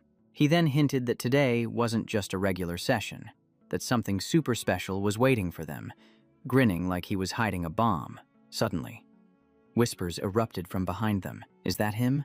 Yeah, it has to be. All eyes turned to Jake Riker, Valhalla's youngest freshman, rumored to be of the direct bloodline, who had even defeated an instructor. Hearing this, our hero froze for a second, only to be asked, Are you Draco? He just bowed his head like, What are you talking about? Our hero raised the back of his hand, showing a symbol, and asked back, Then what do you think this is? Diego stared blankly. What is it? Our hero snapped. Are you an idiot? This is the pure blood gauntlet, the symbol of a true Draker. Diego was completely floored. He thought it was just a cool fashion accessory, not the real deal, and he'd been wearing it while eating this whole time without a clue. The people around them chuckled quietly. To get into Valhalla and not even recognize the pure blood gauntlet, that's a bit of a fail. Diego was trembling, his eyes wide with shock, which was an understandable reaction when standing before a pureblood awakened. He thought that would be the end of it. But then Diego switched into a mode of sudden understanding, saying, So that's why you're so full of yourself. Our hero's face darkened, his expression screaming, This guy. Diego threw an arm around his shoulder, laughing loudly and demanding a free meal if he really was Draco, then quickly tried to play it off as a joke, but he was just making it more awkward. Just then, Frobert clapped his hands sharply from the podium. He lowered his hand, his voice serious. Everyone, your attention please. The entire class fell silent at once, their focus on him. Our hero realized the room was packed because this was a special lecture given by the headmaster himself. Frobert mentioned everyone's excitement, and Diego was still muttering praise under his breath until our hero had to remind him. "You invited me here, so could you please pay attention?" The headmaster cut the intro short, introduced a super VIP guest, and then Draco the Knight had returned. Hearing that, our hero got excited, thinking of the Four Seasons fortress. Could a real comeback be happening? Frobert announced his name, and Doug strode in like a god, waving to the crowd like an idol. The whole hall buzzed with whispers. The Forged Knight, the one who mysteriously disappeared. So the rumors were true. Doug took the microphone, saying it's been a while since he left the front lines, but he was glad to be remembered, and he promised the lecture would be worthwhile. And so Doug Racker began telling his journey from an ordinary student to a legendary knight. Even our hero was surprised, thinking, wow, he's actually a pretty captivating speaker. But he went on, and on, and on, until a few people started to pass out right in their seats. Our hero watched Doug proudly recounting his stories and thought to himself, he's been bragging for 2 hours, and he's still not done. Frobert had to grab the mic, regretfully announcing that time was up. Arthur also had to apologize, ending the session on a note of disappointment. He continued, "Our second speaker is a familiar face, so he needs no lengthy introduction. Despite his busy schedule as a guardian knight, that person still came here today. The Drago clan is divided into 4 ranks, with the guardian knights at the very top, holding authority equal to the elders. The protagonist thinks to himself, there are fewer than 10 of them, so the second one to show up must be unbelievably powerful." Frobert glances to the side. The clock ticks on, and the tension in the air grows thicker, just as everyone is about to lose their patience. A person with white hair walks in. The sound of their footsteps echoes, instantly captivating the entire hall. Diego looks up to see someone with platinum blonde hair, clad from head to toe in pure white armor. Very striking, but he still doesn't recognize who it is. A murmur ripples through the crowd. It was totally worth coming to Valhalla for this. Someone shouts, "It's the Silver Knight," which immediately startles the protagonist. Jack whips his head around. Lorraine, then that person must be the eldest daughter of the Drago clan knight, Kali Drago. The scene cuts to Eisen, a critical port city on the central continent. It's a bustling commercial hub that controls major trade routes. It connects the southern and eastern continents, but 10 years ago, it was a completely different story. Back then, it was a lawless land completely overrun by pirates. After she officially became a knight, Kali began to purge every single one of them. 5 years later, not a single pirate was left. Eisen became the largest port under the protection of the Drago clan. Any pirates who survived were forced to flee to the Dead Sea in the south. She became the youngest guardian knight ever, an incredibly rare title. Our hero thinks, "I knew she was a big shot, but I never imagined she was my own sister." He stares at Kaylee, remembering his chief rival for the clan's succession. Jack thinks to himself, "I guess it makes sense that I didn't recognize her," because before he regressed in time. Kali begins to give her speech. She slams her hand down on the table with a deafening bang. Her shout booms like thunder, silencing the entire auditorium in an instant. Everyone's face turns pale with fear. The protagonist is stunned. How can a guardian knight be screaming like that? She says that Valhalla wasn't like this in the past, and that the previous generation of knights would be shaking their heads in shame. Kali's gaze sweeps across the room. This piece was bought with blood and sweat. Just understanding it with your head isn't enough. You must take action. The protagonist smirks to himself, so that's what this is about. She continues that only through relentless training, iron discipline, and the true knightly spirit. Can you call yourselves the real deal? After class, everyone complains about what a nightmare she is, but our hero thinks her words were right on the mark. His thoughts then turn to Diego. Diego apologizes, says he has to go compose some music, and then completely vanishes, leaving Jack utterly bewildered. The protagonist figures things are about to get hectic, so he decides to use this chance to explore Tarakan's vaulted library. He decides to head there right away, completely unaware that someone is following him. A voice calls out his name, Jake Riker. Kali appears and asks if he has a moment of his time. The scene shifts to the Valhalla training grounds. She swings her sword, and her powerful aura surges forth like a tidal wave. The main character was stunned. He recognized the blade as Midrinthi Holy Sword. It was a gift from the Thon Kingdom for defeating the pirates. Both the armor and the sword were top tier. That's also how she earned the nickname, the Silver Knight, Kali said. "Show me your full strength." The main character started warming up. Understanding her intentions immediately, she wanted a fight, which meant she must have heard about his blue rank. He planted his sword into the ground, getting ready. His hand tightened around the hilt. The tip of the blade gleamed as he thought. My full power. He smirked. Sorry, but that's not happening. The main character calculated his options. Revealing his full strength was far too dangerous. In Drago, the strong survive and the weak perish. Showing your hand too early was a death sentence. He resolved to only gain the status he needed, without letting anyone control him. With that thought, he shot forward like a flash of lightning. The two swords clashed, letting out a brilliant flash of light. Kali deflected his blade as if it were child's play. The force was immense, pressing both of their swords down. She raised her sword for a counterattack. A single slash grazed him, drawing a bit of blood, and the system immediately responded to heal the wound. The main character realized his opponent was a guardian knight, capable of seeing through his skills. Old memories flooded back. He remembered Doug's question about his healing and swore to himself that he would never repeat that foolish mistake again. The battle erupted without mercy, as Kaylee unleashed a relentless barrage of attacks, swift as the wind and heavy as a hammer, giving him no room to breathe. The main character immediately regained his footing and leaped high into the air. He raised his sword high, locked onto his target, and aimed straight down at Kali, preparing to strike. It was an incredibly powerful dive, with enough force to seemingly tear the air apart. He glanced at his sword, thinking to himself that suppressing his power to the blue rank to fight a red rank was truly making things difficult. The force of his jump was so strong it made the ground beneath him tremble. But just then, Kali also sprang upwards, preparing to counterattack from above. She aimed right for him and slashed down without a moment's hesitation. As her sword came hurtling down, the main character immediately raised his own to block the powerful blow. The two forces collided, creating a loud explosion as white smoke billowed everywhere. The entire area was shrouded in a thick cloud of dust, reducing visibility to almost zero. The main character mused that an ordinary sword would have shattered long ago. Their two clashes had lit up the entire area.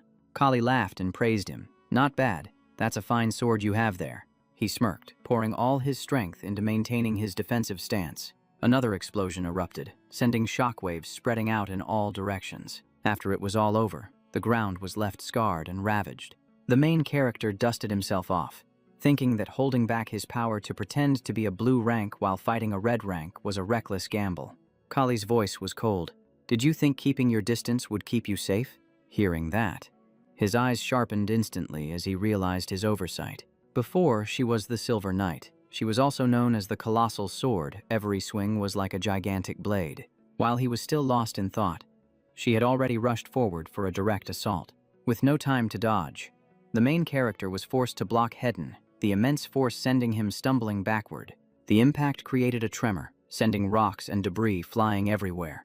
Through the dust cloud, his sword was still holding firm. Another explosion erupted. Kali muttered softly, "My control over my power isn't good enough yet." But then, her gaze suddenly froze. Through the cloud of dust, the sound of footsteps echoed clearly. He slowly emerged after taking those last two hits. He slapped his hand against a rock and smirked. That little performance should be convincing enough. Right, he teased her. So, are you satisfied now? All that remained around them was a pile of rubble. Kali immediately praised him. That was impressive. She watched him, trembling slightly but still standing, far exceeding her initial expectations. But then she frowned as a dull ache started in her head. Looking up, she said directly, "I have a favor to ask you." Suddenly, he collapsed to the ground. He lay face down, completely motionless. Kali rushed over in a panic. "Are you okay?" As she helped him up, she realized his internal injuries were not light. She wondered, is this from overusing his light energy? Her hand quickly fumbled inside her pouch. A potion vial was uncorked in an instant. She made him drink it, explaining that it was her family's best recovery potion. His body began to absorb it, and he gradually stabilized. A system notification appeared, activating continuous recovery. He narrowed his eyes, thinking to himself, this should be enough to avoid any suspicion. Everything was going according to his pre-planned act. From holding back his power to impersonate Lamb to this very situation. He had intentionally let the attack graze him instead of countering. There was a strange opening right before the blow landed, just enough time to handle it safely. He allowed her light energy to surge into his body, faking the internal injuries himself. This way, Kali would believe he was suffering from the backlash of using his own light energy. He clutched his head, pretending to be in pain, and Koli immediately checked on him. He gave a faint smile. "Thanks to you. I'm okay now, thank you." She stood up without saying anything more. Kali said, "You can just call me sister." The scene shifts to a deserted alley on the outskirts of Atlas. She offered him some tea, saying she heard he liked it and brought it all the way from the eastern continent. He thanked her. He thought to himself, "Wow. Word that I like tea travels that far." He asked, "Are we inside a carriage?" She explained, "It's a disguised carriage, to avoid drawing attention." He was surprised. "To bring me all the way out here, what could be so secretive?" Kali whispered, "The Knights of Slaughter." Then, her expression turned serious.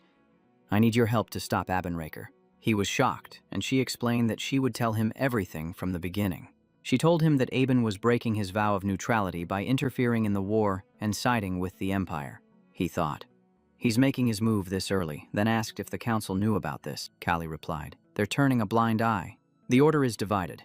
One faction has already sided with Aben, and it's highly likely they've been bought off. Some are still neutral, but they'll waver sooner or later. She insists that they must act before it's too late." He grew tense. Her words perfectly matched the future that he knew. It has been 3 years since his regression, and there are only 7 years left until the Great War breaks out. "It will be a brutal conflict that consumes countless lives," Kali said. "That is why I have made my decision, to create a force strong enough to stop Aben. Aben currently controls the upper echelon, thinking that's all he needs. But true knights do not simply bow to power. She said she would gather forces who remain loyal to their ideals. However, she wouldn't force him to join because his future was still wide open." The protagonist now understood the kind of person Kali was. She was a person of integrity, yet flexible enough to do what's necessary for the greater good. He even noticed a flaw in her swordsmanship, caused by her concern for him. A model Drago, powerful, but not cold-hearted. Kali warned him that this could be seen as treason and told him to think it over carefully. A chair scraped slightly against the floor. He knelt down, declaring that he had already made his decision. His voice was filled with resolve. Though he still lacked experience, he asked to join her cause. Kali smiled, expressing her joyful gratitude. The scene shifts to the Valhalla research area as he looks at his system. He realized that the corruption had taken root long before the Great War even began. Previously, he had wanted to leave the family to get away from Aben, but now that he had an ally, there was no need to run.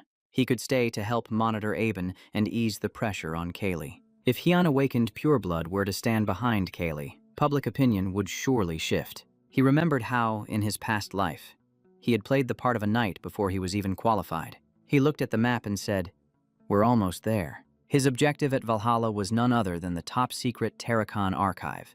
The space inside was unnervingly quiet.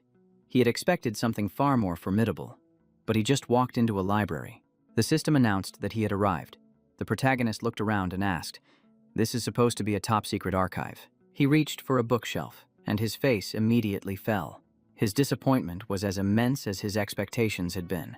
Staring at the tiny collection of old, shabby books, he bluntly complained, "There's nothing of value here." He had imagined this place would hide something incredible, like the heart or fangs of Bahamut, but he never expected this. The protagonist grumbled in frustration. What a complete waste of time. Just as he was about to leave, the system announced that it had detected an update. Right before his eyes, a gigantic bookshelf materialized out of thin air. He was stunned. What the hell is that? The system continued to display notifications. The Terracan archive was being synchronized from another administrator. He was shocked. Wait, does that mean Terracan is also a system user? The protagonist looked at the bookshelf and understood. No one had ever found it because it was only accessible through the system. The data synchronization was complete, and the entire archive was unlocked. He could now access it at any time through the system. A catalog appeared, showing everything from manuals and techniques to research documents. He sighed. The name sounds epic, but the content seems a little ordinary. He commanded the system, "Find me the fastest way to get stronger." The system responded. And when he saw what it found, he let out an "Oh." A book appeared, true dragon sword style. He picked it up, murmuring that he'd never heard of it before. Then he looked at the author's name. Instantly, it felt like his mind was struck by lightning. The author was none other than a close confidant of the Hero King. Before passing down the dragon-slaying sword art, 1. Satan Raker. I'm writing down the reason for creating this ultimate technique. The connection between dragons and humanity began with the Hero King. Dragons didn't help humans out of nobility, but merely out of pity. From then on, the number of tamers with packs skyrocketed, and a new civilization was formed. But this very fact terrified him. If the dragons were to turn their backs on them, humanity would be annihilated in an instant, and in that moment, they would have no way to defend themselves. Therefore, he began searching for a way to fight back against the dragons. Magic was ruled out, since it was a gift bestowed upon humans by the dragons themselves. Using magic against dragons would be no different than turning it on themselves. Elemental swordsmanship, on the other hand, was exclusive to the royal bloodline. He tried every method from the north to the east, and the one who helped him was none other than Kronos, an ally of the hero king. Finally, they discovered a new power, Aura, the inner light of humans, and their research bore fruit. He compiled all the knowledge about Aura, from its inner workings to its application in swordsmanship, creating the dragon-slaying sword art. Although it wasn't needed at the time, he believed a day would come when it would be essential, and whoever finds it must bear the responsibility of saving humanity. After finishing, he thoughtfully repeated that last part to himself. Just then, the system activated again. A quest appeared. Learn the dragon-slaying sword art within 3 months, and the reward is the treasure of Kronos. He chuckled softly. The treasure of Kronos is definitely nothing ordinary, but the problem is 3 months. That sounds even harder than mastering elemental swordsmanship. He thought about it again, and everything started to click into place. No matter how much time had passed, the fear of the dragons had become a reality. He asked the system, "Do you have Tarakan's journal?" The system confirmed that it had been found. Visual data began to materialize. The space around him completely transformed. He immediately became alert. The feeling was just like when he activated the beginner's tutorial. A strange space appeared, leaving him bewildered. He realized this was a space created by the system. A giant sword materialized. As he stepped forward, a colossal beast appeared, kicking up a blinding cloud of dust. The system activated Indomitable Spirit, and he trembled because it all felt so real. This was the apex of all ancient creatures, a dragon. A thunderous roar echoed through the air. The main character recognized him instantly, Bahamut. He moved in for a closer look. Suddenly, a figure appeared from behind him. He looked at the man, sensing a completely different aura. But the man walked right through him. He understood. This was a memory being replayed. And this very scene was from Tarakan's journal, the legendary battle between Tarakan and Bahamut. Bahamut let out a ferocious roar. Our hero grinned. This was it, the battle of legends. The dragon stomped its foot, and the ground trembled. Tarakan remained perfectly still. Bahamut bellowed, "What are you waiting for?" But the old man remained silent. Bahamut's voice was laced with disappointment. "You, who were once my contractor." The main character was floored. What? Tarakan was once Bahamut's contractor. If that's true, then the whole dragon-slaying legend is a lie. Before he could even process it, the scene began to distort. The space warped and glitched like a TV losing its signal. He panicked. What is happening?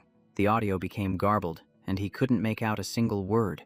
He yelled at his system. "Is there any way to fix this?" The system's ice-cold reply, "Administrator's request cannot be confirmed," felt like a bucket of cold water dumped on his head. He gritted his teeth, clearly holding back a stream of curses while a storm raged in his mind. Suddenly, a strange sound echoed, making him freeze as his heart skipped a beat. Jake's eyes darted backward, his reflexes so sharp it was as if he were accustomed to danger. The Dragon Slayer title also began to distort, like a signal that something was about to go terribly wrong. Old memories flooded back, a voice echoing in his head. A contract that turns on its master. The idea was so absurd it was laughable.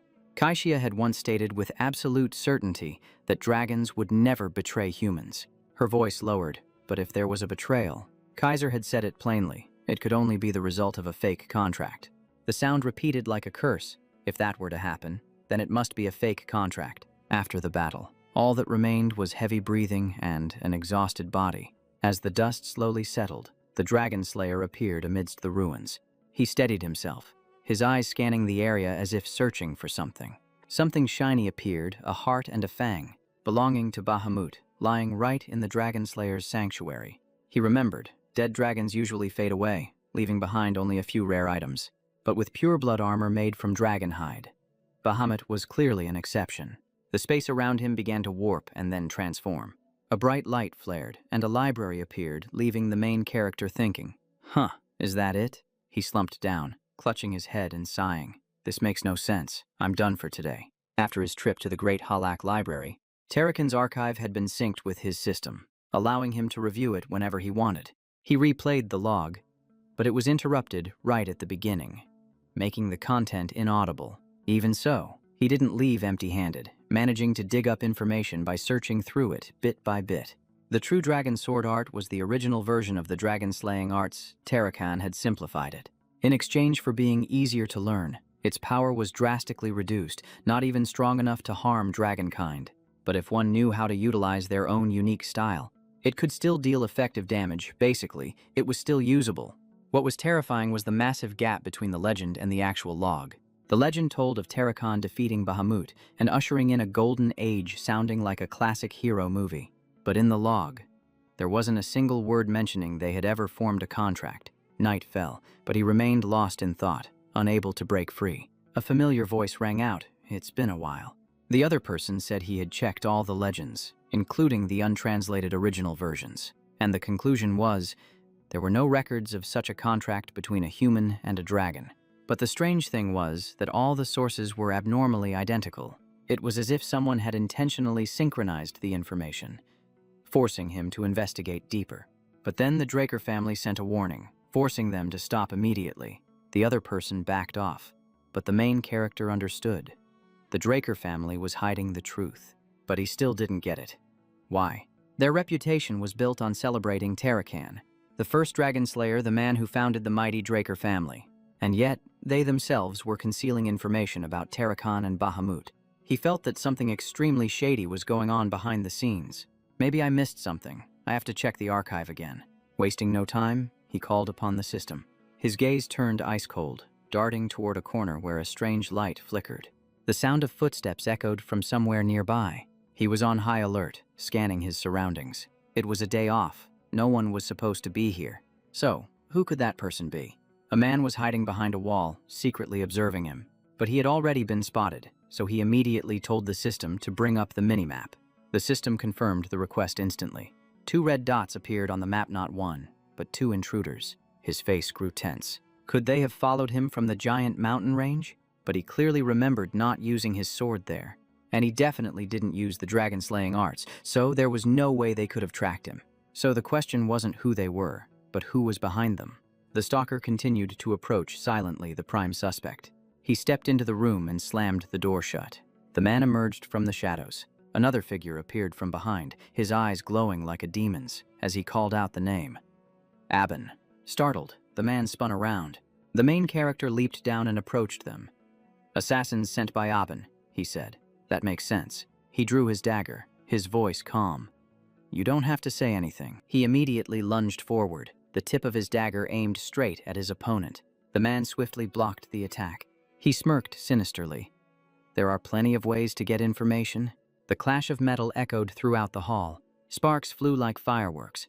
The 2 of them charged at each other relentlessly, without a moment's rest. His opponent was an even match, dodging his blows and launching fierce counterattacks. The enemy moved with incredible agility. He unleashed a continuous barrage of attacks. After a while, he started to grow tired, breathing heavily. But in his mind, he was beginning to read his opponent. You can hide a face, but you can't hide a sword style. His eyes fixed on the man's dagger. This way of using a dagger was exclusive to the Goka kingdom. Goka mercenaries, the strongest protectors on the continent, who specialized in using kukris and took on high-paying jobs. If it was them, then Aben couldn't have hired them. They don't take on assassination jobs like this. But the strange thing was, the man still had his weapon drawn, and he was constantly on the defensive, never initiating an attack. The recent exchange flashed through his mind. Even when there was an opening, the man didn't close in. When he attacked, the man had opportunities to counter, but held back. And this was the craziest part. Their goal wasn't to kill him. It was to capture him alive. Just then, a sphere flew from behind. The second attacker had made his move. He sliced the sphere in half, instantly guessing it was a sleeping drug. Gray liquid shot out, evaporating immediately. He coughed slightly, the smell of mandala flower commonly used to make anesthetic potions. His hand went limp. The knife fell to the ground. The deep act had begun. System-activated poison immunity. This game wasn't over yet. He lay motionless, pretending to be unconscious. A moment later, his body was lifted up. The guy slung the main character over his shoulder and walked toward the masked person who was waiting. The corner of Jake's mouth curled up, a dangerous smile appearing. The main character was already playing mind games. If Aben wasn't behind this, he really couldn't guess who would want to capture him. But no matter who it was, his opponent had better get ready. The scene quickly shifts to a small farm on the outskirts of Atlas, peaceful but reeking of suspicion. A pair of hands were tightly chained, and a soft chuckle echoed. The atmosphere was as tense as a drawn bowstring. He spoke mockingly. "I never expected the one who hired them would be you." Cliff Reinhardt, the head of the Reinhardt Merchant Guild, spoke coldly. "Knowing who I am will make this conversation go faster." Jake's eyes turned cold. In his previous life, he'd never had any dealings with this man. The Reinhardt Merchant Guildone of the top 10 commercial powers, with its headquarters in Alesia. If things continued as they were, the war between Abel and the Empire would break out, dragging Alesia into the abyss with it. Back then, Cliff had also vehemently opposed the Empire, just like him. But then, after handing over important information, he returned to a dying Alesia and lost his life there. The main character thought to himself, he managed to escape, yet he still came back. That kind of patriotism is a bit too reckless. The man gestured, apologizing for his earlier heavy-handed actions. The other person unlocked his chains on Cliff's order. The Merchant Guild formally apologizes. He rubbed his wrists, his voice lazy. "Stop beating around the bush and get straight to the point." His tone turned icy. "What do you want?" Cliff saw that attitude and understood immediately. Drago was still Drago, his aura unchanged. To be so calm in this situation, he truly wasn't someone to be trifled with. He had intended to lead the game, but who would have thought control would fall into his opponent's hands? He sighed. "All right, before I state my request." A file was presented. "Take a look at this." As he flipped through the pages, Cliff said, "It's a list of patients infected with the new plague on the southern central continent." He asked while looking at it, "Why are you showing this to me?" Suddenly, his gaze froze, and his expression changed. Cliff watched his every reaction carefully. A name appeared, Elena Stone, which startled the main character. That was the mother of his very first subordinate. Liam Stone, the one who had once saved his mother using a formula he himself provided. He threw the file down. "Just say it." "What do you want?" Cliff replied. "This disease is called bloody flower fever. It's almost 100% fatal. But Elena is the only one who survived, and the doctors are keeping completely silent." Cliff looked him straight in the eye. "Do you know anything about this?" He chuckled softly. "So you were testing me from the start, just like a true merchant." He probably wants to monopolize the cure with a mortality rate that high. Making money off the entire continent would be easy. But the Cliff he knew wasn't the type to risk his life against a transcendent bloodline just for money. His expression hardened, so what was the real objective? He stated it plainly. "Yes, I was the one who provided that formula." Hearing that, the chair behind Cliff crashed to the floor. Cliff became agitated. "Sell it to me. I'll pay any price." But then he composed himself, retracting his expression. The corner of his mouth curved into a knowing smile. He held up a hand. "Calm down. Getting so worked up isn't very merchant-like." Cliff realized. Money wasn't what he was after. The main character tapped his fingers. "Let's make a deal. This is a matter of life and death." Cliff asked. 3 conditions for the formula." He replied lightly. "Sounds simple enough." When asked for details, he refused. "The conditions will be used depending on the situation." Seeing his worry, he reassured him. "It won't be anything beyond the guild's capabilities. We just need to define what's reasonable beforehand," and he smiled with a calculating look again.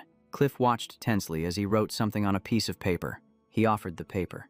"Just do as this says." Cliff's eyes lit up. "This is exactly what I need." But he raised a hand to block him, not letting him take it yet. Cliff froze as he said, "I have a personal question first." He asked, "Who is the one so desperate for this medicine?" Cliff feigned ignorance. "It's just to protect a valuable asset of the guild." He saw right through it. "First you kidnap a transcendent, and now you're acting without any control. That's not the Reinhardt way." Upon hearing that, Cliff lowered his head in silence. Then he slowly sat back down in his chair. Finally, he spoke. "It's a member of the Alentian royal family." When pressed for specifics, he refused, which truly puzzled him. His eyes widened as a realization dawned on him. An old memory surfaced, a warning that both Alencia and Reinhardt were on the verge of collapse. Cliff had once said he was tired and didn't want to run anymore. He just wanted to live out his final days in Alencia. Back in the present, he still wouldn't say anything more. He realized that person was now far more important. The Zom Empire was intervening, and the situation in Alencia was extremely tense. Internal affairs were a mess. With conflicts breaking out everywhere, the situation was utter chaos. He chuckled lightly. There's still time before the Great War. Investing now is the perfect move. He said, "Fine, if you don't want to say it, then don't." The deal was considered done. Cliff was still suspicious but remained silent. His hand trembled as he took the paper. He clutched it tightly, breaking down in tears as if a great burden had been lifted. He cut in. "Sorry to interrupt, but I'd like to use my first condition right now." Cliff immediately regained his composure. "Go ahead, as long as it's within reason." He pointed a finger. "First, arrange a job for me within the guild." Cliff was surprised, and he explained, "I need a false identity on the southern continent, a place crawling with criminals, and the Reinhardt Merchant Guild is the most trustworthy place to establish one." Cliff thought for a moment, then agreed. "Use the name of my cousin. No one would dare to question it." He was visibly pleased. "I'll also need a means of transportation and a house to store goods." He even asked, "I assume you've already prepared a way back for me, haven't you?" Cliff smiled, but he was seething inside. The man replied that he would make contact when everything was ready, and that the transport team would handle it all. He thought to himself, that person must be very important. Everyone stood up and prepared to leave. A voice made him turn around. The other man pointed behind him and said, "Go this way." A war horse appeared, its eyes shining and its body powerfully built. He remarked with admiration, "Now this is a fine horse." He stepped forward with a slight smirk and said, "I'll be sure to make full use of it." Then he mounted it without the slightest hesitation. The other man turned his head. "Our business is done here. We'll be leaving first." Before leaving, he asked, "So, is our contract with Reinhardt considered fulfilled?" The man was surprised. "You know how to speak Gokhan." He gave a faint smile. "Just a hobby. Now, let's get back to business. The mission: rescue a person being held captive by the Moken." The man glanced over, hesitating for a moment. He asked, "Is the price not attractive enough for you?" The man replied, "No, it's not that. The terms are even better than what Reinhardt offered. But the problem is identity. The king of Goka doesn't like collaborating with outside clans." He was puzzled. "And you're hesitating just because of that," he said calmly. "I already have a fake identity. Just use that to send the letter of authorization. And he'll agree immediately." He added nonchalantly, "By the way, we still have an unsettled debt between us, don't we?" After saying that, he smirked and threw 2 knives that plunged into the ground as a warning. The 2 men froze, so terrified they couldn't utter a single word. To a Gokhan hunter, a kukri is not just a weapon, it is a symbol of a warrior's honor. It's like a second soul to them, as precious as their own life. The fact that he managed to take their kukris without them even noticing meant one thing: he could kill them whenever he pleased. The main character's voice was ice cold. Consider it a return gift for the little kidnapping attempt earlier. The gap in their power was crystal clear. They weren't even in the same league. The man's face turned pale. "What kind of monster is this?" He chuckled lightly. "Your common tongue is pretty good. See you around?" After dealing with Reinhardt, he entered the next phase: recruiting teammates. His targets were the legendary 5-star knights from before his regression. If he could get them on his side this early, his team would be unbelievably overpowered. With help from Headmaster Robert, he confirmed that they had all attended Haramanja Academy. But they were there at different times. Bishop Castic had already graduated and was now serving in the Derby Knight Order. Jeffrey was in his final year and was constantly busy with internships. Aster had dropped out of school due to severe insomnia. Reyna wouldn't be enrolling until the following year, but since they shared the same bloodline, she would be easy to approach. He fell into deep thought, still missing the final piece of the puzzle. He blurted out, "The only one left is Diego. Wait a minute." He was startled to find himself sitting there playing the drums with Diego. What am I even doing here? His face wore the perfect expression of someone who was completely and utterly lost. Then he remembered he had come to persuade Diego, but who could have predicted it would turn out like this? Diego had pulled him in, assuming he wanted to play music, and casually recruited him into the band on the spot. And so, he found himself forced into the music club, with Diego cheering him on with immense enthusiasm. He gripped the drumsticks, ready to go all out. And then, he just decided to screw it and have some fun first. A while later, he was completely exhausted from partying so hard. He staggered back like a zombie, muttering to himself that he got carried away by the rhythm. Arriving at the mansion, Dicker bowed and reported that he was ready for training. Planting the black sword Bahamut into the ground, he commanded himself to circulate his aura and open his meridians. He was like, these terms sound so alien. But then he understood why Terrakan had transformed it into the Dragon Slayer art. All the techniques revolved around compressing aura to its absolute limit. Then, unleashing it with an explosive force, something ordinary techniques could never achieve. He drew his sword. This wasn't a sword style for fighting humans, but for slaying dragons. Its power was on par with elemental swordsmanship. He began his training stance. Every move was maximally amplified. A single strike was enough to split a dragon in two. Outside, someone was quietly approaching. Someone else was watching him. He swung his sword again and again as his internal energy surged. He chuckled to himself. This body is truly one of a kind. The system reported optimal physique, faster skill acquisition, and better mana channeling. He felt like he had a roadmap guiding his training. The more he practiced, the more he mastered it. His proficiency rate skyrocketed. Suddenly, a flash of light appeared. He froze, his eyes widening in shock. He had just broken through the red wall not long ago, and now he was already hitting the black wall. A powerful force struck his elbow. It was a warning. Training too quickly would result in a cultivation block. But Bahamut's heart inside Ezer was vibrating violently. Power flowed out of him endlessly. The family sigil appeared on his body. His veins bulged, and his eyes darkened. The system alerted him. Seize this opportunity. A resonance is occurring. Bahamut's memories were awakening, and he was starting to have his doubts. He looked around. Everything was pitch black. It was hard to see, as if he had been swallowed by another dimension. In the darkness, something was approaching him. A deep voice echoed, "Bahamut, I have need of you." Bahamut's eyes glinted dangerously. The voice said, "I knew you were a despicable creature, but I never imagined you would dare to go this far." He recognized the voice. It was Saturn. Bahamut demanded, "You gave the Dragon Slayer art to a human." Saturn replied, "I did," and Kronos agreed. "You know the reason why." Bahamut didn't speak, but simply stomped his foot.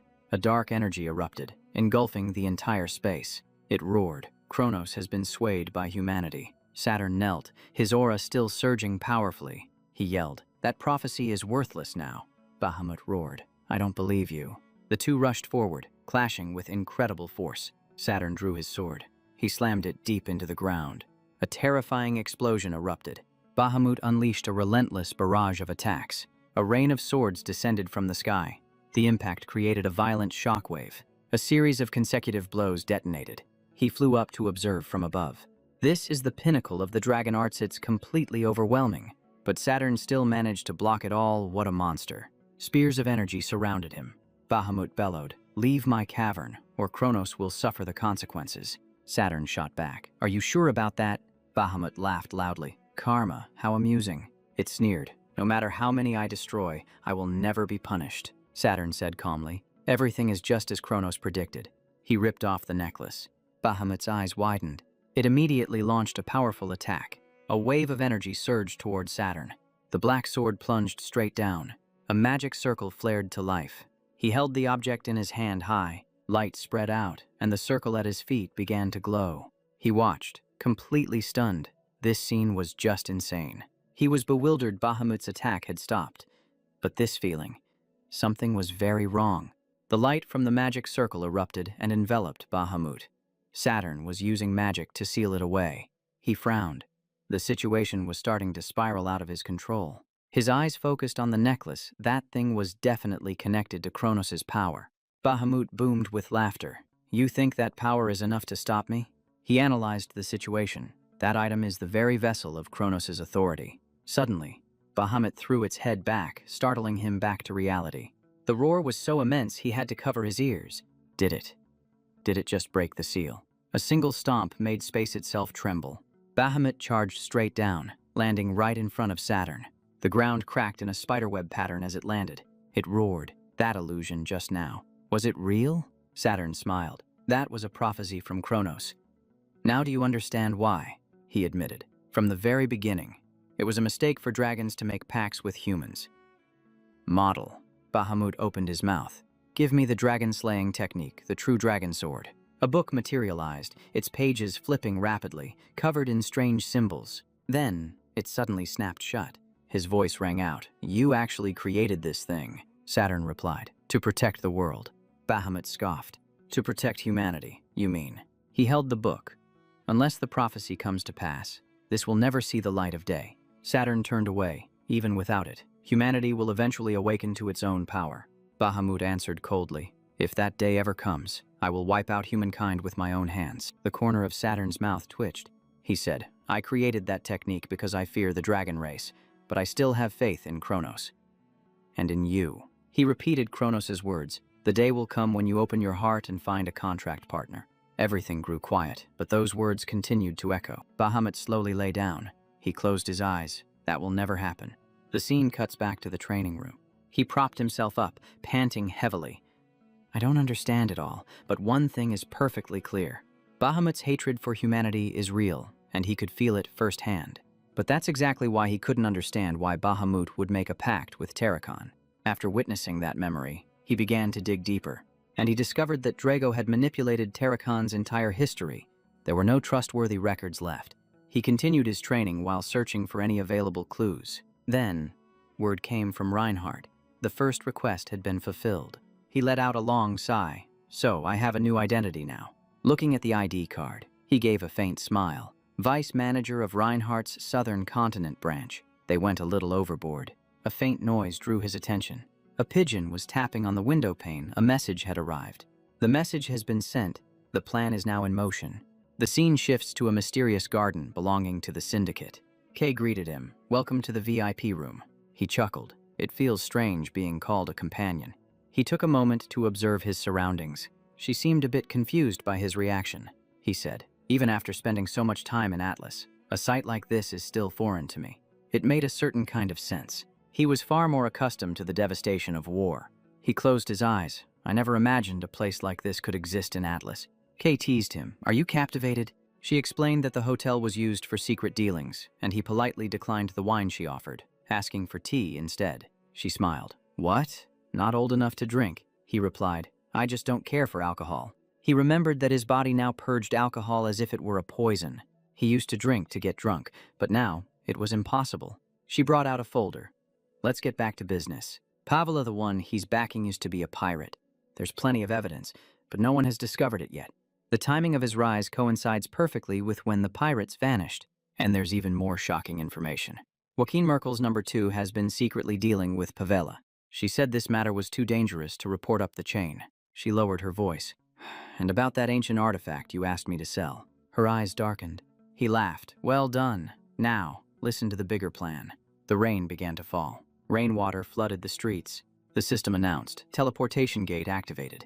He started walking. Everything is ready. It costs a lot of karma, but in return, he gets absolute anonymity. Teleportation magic is extremely rare. This plan will look like an ordinary accident. He smirked. Just thinking about that old man makes me happy. The rain stopped. He predicted. Tonight's going to be explosive. Screams erupted. Fire. Chaos spread as flames erupted everywhere. Half-smoked cigarettes were scattered around. Kay thought, that's just like Dragoso reckless. But it's not just reckless, it's insane. She exhaled smoke. He's too dangerous. He declared, I'm going to burn down Merkel's entire Soma warehouse. She panicked. That's a high-level secret. He replied, even better. He pointed at a photo. Pin everything on El Mencho. She froze. Don't tell me. He chuckled. You catch on quick. He cleared the table. We don't have to get our hands dirty. We just need to drag all the executives into this and report it to John. She was terrified by the plan. She bit her lip, hesitating. Her voice trembled. Do you have any idea what you're doing? He clenched his fists. He shouted, when everything comes crashing down, who's going to care about betrayal? He pressed her. Are you planning to be a pawn your whole life? His gaze was as cold as ice. Now, there were only 2 choices, and she began to waver, thinking for the first time about rising to the top. Jake Riker, an intelligence prodigy, not only exposed Pavela's identity, but also did the unexpected. With that ability, he could also find hidden ancient ruins and acquire rare resources with near-perfect accuracy. After witnessing it firsthand, she decided to side with him. She grabbed his hand, which was holding a bottle of liquor, an irreversible decision. But then she hesitates at the plan. How unworthy. She tilted her head back and drained the drink, as if forcing herself to stay sharp. The sight made him freeze for a few seconds. She slammed the bottle down on the table and yelled, failure just means death. And this is the biggest job of my life. Wiping her lips, she smiled. If we're going to play, we're going all in. He smirked. Good. You're finally on board, and I guarantee you won't regret it." A moment later, the cigarette slowly burned down. Her hand trembled as if she were standing in the freezing cold. Another hand slammed down, steadying hers. She stood on the balcony. "Draker, I'm betting everything on you." A series of fires and explosions rocked the city center. Were they accidents? Or was there a guiding hand at play? With no traces left behind, they were all ruled as incidents. The scene shifts to another grand estate. A deep voice echoed, "No matter who it is." The man leaned back. "I won't let him get away with this so easily." That was the leader of the Moken cartels on.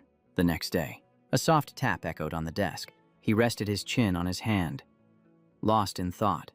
The semester was about to end, and it had been half a year since he reached the blue level. Looking at the box, he felt a wave of anxiety about accepting the invitation to the promotion ceremony. This was a ceremony for Dragon Knights who had advanced a level, usually held for those around the age of 20, but as for him, he recalled that it had been 3 years since he'd last seen the head of the house. He hoped nothing had gone wrong. The scene shifts to the Four Seasons Castle. Laughter and conversation filled the great hall. A voice called out to Arthur, drawing everyone's attention. Aben smiled gently. "I trust you've been well." He was surprised. "I've never seen a party this crowded," Arthur explained. "It's because he's the youngest blue-colored knight. Everyone's curious." But Aben's expression darkened for a moment. Those words seemed to strike a nerve. Arthur left to prepare for the ceremony. Aben just gave a faint smile and told him to enjoy the party. Then he turned away. Instantly, Aben's face turned cold and hard. Elsewhere, he loosened his collar. "It's so stuffy in here." He struck up a conversation with his master, who complained about being forced to work nonstop. He was even forced to be the young knight's guide talk about a cursed fate.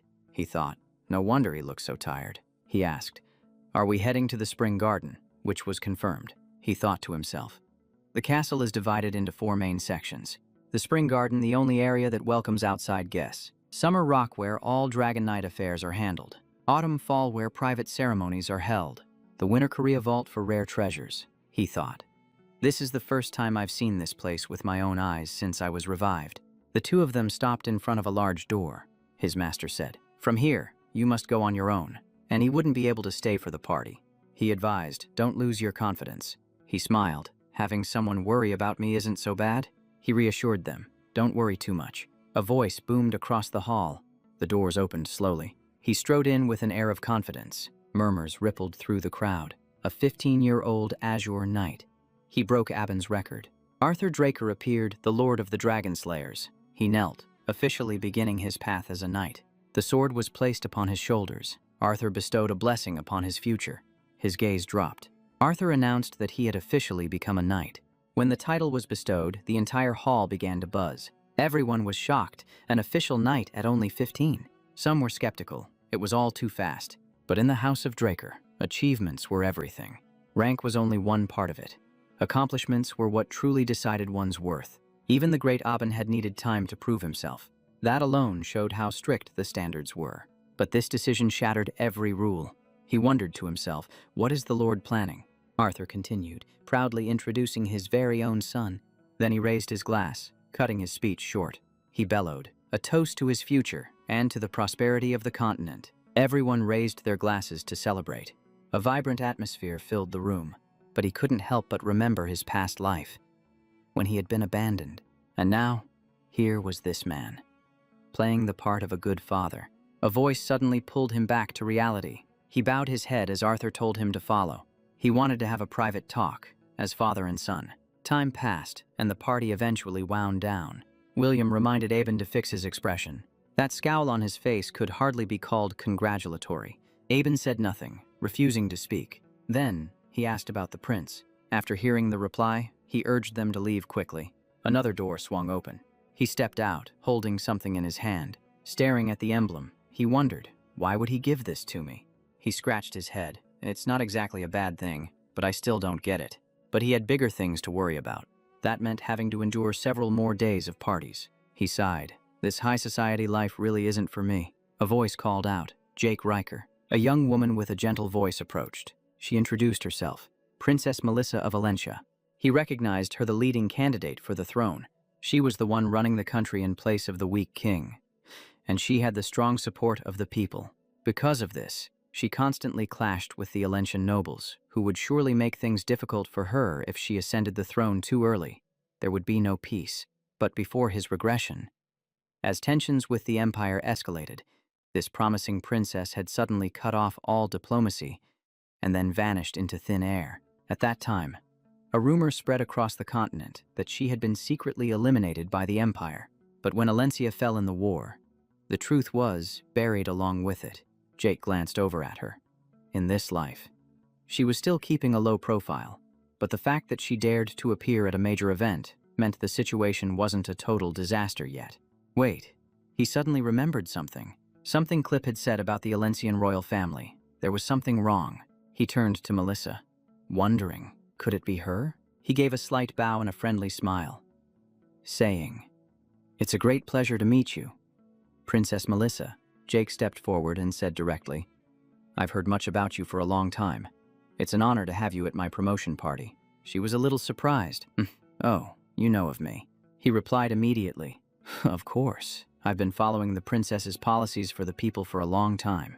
Many people think they're just ploys to win favor, like performative handouts." But he smiled and added, "In reality, everything from the budget down to the smallest detail must be meticulously calculated." Right. After hearing that, she froze for a few seconds. Then she bowed her head with a smile, thinking to herself, he's completely different from the other knights. Seeing her reaction, he asked, "Did I say something rude?" She shook her head. "No, it's just that it's rare for someone to understand the pressure I'm under, so I was a little moved." She lifted her dress and turned, saying, "Well then, I must take my leave. It was a pleasure meeting you." He was taken aback. "Leaving so soon?" She replied, "I'd like to talk more, but I can't take up the time of the party's guest of honor," he thought. That's true. He looked around. The stares from everyone were clearly making her uncomfortable. Melissa added, "In any case, you don't need to feel disappointed." She gave a radiant smile. "I'm sure we'll meet again, under better circumstances." A few minutes passed. Jake maintained a polite smile, but thought to himself, "The greetings are over. I can finally breathe." He sighed. "These kinds of parties aren't for me at all. Even training with Kaisha is more relaxing." Just then, the clanking sound of metal rang out. Jake's gaze immediately turned cold as he looked behind him. He listened. The sound of clashing armor was crystal clear. And here was the strange part. Who wears armor to a party? He let out a soft "ah," so they finally arrived. A voice boomed, "Are you the man of the hour?" A young man with blonde hair stepped forward. Jake Riker, the youngest knight to be ennobled. Correct. He was the fourth prince of the Ramkaros Empire, and he was the one who, along with Abel, had ignited the Great War before Jake's regression. He extended a hand. "I am the fourth prince of the Great Empire, Carlos Nova Constantinos." In contrast to that warm greeting, Jake remained perfectly calm, merely giving a slight bow. He replied, "The pleasure is mine, Your Highness Karos. Thank you for coming to congratulate me." Karos paused, a flash of coldness in his demeanor. He nodded, a sly, meaningful smile on his face. Then he slung an arm around Jake's shoulder. "Enough with the formalities. Let's have a drink." He shouted loudly, "Bring out the finest wine for the meeting between the #1 genius and the future champion of the continent." The wine was quickly brought, and the glasses were filled to the brim. He laughed heartily. "A gift from the prince. Don't let it go to waste. Drink up." All eyes turned towards the two of them, and a murmur spread through the crowd. Some people thought he was too naive for accepting so easily, while others criticized the prince for being too arrogant and acting without thinking. He clapped him on the shoulder. "Excellent, I like you. Tonight, we'll drink until we can't stand." Just then, someone called out, "Your Highness." Aben stepped forward to offer his congratulations, then asked to speak with him privately. When Karos asked what it was about, he said, "It's an urgent matter that should be discussed elsewhere." He glanced around and then whispered, "There are too many eyes here. It would be better to move." Karos nodded. "All right, let's go." Before leaving, he turned and said, "My apologies. The next time we meet, I promise we'll drink through the night and talk about the legend of the Dragon Slayer." He departed with his soldiers, and the pressure he exuded left everyone feeling suffocated. People began to whisper, "What kind of prince is that?" Then they praised Aben for handling the situation so smoothly. He thought to himself, all this praise for Aben. Anyone who didn't know what was really going on would think he actually saved the day. But what was really on his mind was, This is happening much earlier than it did in the timeline before my regression. And the way those two interacted? It was as if they had known each other for a long time. The scene changes to Kairos and Abel discussing something in private. The Continental War. It seems it's about to start much sooner than anyone predicted. The space returned to its former tranquility. Jack held the token, thinking, this can be exchanged for Draker's report.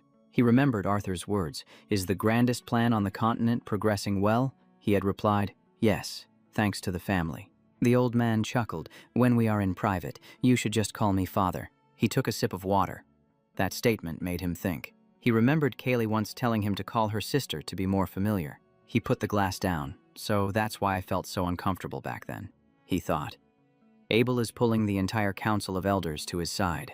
Kali had already noticed and was preparing to counter him, but Arthur was acting as if he knew nothing. That means he's turning a blind eye on purpose. He made his decision. I'll just assume he's on Abel's side. Then he replied, yes, father. The old man smiled. Good, I shall reward you with a gift. With that, he placed an object on the table. It was a token, one for exchanging a treasure at the Bronze Trove. He picked it up, feeling a rush of excitement, the place famous for its rare ancient artifacts. The old man reminded him, it doesn't just contain treasures, but also countless worthless items in disguise. He left the room. In his mind, he wondered, what is he planning by giving me this? But the report on the Dragon Slayer is in the Bronze Trove. I have to use every resource I can get my hands on. A young woman greeted him. I will be your guide. Please follow me. This place holds approximately 17,000 artifacts, which can be exchanged using a token. There's no time limit to choose, but once you leave, you can never return. He wondered. Is no one guarding the place? She replied. There is no need. A powerful magic system provides protection. And everything is under control, he thought. You can't judge a book by its cover. She pointed and said, place the token in here. He inserted the token into the slot. The ground began to tremble. A door creaked open, and a blast of cold air rushed out. He smirked, a little surprised. Inside, countless shelves were revealed. He stepped inside. The space was much larger than he had imagined, totally Drago's style. After she left, he asked the system, can you filter these artifacts based on specific criteria? The system confirmed the request. He activated Dragon Eye, which he'd used to scan the items. He was a little baffled. Scan them, with my eyes. Then he chuckled. Ah, I get it. He activated it, and his eyes began to glow. Let's begin. A notification popped up. Dragon Eye allows for observation and displays detailed information on command. He pushed off the ground hard, building momentum. Then he zipped through the warehouse like the wind. He stopped at the end of a row. This should probably be enough. Right. The system displayed a map of the items it had scanned. Total count, 17,138 items, and this was just the warm-up. The more he saw, the more hyped he got. So he issued a command. Get rid of all the common junk and Singlu's items. Keep only the true artifacts. The system whirred to life. Sorting through the list, and the number dropped to 9,832, which still sounded overwhelming. He grimaced. Still way too many. All right, filter out all the swords weaker than the black sword. In an instant, poof, they were all gone. He froze. Every single sword had vanished. So, does that mean the black sword is the most powerful weapon in this entire warehouse?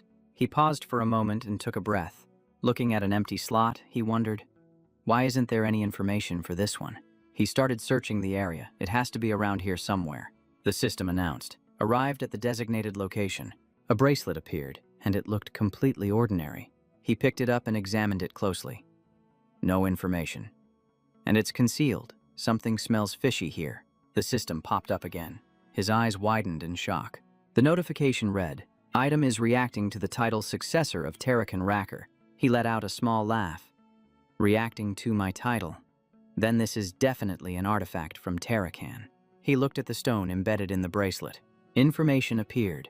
Guardian Stone Bracelet, capable of summoning a spirit beast compatible with the user's soul. Note, the stone contains the blessing of the Elven King. And here's where things got crazy. The stone had already automatically bonded with him. He panicked. Wait a second, what bond? Who gave it permission? Can I take it off? The system replied coolly. Request confirmed. The item is bound to the title and cannot be removed.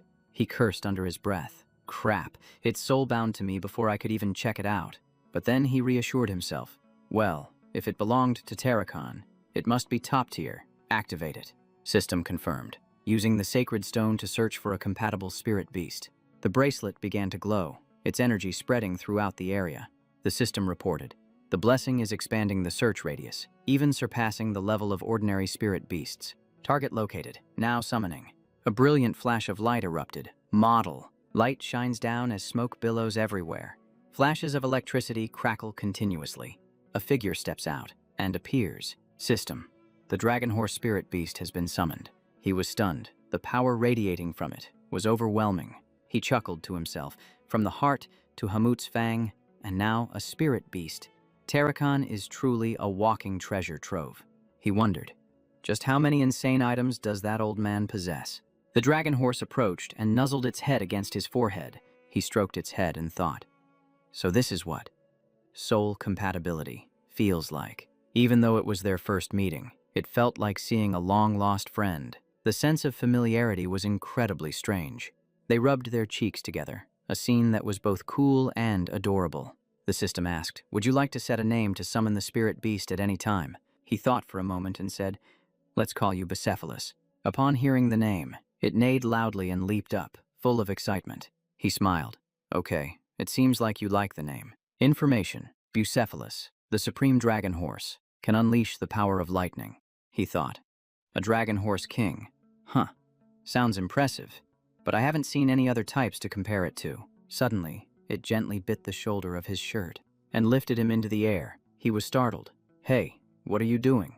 Before he could even understand what was happening, he was thrown upwards, and he landed on its back, as if to say, hold on tight. He stroked its mane. I get it now. It can read my thoughts and knew I wanted to test its power. He shouted, Bucephalus, full speed ahead. It shot off like a bolt of lightning. It moved so fast that it left the wind behind. He held on tight, his head spinning. For it to run this fast without a single hoofbeat, this thing is a true monster. Then his eyes widened in amazement. Every step it took created a magic circle on the ground. It was an absolutely stunning sight. He yelled, this is seriously the coolest thing ever. Scene change. He recalled the question. Are you sure you want to choose this item, sir? Sitting in the carriage, he thought.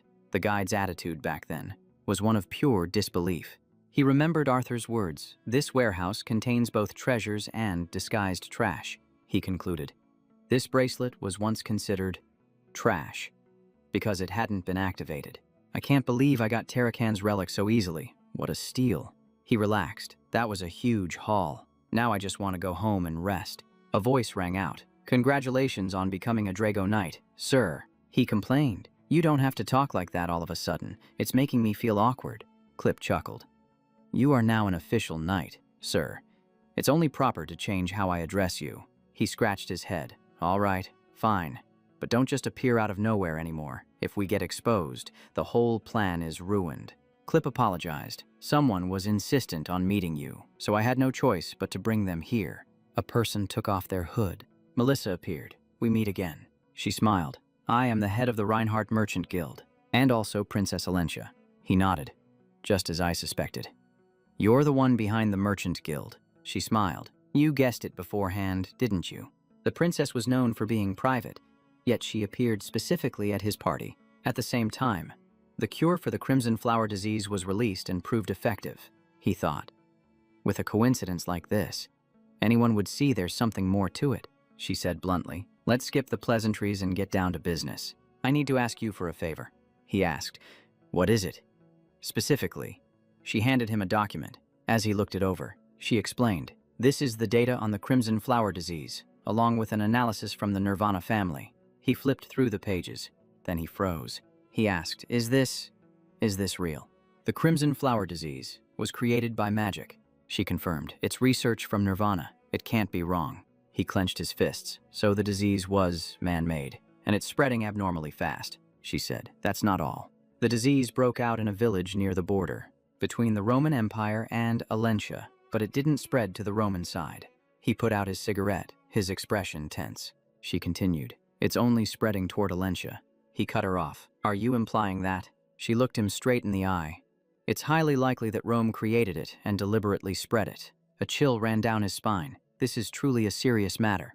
And at that moment, he realized. This very disease was the reason Alencia fell in his past life. Zick's eyes locked onto Melissa, and he finally understood. This was the real reason she needed him. He put the document down and asked directly, "What do you want?" "Princess." His voice turned cold. "It's the right to produce and distribute the Crimson Flower Cure on a large scale, isn't it?" She nodded. "Exactly," she explained. "The previous contract only covered the basic principles. To implement it nationwide, we need to sign a new clause." But the crucial point was, she offered an incredibly attractive term. She smiled. "I have no intention of breaking our contract, but partnering with you is never a losing proposition." Hearing that, a slight smirk played on his lips. In his mind, that's the mastermind behind Reinhardt. "All right, she's a force to be reckoned with." She continued, "The medicine will be distributed for free as relief supplies, so there's no risk of the formula being leaked. And of course, there will be a worthy compensation." She concluded, "I will give you 20% of the Merchant Guild's profits." His expression changed instantly. Reinhardt was currently one of the top 10 most powerful merchant guilds. If it didn't collapse like it did in the old timeline, then the value of this 20% could reach tens of millions of gold, an insane amount. He fell silent, weighing his options. Then he gave a slight bow. "Your offer is very tempting, but I have a few questions." He looked directly at her. "What if I were a citizen of the Empire? How could you dare to share this information and make such a huge offer?" She remained calm. "I will answer each question," she stated clearly. "I am certain you are not aligned with the Empire. It's an intuition honed through countless betrayals. After the party, I observed you from a distance. You were cold toward the people from the Empire, and you especially refused to shake Prince Karos's hand," she concluded. "That was an instinctive reaction, so I believe you're not on their side." He thought to himself, her powers of observation are incredibly sharp. She continued, "As for the second question," her expression turned serious. 20% in exchange for the lives of my people is more than worth it." Hearing that, he froze. Memories came flooding back. The screams, the pleas to retreat. But in the end, someone still chose to sacrifice themselves to buy more time. And now, she was saying the exact same thing. He grumbled in frustration, "But I tried so hard to change things." He let out a long sigh. Then he said, "All right, I agree." He warned her, "But don't reveal my identity." She nodded. "Don't worry." 2 weeks later, in the training room in the basement, he was training like a madman. His sword strikes were swift and decisive. His speed and power had both skyrocketed. He lunged forward, kicking up a cloud of dust, creating a vortex that resembled a whirlwind. He stopped, catching his breath. A screen appeared before him. "System. You have mastered the S-rank dragon-slaying sword art. It's finally done. The successor of Saturn Quest is complete. Rewards, coordinates to Kronos' treasure, a title, 500 karma points, and 2 random gift boxes." He cheered. 2 gift boxes. It's like I got back all the points I spent before. He sheathed his sword. "Now then. First, I'll check the treasure coordinates." The system confirmed it. But a red warning appeared. "Coordinates cannot be read. Seal fragments must be collected to activate them. The locations of the fragments are now displayed on the map." He looked. 2 in the center, 1 to the south, and 1 to the north. They're so far apart. Collecting them is going to take a while. He paused. Then he laughed. "So that's how it is. New quest. Collect the seals of Kronos. Reward, the successor title."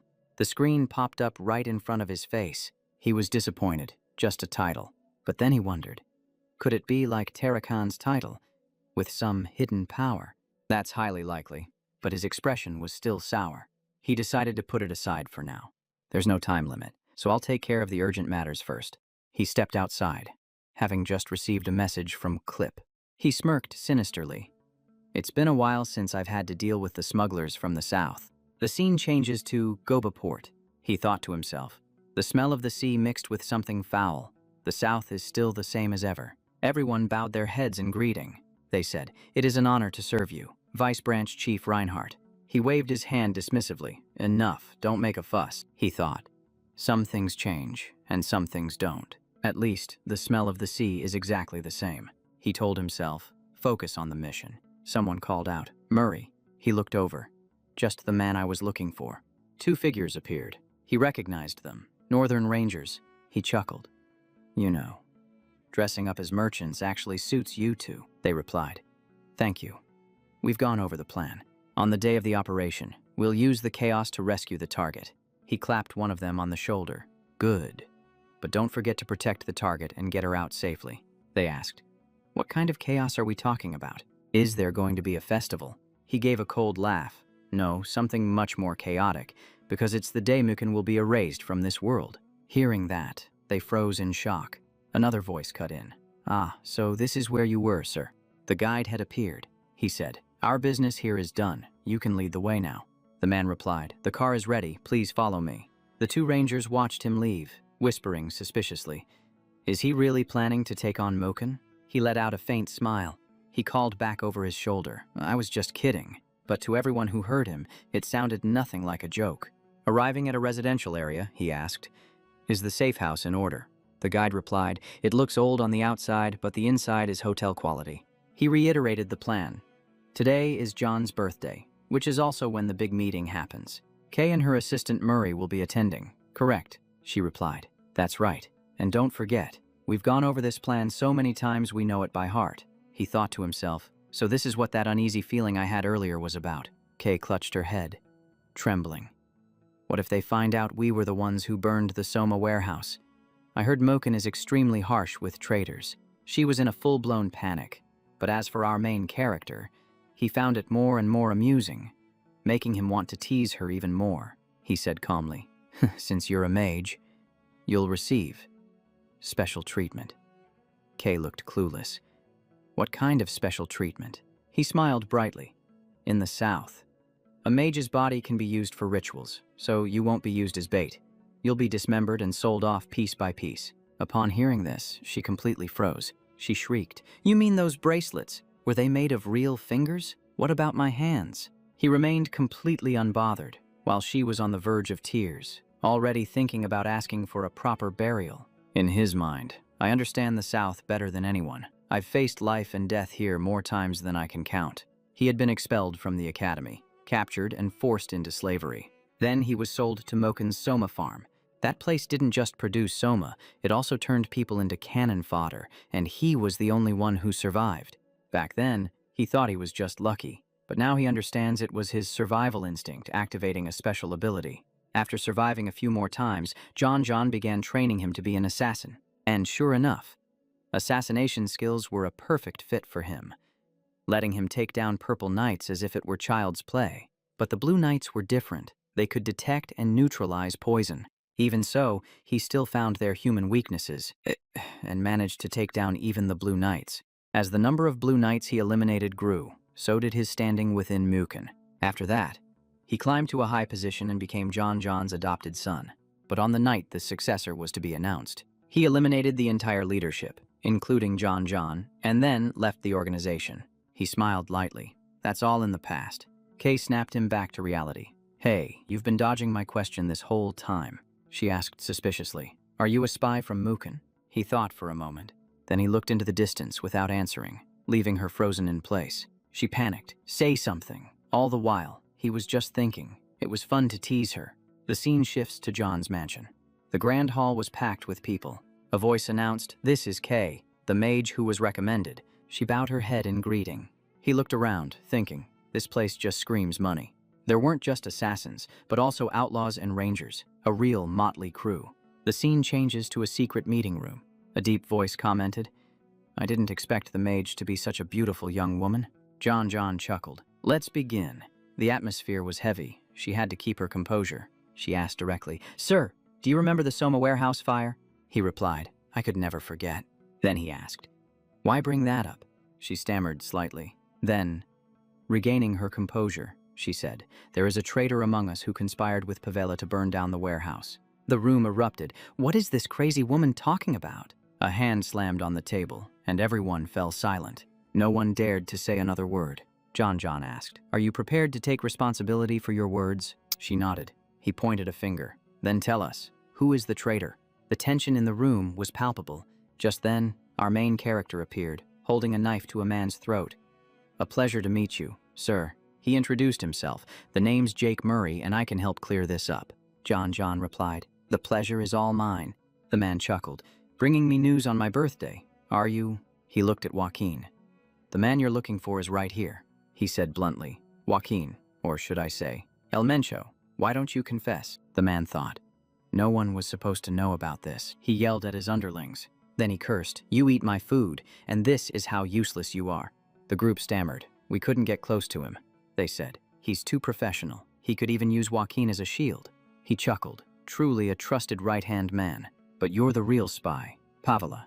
A voice rang out. "Quite confident, aren't you? Do you have any proof?" Kay was standing behind them, activating his magic. John just calmly smoked his cigarette, as if watching a play. He held a file of documents. He opened it and looked through it page by page. Then he frowned. "This is interesting." Everyone fell silent as he read. Pavela, turns out he was also a pirate. He smiled to himself. Just mentioning pirates is enough to change the mood in the room. The people of the South despised pirates because they had suffered heavy losses from them, and John himself had lost his family to them. He looked at Joaquin. "So what are you going to do now?"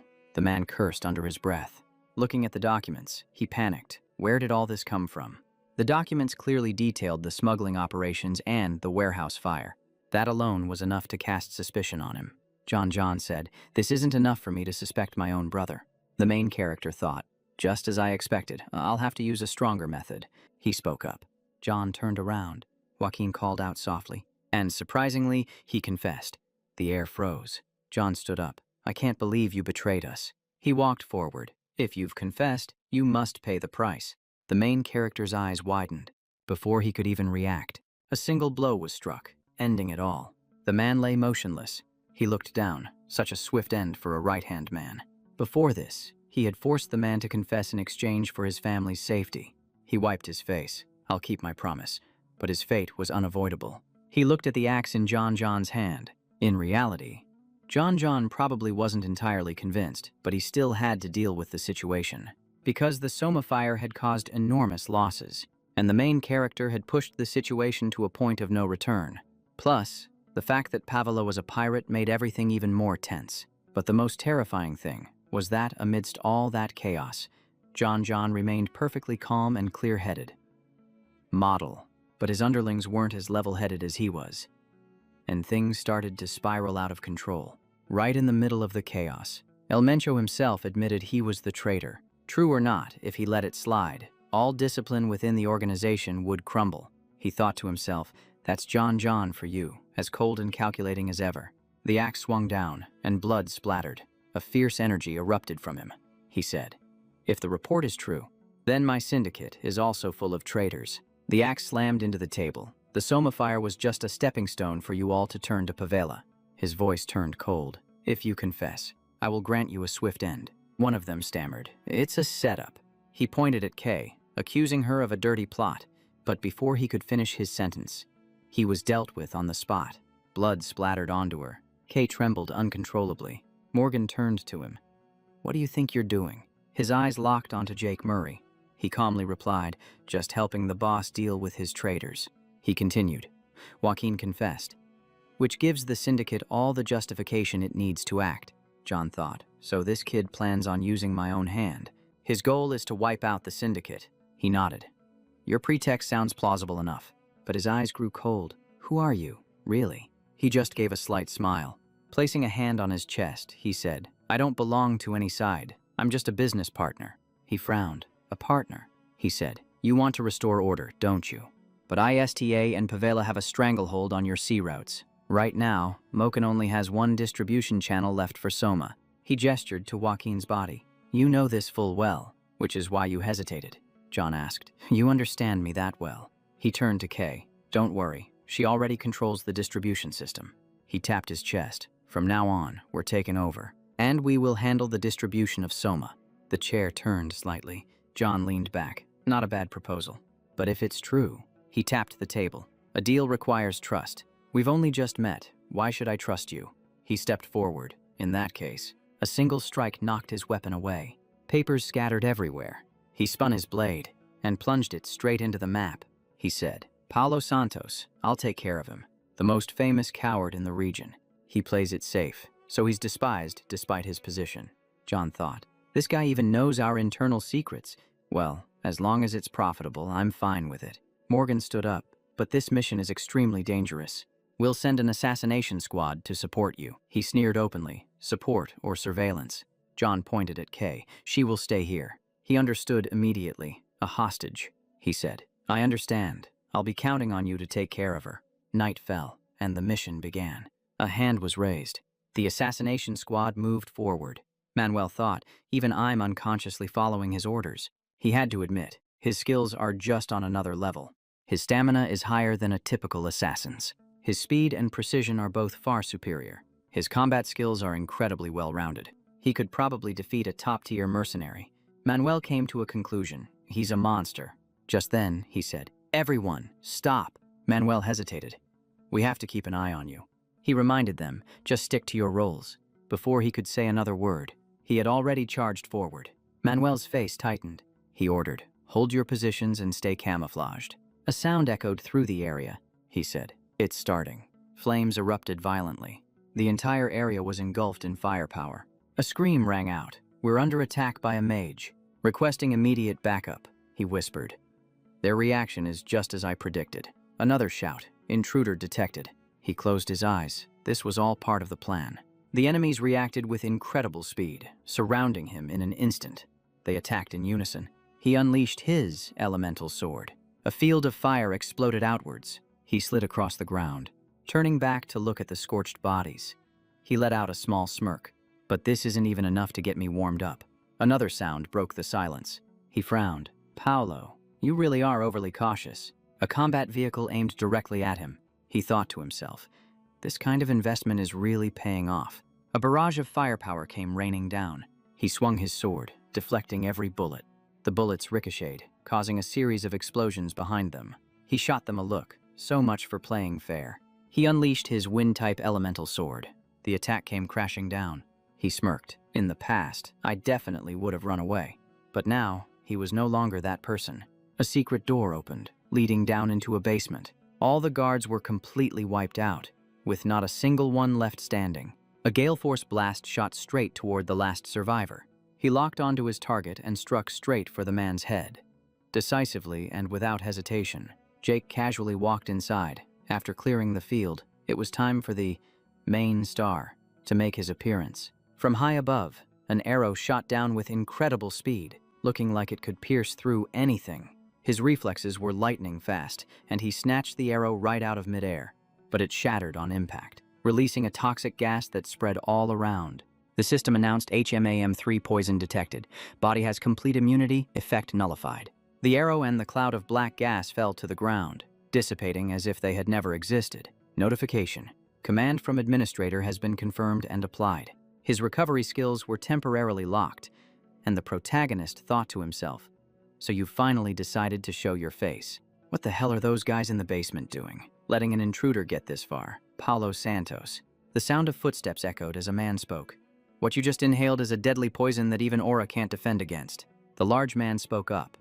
"Give me information on your accomplices in exchange for the antidote." This was Paulo Santos of Pavela. He continued, "It seems like a diversion, but with how quiet it is up there. Your friends must have all been taken care of."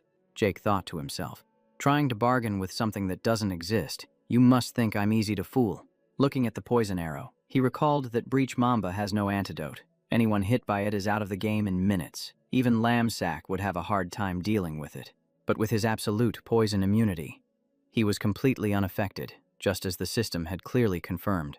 With that, he wasted no more words, swinging his sword and shattering the vial of antidote. Paulo was stunned. "You lunatic. You dare destroy the antidote. Are you trying to kill yourself?" His eyes froze, and his expression darkened as he realized something was terribly wrong.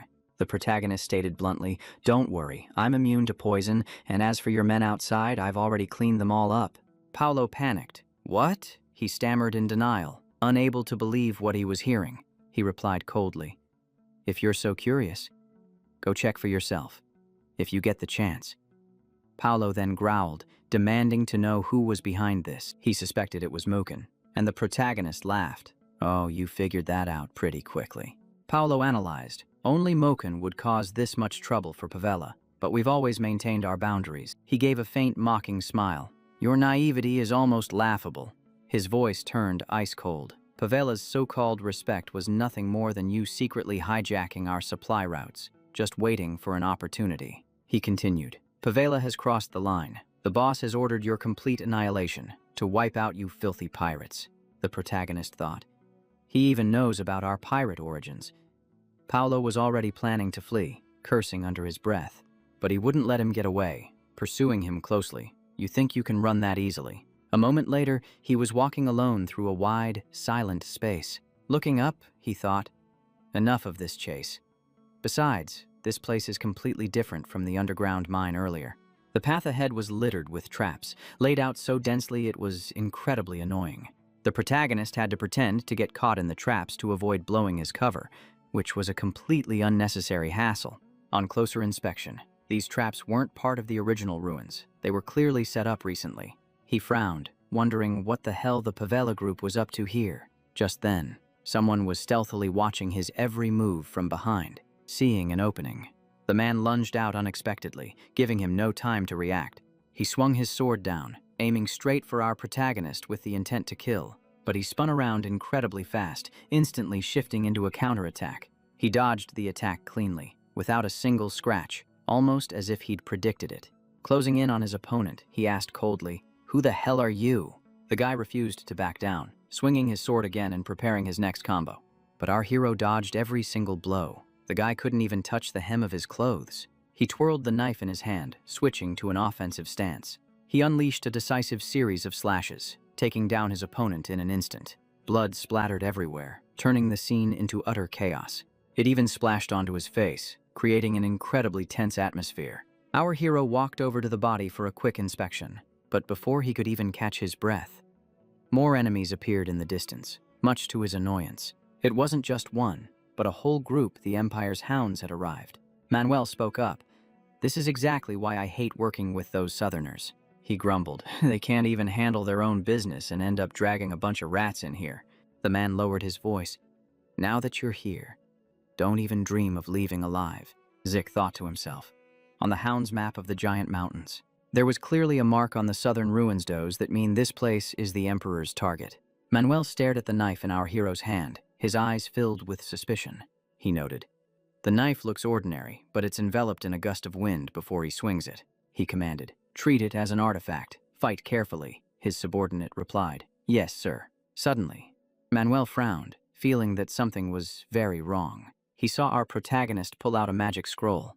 He panicked. "A scroll. Get ready." But our hero just tossed it behind him, telling them not to get so tense. He explained, "It's just a soundproofing spell and a protective barrier. It's not for attacking.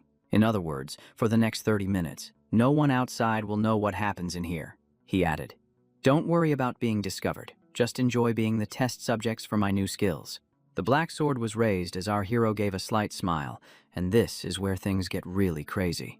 Manuel noticed his strange spatial bag, which didn't look like a normal magical medium. He was shocked. A strange weapon. He looks like a mage but uses a sword. This is highly unusual. The man froze, his expression shifting to one of absolute bewilderment.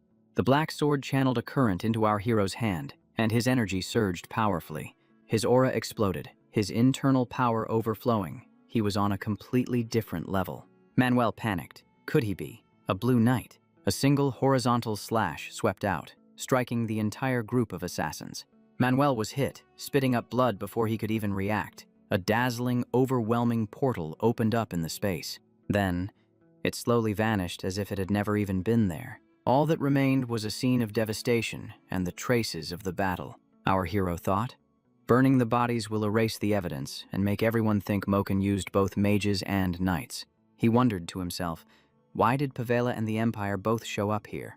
Perhaps they were cooperating to find the ancient ruins in the south. There was no sign of this before my regression. They must have taken the relic and retreated. Jack sighed. Oh well, as long as the outcome is good. The Emperor's plan has been ruined. He turned around. It's time to leave. But a sound from behind made the main character turn back. A footstep approached, accompanied by a laugh. How troublesome. A red-haired man appeared. I sensed an extremely powerful aura just now, but it vanished as if it never existed, so I came to check it out. He drew closer and said, "It seems we have an uninvited guest." The atmosphere immediately became tense. The main character observed, "This armor is slowly deteriorating. It seems to be the magic armor of a knight of Rome Island." He remembered it was a treasure engraved with countless enchantments, weight reduction, self-repair. But this guy's armor was different somehow, not like the standard Imperial issue. He asked, "Who are you? That armor. Are you a knight of Rome?" Suddenly, an incredibly fast force charged straight at him. The main character immediately took a defensive stance and summoned the black sword. His opponent lunged forward, swinging his sword down in an extremely dangerous arc, but the black sword appeared just in time, completely stopping the attack. The other man's eyes flared as he stared intently at the main character, who was fending him off. The force was so immense that he was pushed back, but he managed to hold his ground. He was sent flying, slamming straight into the wall. The impact cracked the wall and sent dust flying everywhere, as if there had been an earthquake. Before he could even recover, his opponent rushed in again, not giving him a single second to rest. The two clashed repeatedly, sending shockwaves through the cellar that threatened to bring it down. Swords met with a deafening clang of metal, a sound that made it clear this was no ordinary fight. The main character thought to himself, "This strength, it's like a monster in human skin." His feet dug into the ground as he suspected the armor was buffed with some kind of strength-enhancing magic. A relentless series of clashes followed, with neither side giving an inch. Swirling dust and debris obscured their vision, making the battlefield dangerously hazy. He turned his head, searching for his opponent's silhouette in the cloud of dust. Suddenly, a giant boulder came crashing down right behind him. The system announced, activating elemental sword skill, magnetic field. Large chunks of rock continuously rained down, closing in on the target. They gathered and compressed, forming a solid mass that looked like a miniature mountain. On the outside, an aura enveloped the structure, sealing off every possible escape route. But he shattered it all in an instant, as if nothing had happened. His eyes were sharp and cold, his focus absolute. Suddenly, a brilliant flash of light shot straight toward him. It flew forward like an incredibly powerful attack that could not be taken lightly. The system displayed, "Flash bullet skill has been activated." The earth and rocks exploded, launching toward the opponent like a shower of shrapnel. The main character appeared and said, "Got you." A beam of light pierced the darkness of the cellar, dispelling the gloom. The light flared up like a signal flare, completely engulfing the space. He was surprised. How did he block that without using a sword aura? He lowered his sword, preparing to deliver the finishing blow, but he missed. The main character froze, his expression a mask of pure astonishment. The system announced, activating Dragon Clan skill, Dragon Scale Armor. Ken immediately launched a counterattack, unleashing an incredibly powerful slash. But thankfully, he managed to dodge it just in time. He said, "You've got quite a few strange tricks up your sleeve." He replied, "You just asked me who I was, didn't you?" Ken chuckled softly. "With skills like that, you should at least state your name." His voice deepened. "I am Kian Heman Constantinus." The main character thought, "That name, it's not a simple one." His eyes sharpened the moment he heard the surname Constantinus. This was the family name of the Roman imperial family, passed down only to the most powerful bloodline. He rubbed his head. So, the Zeman family is actually the Empire's family of electors. A bolt of electricity zipped past his face, cutting off his train of thought. The system announced, "Malevolent aura detected. Eliminating it will grant bonus points." The main character shielded himself. He didn't know its true nature, but he was certain it was extremely dangerous. A single realization flashed in his mind. This thing was no joke. An aura swirled around him like a tempest as his opponent spoke. "It's rare to meet an equal. I'll grant you a proper death." He realized, "I can't fight him normally anymore. My skill level is still too far below his." His feet slid across the ground. There's only one way to do this. He swung the black sword, his focus absolute, but it still wasn't enough. He thought, "That guy's defense and strength are on a completely different level. As long as that armor is active, I can't deal any fatal damage. I have to drag him down to my level. That's the only key to winning." System. Activating Mana Reflection skill. His opponent froze. "What?"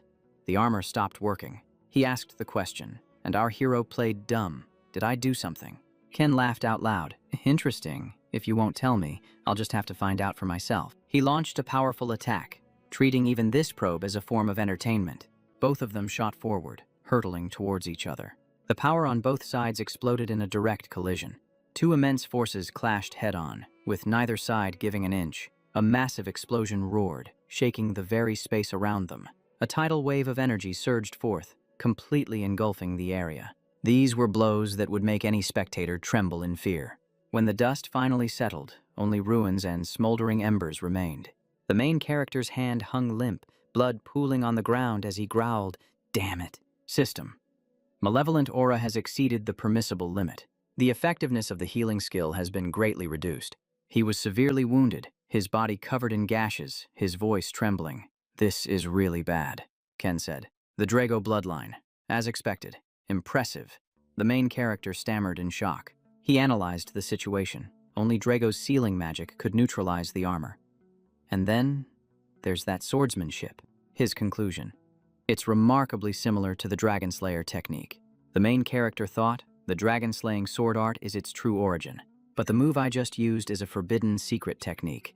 The fact that he recognized it is beyond strange. That proves it. The human family must have offered the Dragon Slayer technique to the Empire. He coughed up a mouthful of blood, his condition deteriorating by the second. "Kneeling," Ken said. "Your body is being corroded by demonic energy. To leave you like this would be disrespectful." The main character was stunned to hear that. His opponent delivered the final blow, murmuring softly, "Rest in peace." He drew his sword, ending it like a ritual. Turning away, he said, "It's been a long time since I've met an opponent of this caliber." But suddenly, a dagger flew past his face. Startled, he immediately spun back around. There was only a pool of blood. The main character had vanished. He was in shock. What just happened? System. A recovery potion has been used. Damage has been significantly restored. In that very instant, the main character charged out and dealt a fatal blow, finishing his opponent. The man's entire body collapsed to the ground. The main character's knees buckled, and he coughed uncontrollably. He thought to himself, "Good thing I had a recovery potion ready in my quick slot." This was a high-grade potion that offered instant recovery, but came with a warning about side effects. The potion was a one-time use item. He sighed in relief. That was way too close. But the internal injuries from his opponent's aura hadn't fully healed. System warning. Skill overuse has exceeded its limit. His body was completely exhausted, reaching a critical red alert level. He leaned on his sword. "If I pass out here, it's all over." He panicked. No way. His eyes darted around. He needed to recover more. Immediately. He looked at his opponent's corpse, by any means necessary, but his body collapsed, unable to hold on any longer. The god-slaying dragon appeared, coiling around his opponent's body. System. Dragon Clan skill. Gluttony. Activated. The corpse was devoured, and its demonic energy was absorbed. His body was lifted into the air as information continuously flashed before him. Stamina and mana were restored, and he absorbed the bloodline, upgrading the lightning strike skill to a rank. Finally, the main character fell flat on the ground, completely drained of all strength.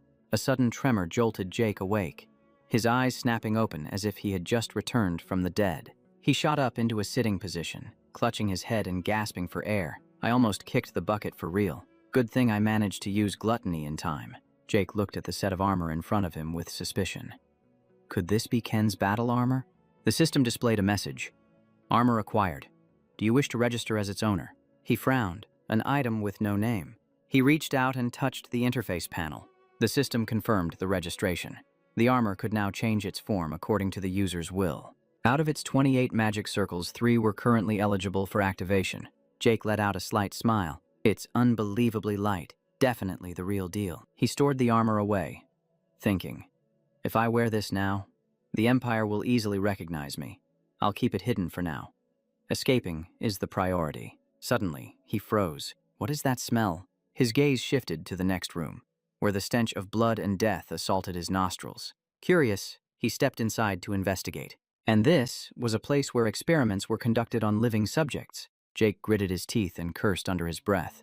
Those damned bastards from the Empire. A guard spotted him and screamed, "We have an intruder." He growled, "How dare you use human lives as test subjects?"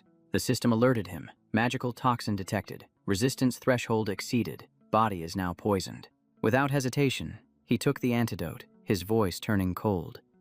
"Then you will all pay the price." In a flash, the entire area was engulfed in a raging inferno. Our hero gathered the documents, thinking, "I have to collect all the research here. There might be a clue about the red flower disease." But his thoughts were cut short as a figure emerged from the smoke. Who was this? An old man appeared. "So you're the one who destroyed my laboratory." Without another word, the old man charged, swinging his black sword. Our hero recognized the sword's powerful aura and immediately went on guard. The old man cast a spell formation, and electrical energy exploded all around him. The power radiated outward, illuminating the entire area. But our hero was faster, closing the distance and slashing across the old man's torso. Blood sprayed as the old man's aura surged violently. He staggered back, gasping for breath as he tried to recover. He realized, the Desert Scorpion clan, they specialize in forbidden arts, a high-level opponent. This won't be easy. System. Activating mana separation skill.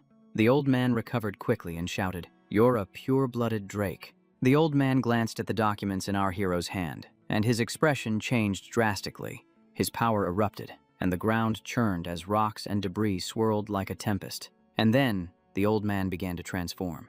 A giant chimera appeared, causing our hero to pause in his tracks. The old man laughed maniacally. "This is my masterpiece. Not even a drake can stop it." The beast stomped down with immense force, as if to crush everything in its path. Our hero immediately countered with a powerful slash of his own. He unleashed a relentless barrage of slashes. The chimera blocked the attacks with its legs, not giving an inch. He leaped into the air, a burst of light erupting from beneath his feet. The monster slammed its foot down, kicking up a thick cloud of dust. A purple miasma swirled upwards, enveloping the entire battlefield. Like a serpent, our hero scaled its body for a direct assault.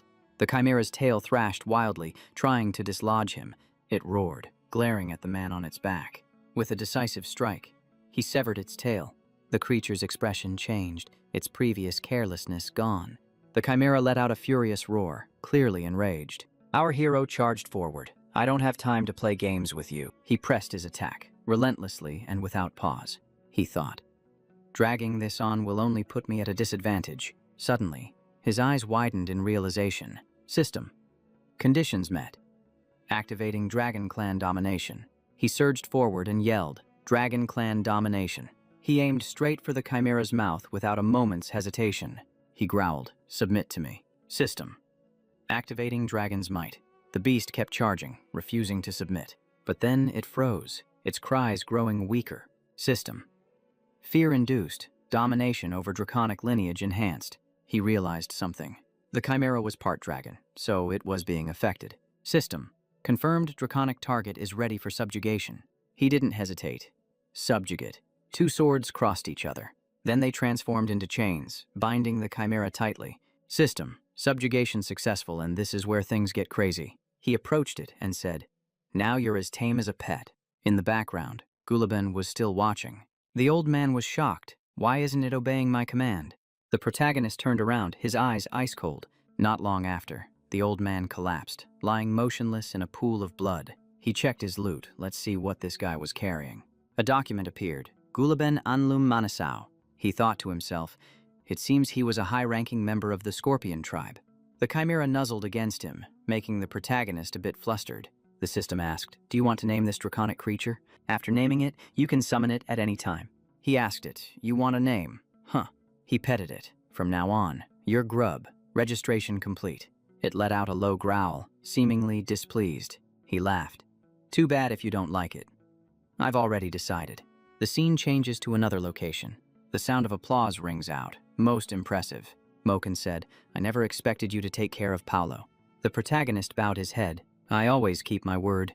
The man smiled with satisfaction. He said, "The strong deserve to be respected like one's own son, and I want to treat you as such." The protagonist thought, his own son, as in a tool, right?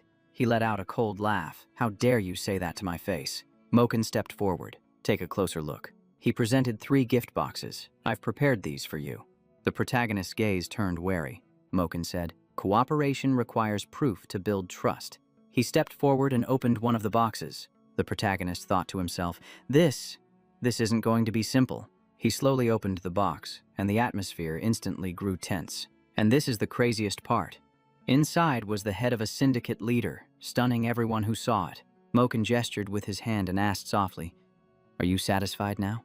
The protagonist just gave a faint smile, a cold smirk that was enough to send shivers down anyone's spine. He replied politely, but in his mind, he nodded in approval. A perfect plan. The syndicate is as good as wiped out, with only the final step remaining. But Moken continued, his tone shifting. "There's a small complication." He asked again, and was informed that Pavala had begun to suspect who was behind it all. They even thought Moken had used both knights and mages. And after hearing this, Our hero just laughed to himself, thinking that, given the scene, it was an understandable mistake. Moken stated bluntly that this was an opportunity to send a decisive warning to those bandits. He took a puff from his cigar and declared that the master of the southern continent was Moken. And our hero knew right away.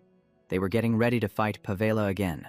Him again. He agreed with a sharp nod, accepting the deal so quickly it made our main character pause. Huh. Was it really that easy? Zik clenched his fists, his eyes as sharp as a blade, and declared he would go to Pavela to directly convey his boss's will. His voice was ice-cold. In return, he asked for only one thing: grant her more authority. Make her the core of the new syndicate. You can just smell the power in that. After hearing the request, the man closed his eyes in thought, and the air grew tense, stretched taut like a bowstring. Then he spoke, agreeing to sponsor her, saying he'd do it as a favor to him. The man even waved his hand, dispatching an elite team of assassins from Kateo to provide support. Instantly, a group of figures descended from above, surrounding him. Among them was a guy with half his face covered, named Simon, who looked anything but simple. The man added that this guy was very useful, causing Zeke to glance over, wondering who this person was. Cutting to the Palo Santos territory within the Pavela cartel, the air is thick with the scent of danger. Slow footsteps advance inside. Something big is about to go down. William speaks up, reporting to Abel that the investigation is complete. The Imperial Intelligence Bureau had already sanitized the scene, leaving nothing more to analyze. The combatants included both knights and mages, and the battle that took place here must have been incredibly intense. But Abel bent down, picked up a handful of dirt, and declared, "Wrong." He said there was only one person, which shocked William. William, bewildered, asked how a single person could leave behind traces of both sword slashes and B. He analyzed that this individual was at least at the level of a Red Knight or higher. Their skills were no joke, and it was this one person who wiped out everyone here, a thought that sends a chill down your spine. Abel also noticed that the Intelligence Bureau had cleaned up in a hurry, which meant they were definitely hiding something. He turned and walked away, determined to unearth the secret the Empire was concealing. William called out after him, warning of the consequences of messing with Imperial intelligence. But he stopped, simply calling out William's name as if giving an order. Then he turned back, saying with certainty that this place once held something that couldn't be missed. His intuition told him so. He roared, proclaiming that he himself had craved it for a very long time. His eyes grew dangerous as his ambition to seize Rake and the Empire flared to life. Cut to a port in Pavela, where things are about to get intense. A man on a ship spots a small boat approaching and becomes wary. He yelled out, demanding to know who they were. But before anyone could react, it happened. Zik leaped up and delivered a clean slash, finishing his opponent in the blink of an eye. The man's body fell into the sea and vanished without a trace. At the same time, Simon swung his sword, his movements as precise as if they were programmed. He locked onto his target with perfect accuracy, not off by a single millimeter. The sword pinned the target firmly, taking care of business cleanly at the edge of the boat. Zik quietly reminded them to handle things smoothly, then called Simon aboard the ship. Simon looked up, his eyes cold and emotionless. Our main character recalled his past life. It was this very man who taught him Southern martial arts and assassination, even in this den of criminals. He was the only one he could trust. Even after turning back time, his combat coordination remained flawless. The main character thought to himself that it would be amazing if he could recruit him. The group entered the city, where guards were posted everywhere. He asked if there was a way into the city center, and the answer was yes. This place used to belong to the Holy Empire, so it definitely has an ancient sewer system. Hearing about using the sewers made everyone feel a bit uncertain, but he said to just follow him, and they'd find a way. The system activated, guiding them to the sewer entrance in Mateo's room. He chuckled to himself. With a map, even a labyrinth becomes a straight line. But there were many guards ahead, forcing him to take a detour. And high-level enemies don't appear on the map, so danger was still lurking. He was on high alert, having nearly been killed by the same mistake before. As they neared the location, he ordered the team to split up. The others went to plant explosives, while he would deal with Mateo directly. He approached a place filled with giant black bags, and the atmosphere felt unnerving. If he kills Mateo, Pavela will go insane and a war will break out. The iron door was shattered, and nothing could stop his advance. He rushed into the sewer, but doubts began to creep into his mind. Did John Doe really want them to succeed, Or was he scheming something behind the scenes? Maybe he wanted the entire team wiped out just to send a message to Pavela. Meanwhile, he calmly proceeded deeper inside. He grinned sinisterly. This time, Mateo definitely wouldn't escape. A sudden leap startled the men below, who had no idea what was happening. He charged in, wiping out the entire group in just a few breaths. He realized Pavela seemed to be allied with the Empire, but he didn't see any Imperial soldiers. Suddenly, a bright light flashed directly in his face. He immediately knew that someone was hiding nearby. The soldiers swarmed in, shouting to capture him alive. They all attacked at once. The pressure was relentless, but he leaped up, cleanly dodging the fatal blow. Then he landed and launched a counterattack, wiping them all out. One of them tried to cast a spell to summon the magic squad, but before he could finish, the magic circle was destroyed. He drew his dagger, preparing to finish the job. A flurry of slashes flew out like a spider's web, leaving no one any chance of escape. He noted that this group was even weaker than Imperial soldiers. They were clearly just cannon fodder. He stopped and issued a warning. A fiery aura erupted around his body, releasing immense pressure. The system activated Dragon's might, and the air felt like it was being crushed. He coldly gave them one last chance. Disappear if they wanted to live. Otherwise, they could charge forward and face the consequences. A few minutes later, everyone lay on the ground, with no one left standing. He began to suspect what the Empire's true purpose here was. A stream of dark energy emanated from his hand. He looked up and spotted someone standing on a higher level. He was startled because he hadn't sensed the person's presence before. The figure didn't speak, simply raising a hand to manipulate the energy. The dark energy spread down to the bodies of the soldiers on the ground. And then, they slowly rose to their feet as if they had never fallen, now transformed into monsters. The figure ordered them to seize him. He attacked relentlessly, realizing this could be a powerful dark archmage. He looked up at the figure above, preparing for a confrontation. But he found it strange, as there were no faction insignias or visible magic circles. He continued to slash, clearing out these annoyances. The system announced the defeat of an undead knight, awarding 10 karma points. He paused, a glint in his eye. He smirked, thinking these points were a pretty good haul. The karma points kept stacking up with every kill. As if he'd been buffed, he unleashed much stronger slashes. He checked his surroundings, thinking he had taken care of all of them. Then he looked up at the figure standing on the high ground. But the man started to fade away as if he'd never existed. And then he vanished completely, leaving the main character stunned, wondering what the hell just happened. He turned and left, vowing to turn that guy into points the next time they met, since this area was now considered cleared. He pushed deeper inside, knowing he was just a little further from Mateo's room. He looked up, sensing the decisive moment had arrived. Suddenly, a sharp object whizzed past his head, unbelievably fast. He glanced down to see a blade at his throat and immediately spoke up. "I've been waiting for you for a long time." His voice dropped low as he said Simon's name directly. The other guy was a bit surprised, not expecting him to actually show up here. He figured John must have sent Simon to take care of him before everything blew up. The knife in Simon's hand slowly lowered. Then he switched it to his other hand, still maintaining his close quarters stance. Simon said the plan to destroy Pavela had no room for someone from the central continent like him. The main character scoffed and replied that without him, their supply line would have been taken, the alliance would continue on, and the one to do it wouldn't necessarily have to be him. He reached out his hand as if preparing for something. The system confirmed that the administrator request had been approved. The continuous maintenance of the recovery skill was temporarily halted. He pulled the blade closer to his own neck, daring him to go ahead and kill him, then called out the nickname Shadowless Ghost. Simon was shaken, asking how he knew that old nickname. He stated his full name, Simon Zapatero. The main character said he knew about his past and the reason he served John. The guy tried to argue but was cut off. "It's to protect the Cusco bloodline, isn't it?" Simon's expression changed completely as he growled, asking how he knew. Seizing the opportunity, his body instantly moved. A dagger was summoned back into his hand. A single decisive slash knocked Simon's weapon aside. His eyes were ice cold, completely overpowering him.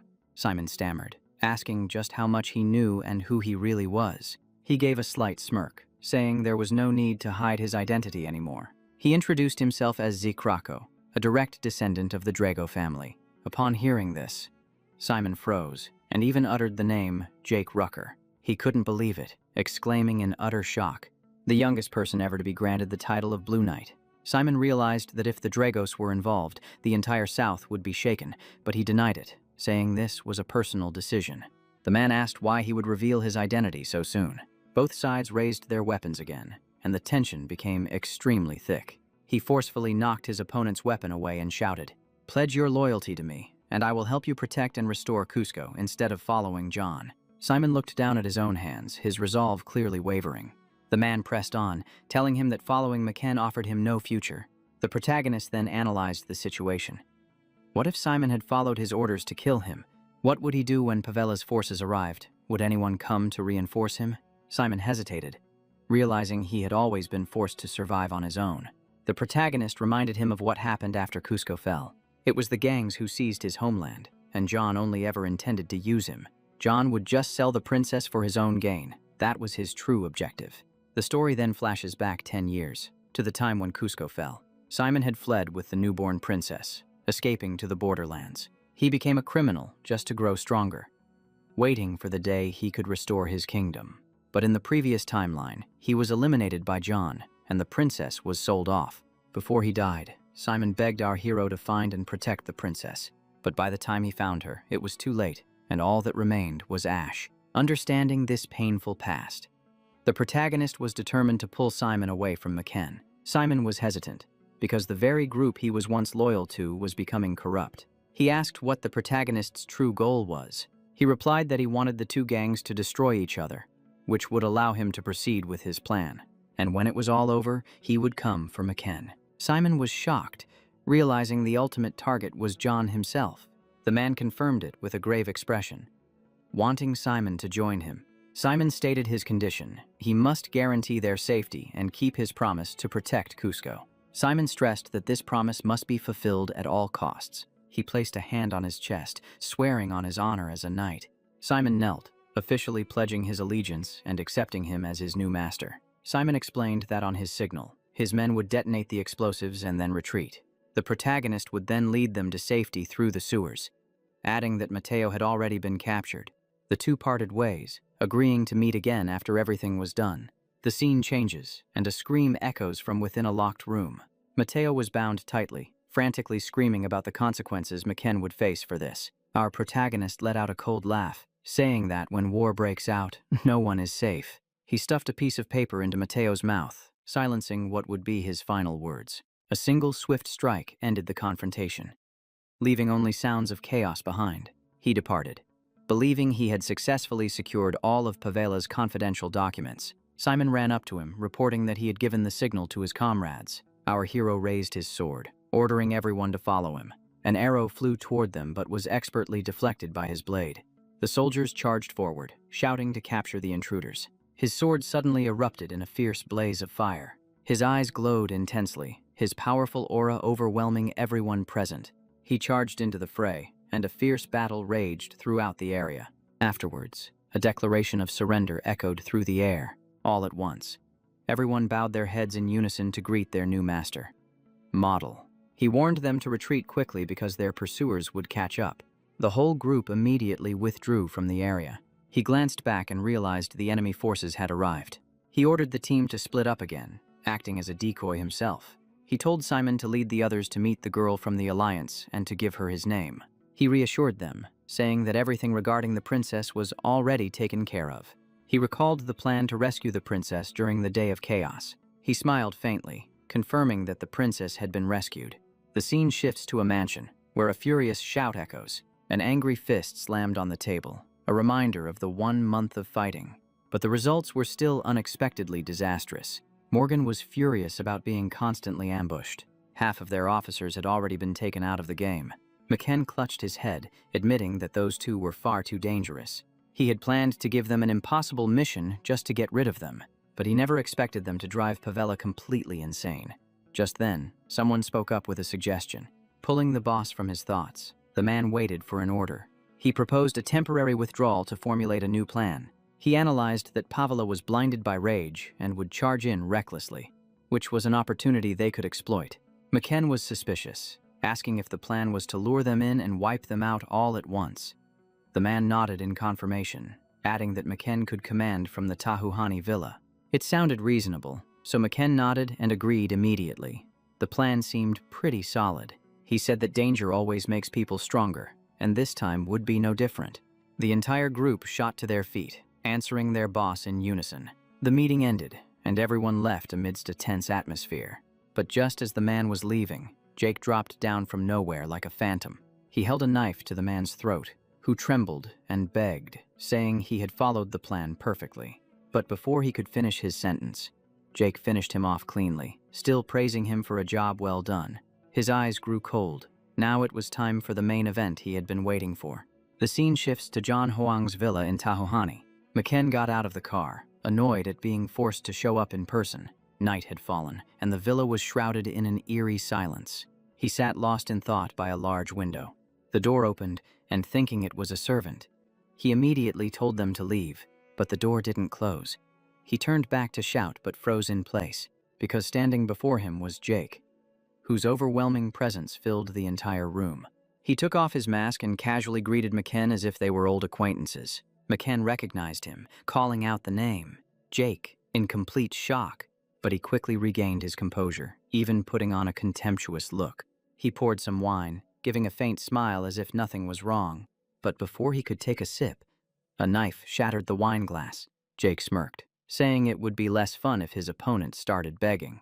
McKen flew into a rage, calling for his guards to seize him, but Jake just laughed and said that no one was coming, because they had all been taken care of already. He told him that in his previous life, there wasn't enough time to make him suffer properly. He said he was still haunted by a past filled with humiliation and abuse. McKen, in a state of shock, denied everything, but he lunged forward, slamming the old man against the glass. A heavy punch landed, followed by desperate screams for help. The same pleas for mercy he had once screamed were now being repeated back to him. He raised his knife, telling him this is how they begged for their lives. Terrified, McKen claimed he was one of the chosen, but he was silenced with a sharp command to shut up. In the next moment, a brutal strike sent the old man collapsing in agony.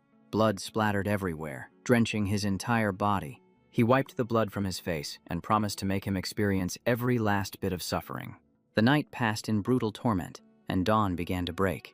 A trail of bloody footprints stretched across the floor. He changed his shirt and asked if everything was finished.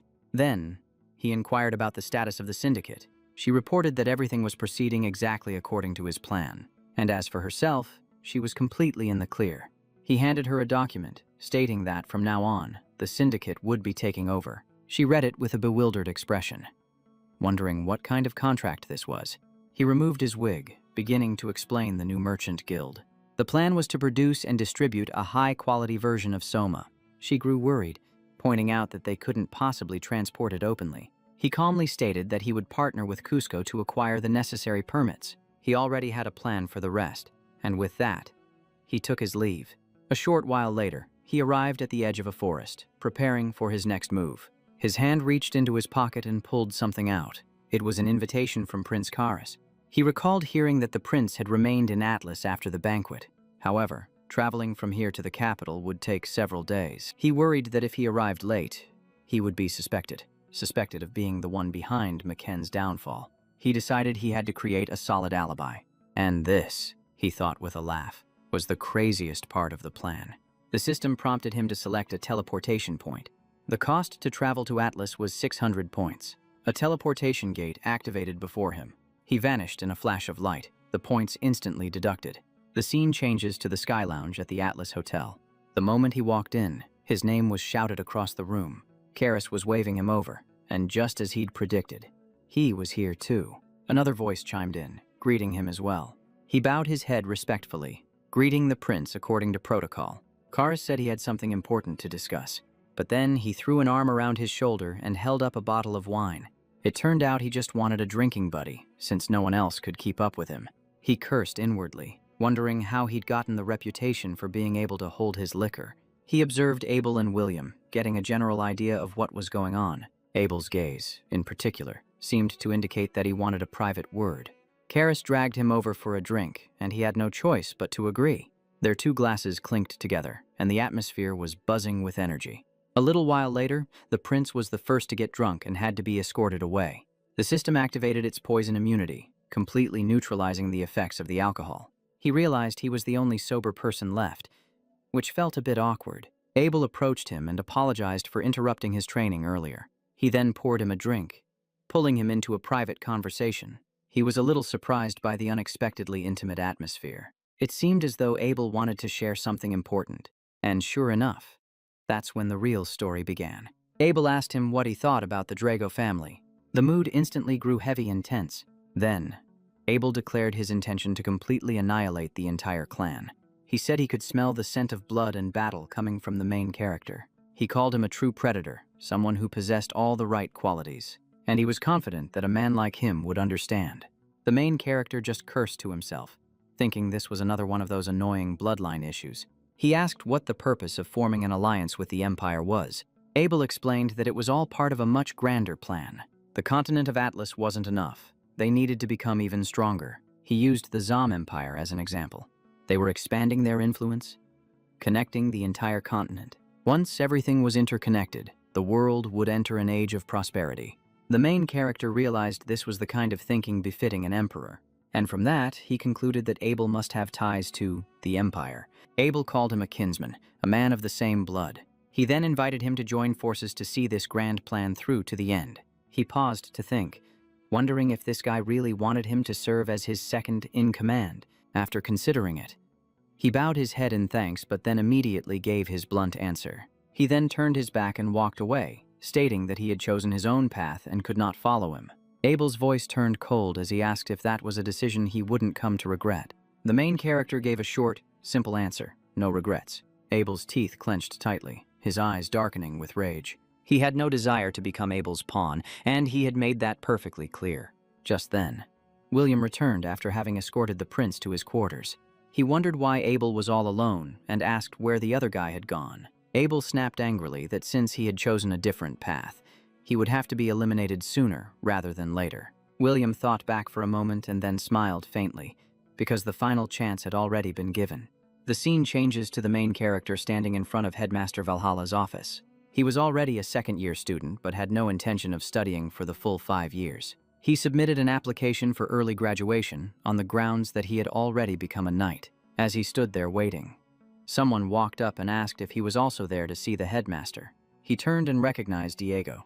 Diego was with a stranger who caught his attention. He had never seen that face at the academy before. The guy had an irritable expression and was clearly not the approachable type. The principal called all three of them in at the same time. Upon hearing the name Aster, he was startled into recognition. It was the illusory Shadow Knight, Aster Iladov, a character who had reached 5 stars, but whose background was a complete mystery. Aster apologized, saying his insomnia was making it hard to keep up with his classes. Diego teased him, but Aster immediately snapped back. He remembered from his past life that Aster had fought for the Empire, and this was his chance. Recruiting him would be a massive gain. The principal explained that since the 3 of them applied together, they would be tested as a group. Their mission was to cooperate with the Delta Knight Order. They had to eliminate a man known as the Black Yaksha. He was one of the most wanted criminals on the entire continent, and he was currently hiding out in Delba. This target was extremely dangerous, nothing like an ordinary knight. They could back out of the mission if they wanted to. Diego asked what round of the test this was. The principal replied that this was only the first round. No one backed out, so they all decided to participate. After that, they all dispersed to prepare. As Aster walked away, he clutched his head, complaining of pain. He called out to him, asking if he needed some medicine. Aster asked if it was sleeping medicine. He said he had a type that was extremely effective, but Aster refused, saying he had already tried many different kinds. He offered the medicine, telling him to just try it first and see. The guy was still skeptical and didn't want to use it, but as the scent of the medicine spread, Aster instantly fell asleep. His consciousness faded as darkness enveloped him. When he woke up, he had somehow already signed a contract without realizing it. He asked him why he signed so quickly without even reading the contents. Aster just laughed, saying he would accept anything as long as he could get a good night's sleep. He thought to himself that having a system shop was a huge advantage. As long as he had enough points, he could get rare items. It was so convenient. With this, Aster would surely be on his side for a long time. But he still wanted to test the guy's true strength. He called out to Aster, demanding he demonstrate his abilities before the mission. A spear slammed powerfully into the ground. Aster spun the spear like a top. Then he unleashed a powerful strike forward. His entire demeanor changed the moment he held his weapon. He told him to attack with all his might and not to hold anything back. Model. The two of them clashed. He realized the spear's effective range was incredibly wide. He decided to use his agile footwork. He swiftly dodged his opponent's attack. Appearing behind him, he prepared to counter. He unleashed a powerful slash, but Aster's reaction was lightning fast. His weapon was knocked off balance, and the fight grew even more intense. Aster countered immediately. His attacks were fluid and unpredictable, impossible to anticipate. He continued to press the assault. The tip of the spear stabbed down toward the ground. He backflipped to evade the blow. He recognized it as a technique used by a dangerous criminal. He let out a slight smirk, finding this fight rather interesting. Without another word, he charged back in. Aster raised his spear defensively. Then he spun the spear, shifting into a counter-attacking stance. He leaped high into the air. The two of them charged at each other in midair. Aster prepared his next technique. He realized another attack was coming. But this time, it wouldn't be so easy to dodge. He slammed a powerful move into the ground, creating a massive shockwave. Aster was caught completely off guard by that power. The man reacted instantly, using his family's signature counterattack technique. It created a powerful slash that cut through the air. A brilliant light flashed like a shooting star. After the fight, Aster, his hands trembling, asked him just what kind of monster he was. He couldn't believe he had lost so quickly. He told him that his overconfidence had weakened his will to fight, and so he decided he would give the man some special training. Hearing this, Aster got a very, very bad feeling. Returning to the mansion, he was greeted by the butler. The butler informed him that a guest was waiting inside. He stepped inside, greeted Valiant, and said he had a favor to ask. The man was surprised, thinking there was some kind of problem with the weapon. He remembered that Galleon's reputation was growing rapidly, but he explained that the weapon was fine, that there were no issues at all. The real issue was what happened next, when he activated it. A suit of armor immediately covered his body. He smirked, saying he had just recently acquired this item. Galleon stared, completely frozen, his eyes wide in disbelief. He screamed in astonishment, refusing to believe that what he was seeing was real.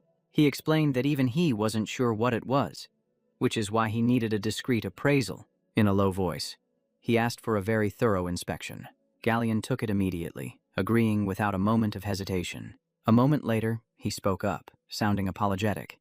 He said he'd never seen an artifact like it before, and asked for more details about its properties. He pensively recalled his previous battle. He thought back to his confrontation with Ken. That armor was able to repel even sword aura. Galleon shot to his feet, exclaiming that such a thing was incredibly rare, and that only one type of metal could do that. It had to be orichalcum, the metal of the gods. The man couldn't believe he was seeing it with his own two eyes. He asked just how valuable it was. The man explained it was beyond rare. It was the stuff of legends. It possesses superior magical conductivity. This allows for more enchantment circles to be engraved on it than usual. Ordinary metals couldn't even withstand a single major battle. He looked at the armor, realizing its value was far beyond his wildest imagination. Then, he asked if its shape could be altered. Galleon reacted strongly, saying it was nearly impossible. Any mistake would ruin its entire structure. He then asked about the master blacksmith, Goli. Galleon confirmed that only his master would be able to do it, and he was currently in Himunas, up in the north. The blacksmith was surprised that he knew of that region. He just said that he'd heard of it before. Then he thanked him and gave him permission to study it further. Galleon was stunned by the offer. He was incredibly grateful. He thought about Himunas, but decided to handle the matters at hand first. The scene shifts to the Merchant Guild. Clip reports that the production process is going smoothly. However, building a Soma factory in the capital is proving very difficult. He thought that if word of this got out, it would damage his reputation. He asked what would happen if it were sold as a finished product. It could be classified as a pharmaceutical if it had certification from the Magic Tower. He decided to build the factory on the southern continent. Melissa said their budget wasn't large enough. He told them he would build it himself, and they just needed to handle the paperwork. And he made it clear that this had nothing to do with his family. Then, he handed her an important document. Melissa opened it to take a look, and she was completely shocked by its contents. The Empire was collaborating with the Scorpion tribe on experiments. It was likely they were experimenting on the people of Alessia. She trembled at the sheer cruelty of it all. He requested that they keep it a secret. Melissa objected, wanting to make it public immediately. He explained that there wasn't enough evidence. The Empire had already pushed the blame onto the Scorpion clan. All they had to do was deny it to get away with it. Keeping it a secret would be more advantageous, because the Empire didn't know that their leverage had been discovered. Melissa understood that they needed to gather more proof. He confirmed this and told her to get ready. There might be more biological weapons. They needed to complete the antidote first. She realized this was the best way to minimize casualties, and it would also serve as a powerful counterattack. She trusted his decision. He said he would be busy with academy matters. Melissa understood and arranged to see him again.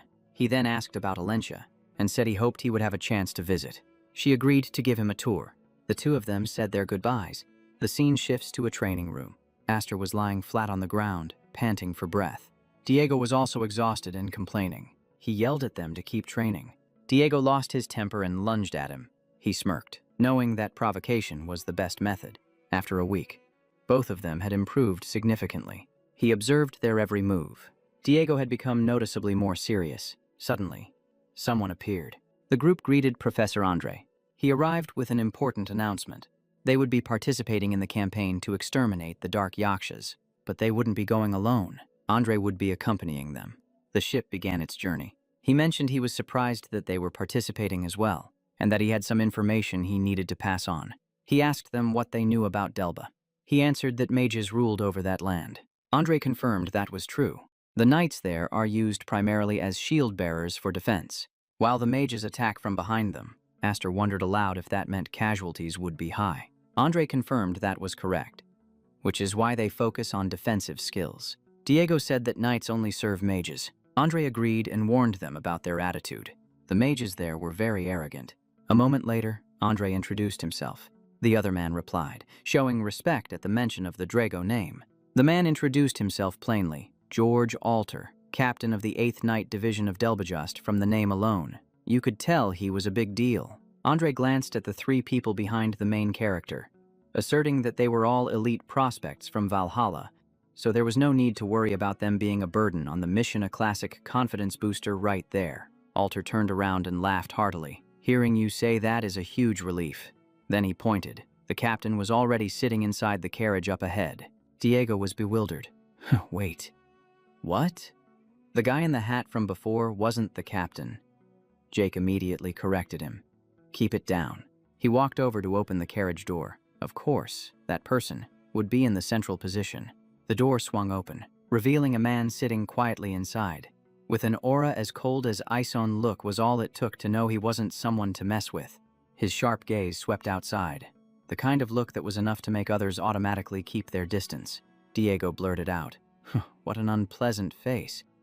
Jake immediately shut him down. He'd already been told to keep quiet, but still hadn't learned his lesson. Rick observed silently, immediately guessing. This must be the leader of the Delpo Mage Division. Seeing Alter's attitude, he started to have his doubts. A Knight captain had to act so submissively. He announced that their captain wanted to travel separately, so everyone else would have to take a different carriage. It was clearly a case of discrimination. Diego was completely shocked. What did he say? He was furious. What kind of game is this? Is he just going to treat us like thin air and leave? Diego shouted. Whatever the reason, this is too much. We came here to cooperate on a mission. Before he could finish, he was sent flying to the side by a kick from Rick, shutting him up instantly. Diego clutched his throbbing leg. Jake, you demon? Why isn't even Andre saying anything? Andre was calm, saying that if you choose the path of a knight, you'll have to deal with things like this all the time. He watched the carriage drive away and advised them to remember everything that was about to happen from this moment on. After that, they all walked inside in silence. Night fell, and the atmosphere grew heavy, filled with nothing but sighs. Jack lay there staring at the ceiling. The gap, it's just too big. He thought about how their own accommodations were shabby, prepared carelessly as if just for show. Meanwhile, the mage's facilities on the road were absurdly luxurious. While he didn't expect lavish treatment, this disparity was truly hard to swallow. Unable to sleep, he shot up and went outside for some fresh air to clear his head. Rick walked quietly, thinking to himself that a poor reception was no big deal. His past life had been much worse. But what truly worried him was Operation Black Yaksha. The scene from earlier flashed in his mind, from George to the other knights. All of them just silently followed the mage's orders. Jack sighed. He had expected it, but he never imagined the situation would be this bad. And this was the craziest part, a voice called out from behind him. He whipped around in surprise. This person was. Rick recognized him immediately. It was the mage captain from earlier. He spoke directly.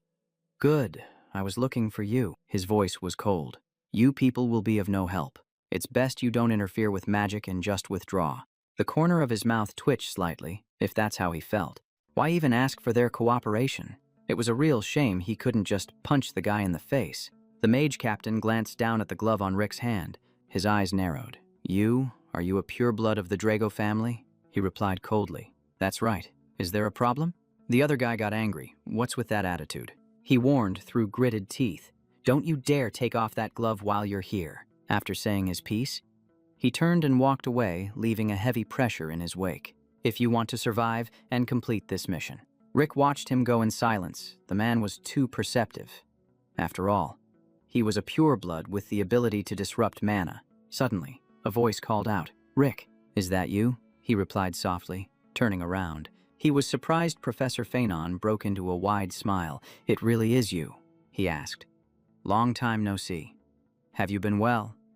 Rick said he was, then asked why his professor was here. Phanon scratched his head. Explaining that there was no better place than the battlefield to gain experience, he had volunteered for military service. Rick asked, What brings you here? Professor, he replied. I'm participating in the Night Yaksha mission this time. Hearing that, Phanon was startled. What did you just say? He pulled Rick closer. Come over here. Let's talk in private. The atmosphere immediately grew tense. Rick was curious. Is there something important you need to tell me? Professor, Phanon lowered his voice. Listen to me. Tomorrow's mission, you absolutely cannot participate. Rick was stunned. The professor's voice dropped even lower. That is a mission. That is guaranteed to fail. Phanon repeated coldly. Don't go. Seeing the look on his face, Rick began to feel a true sense of dread.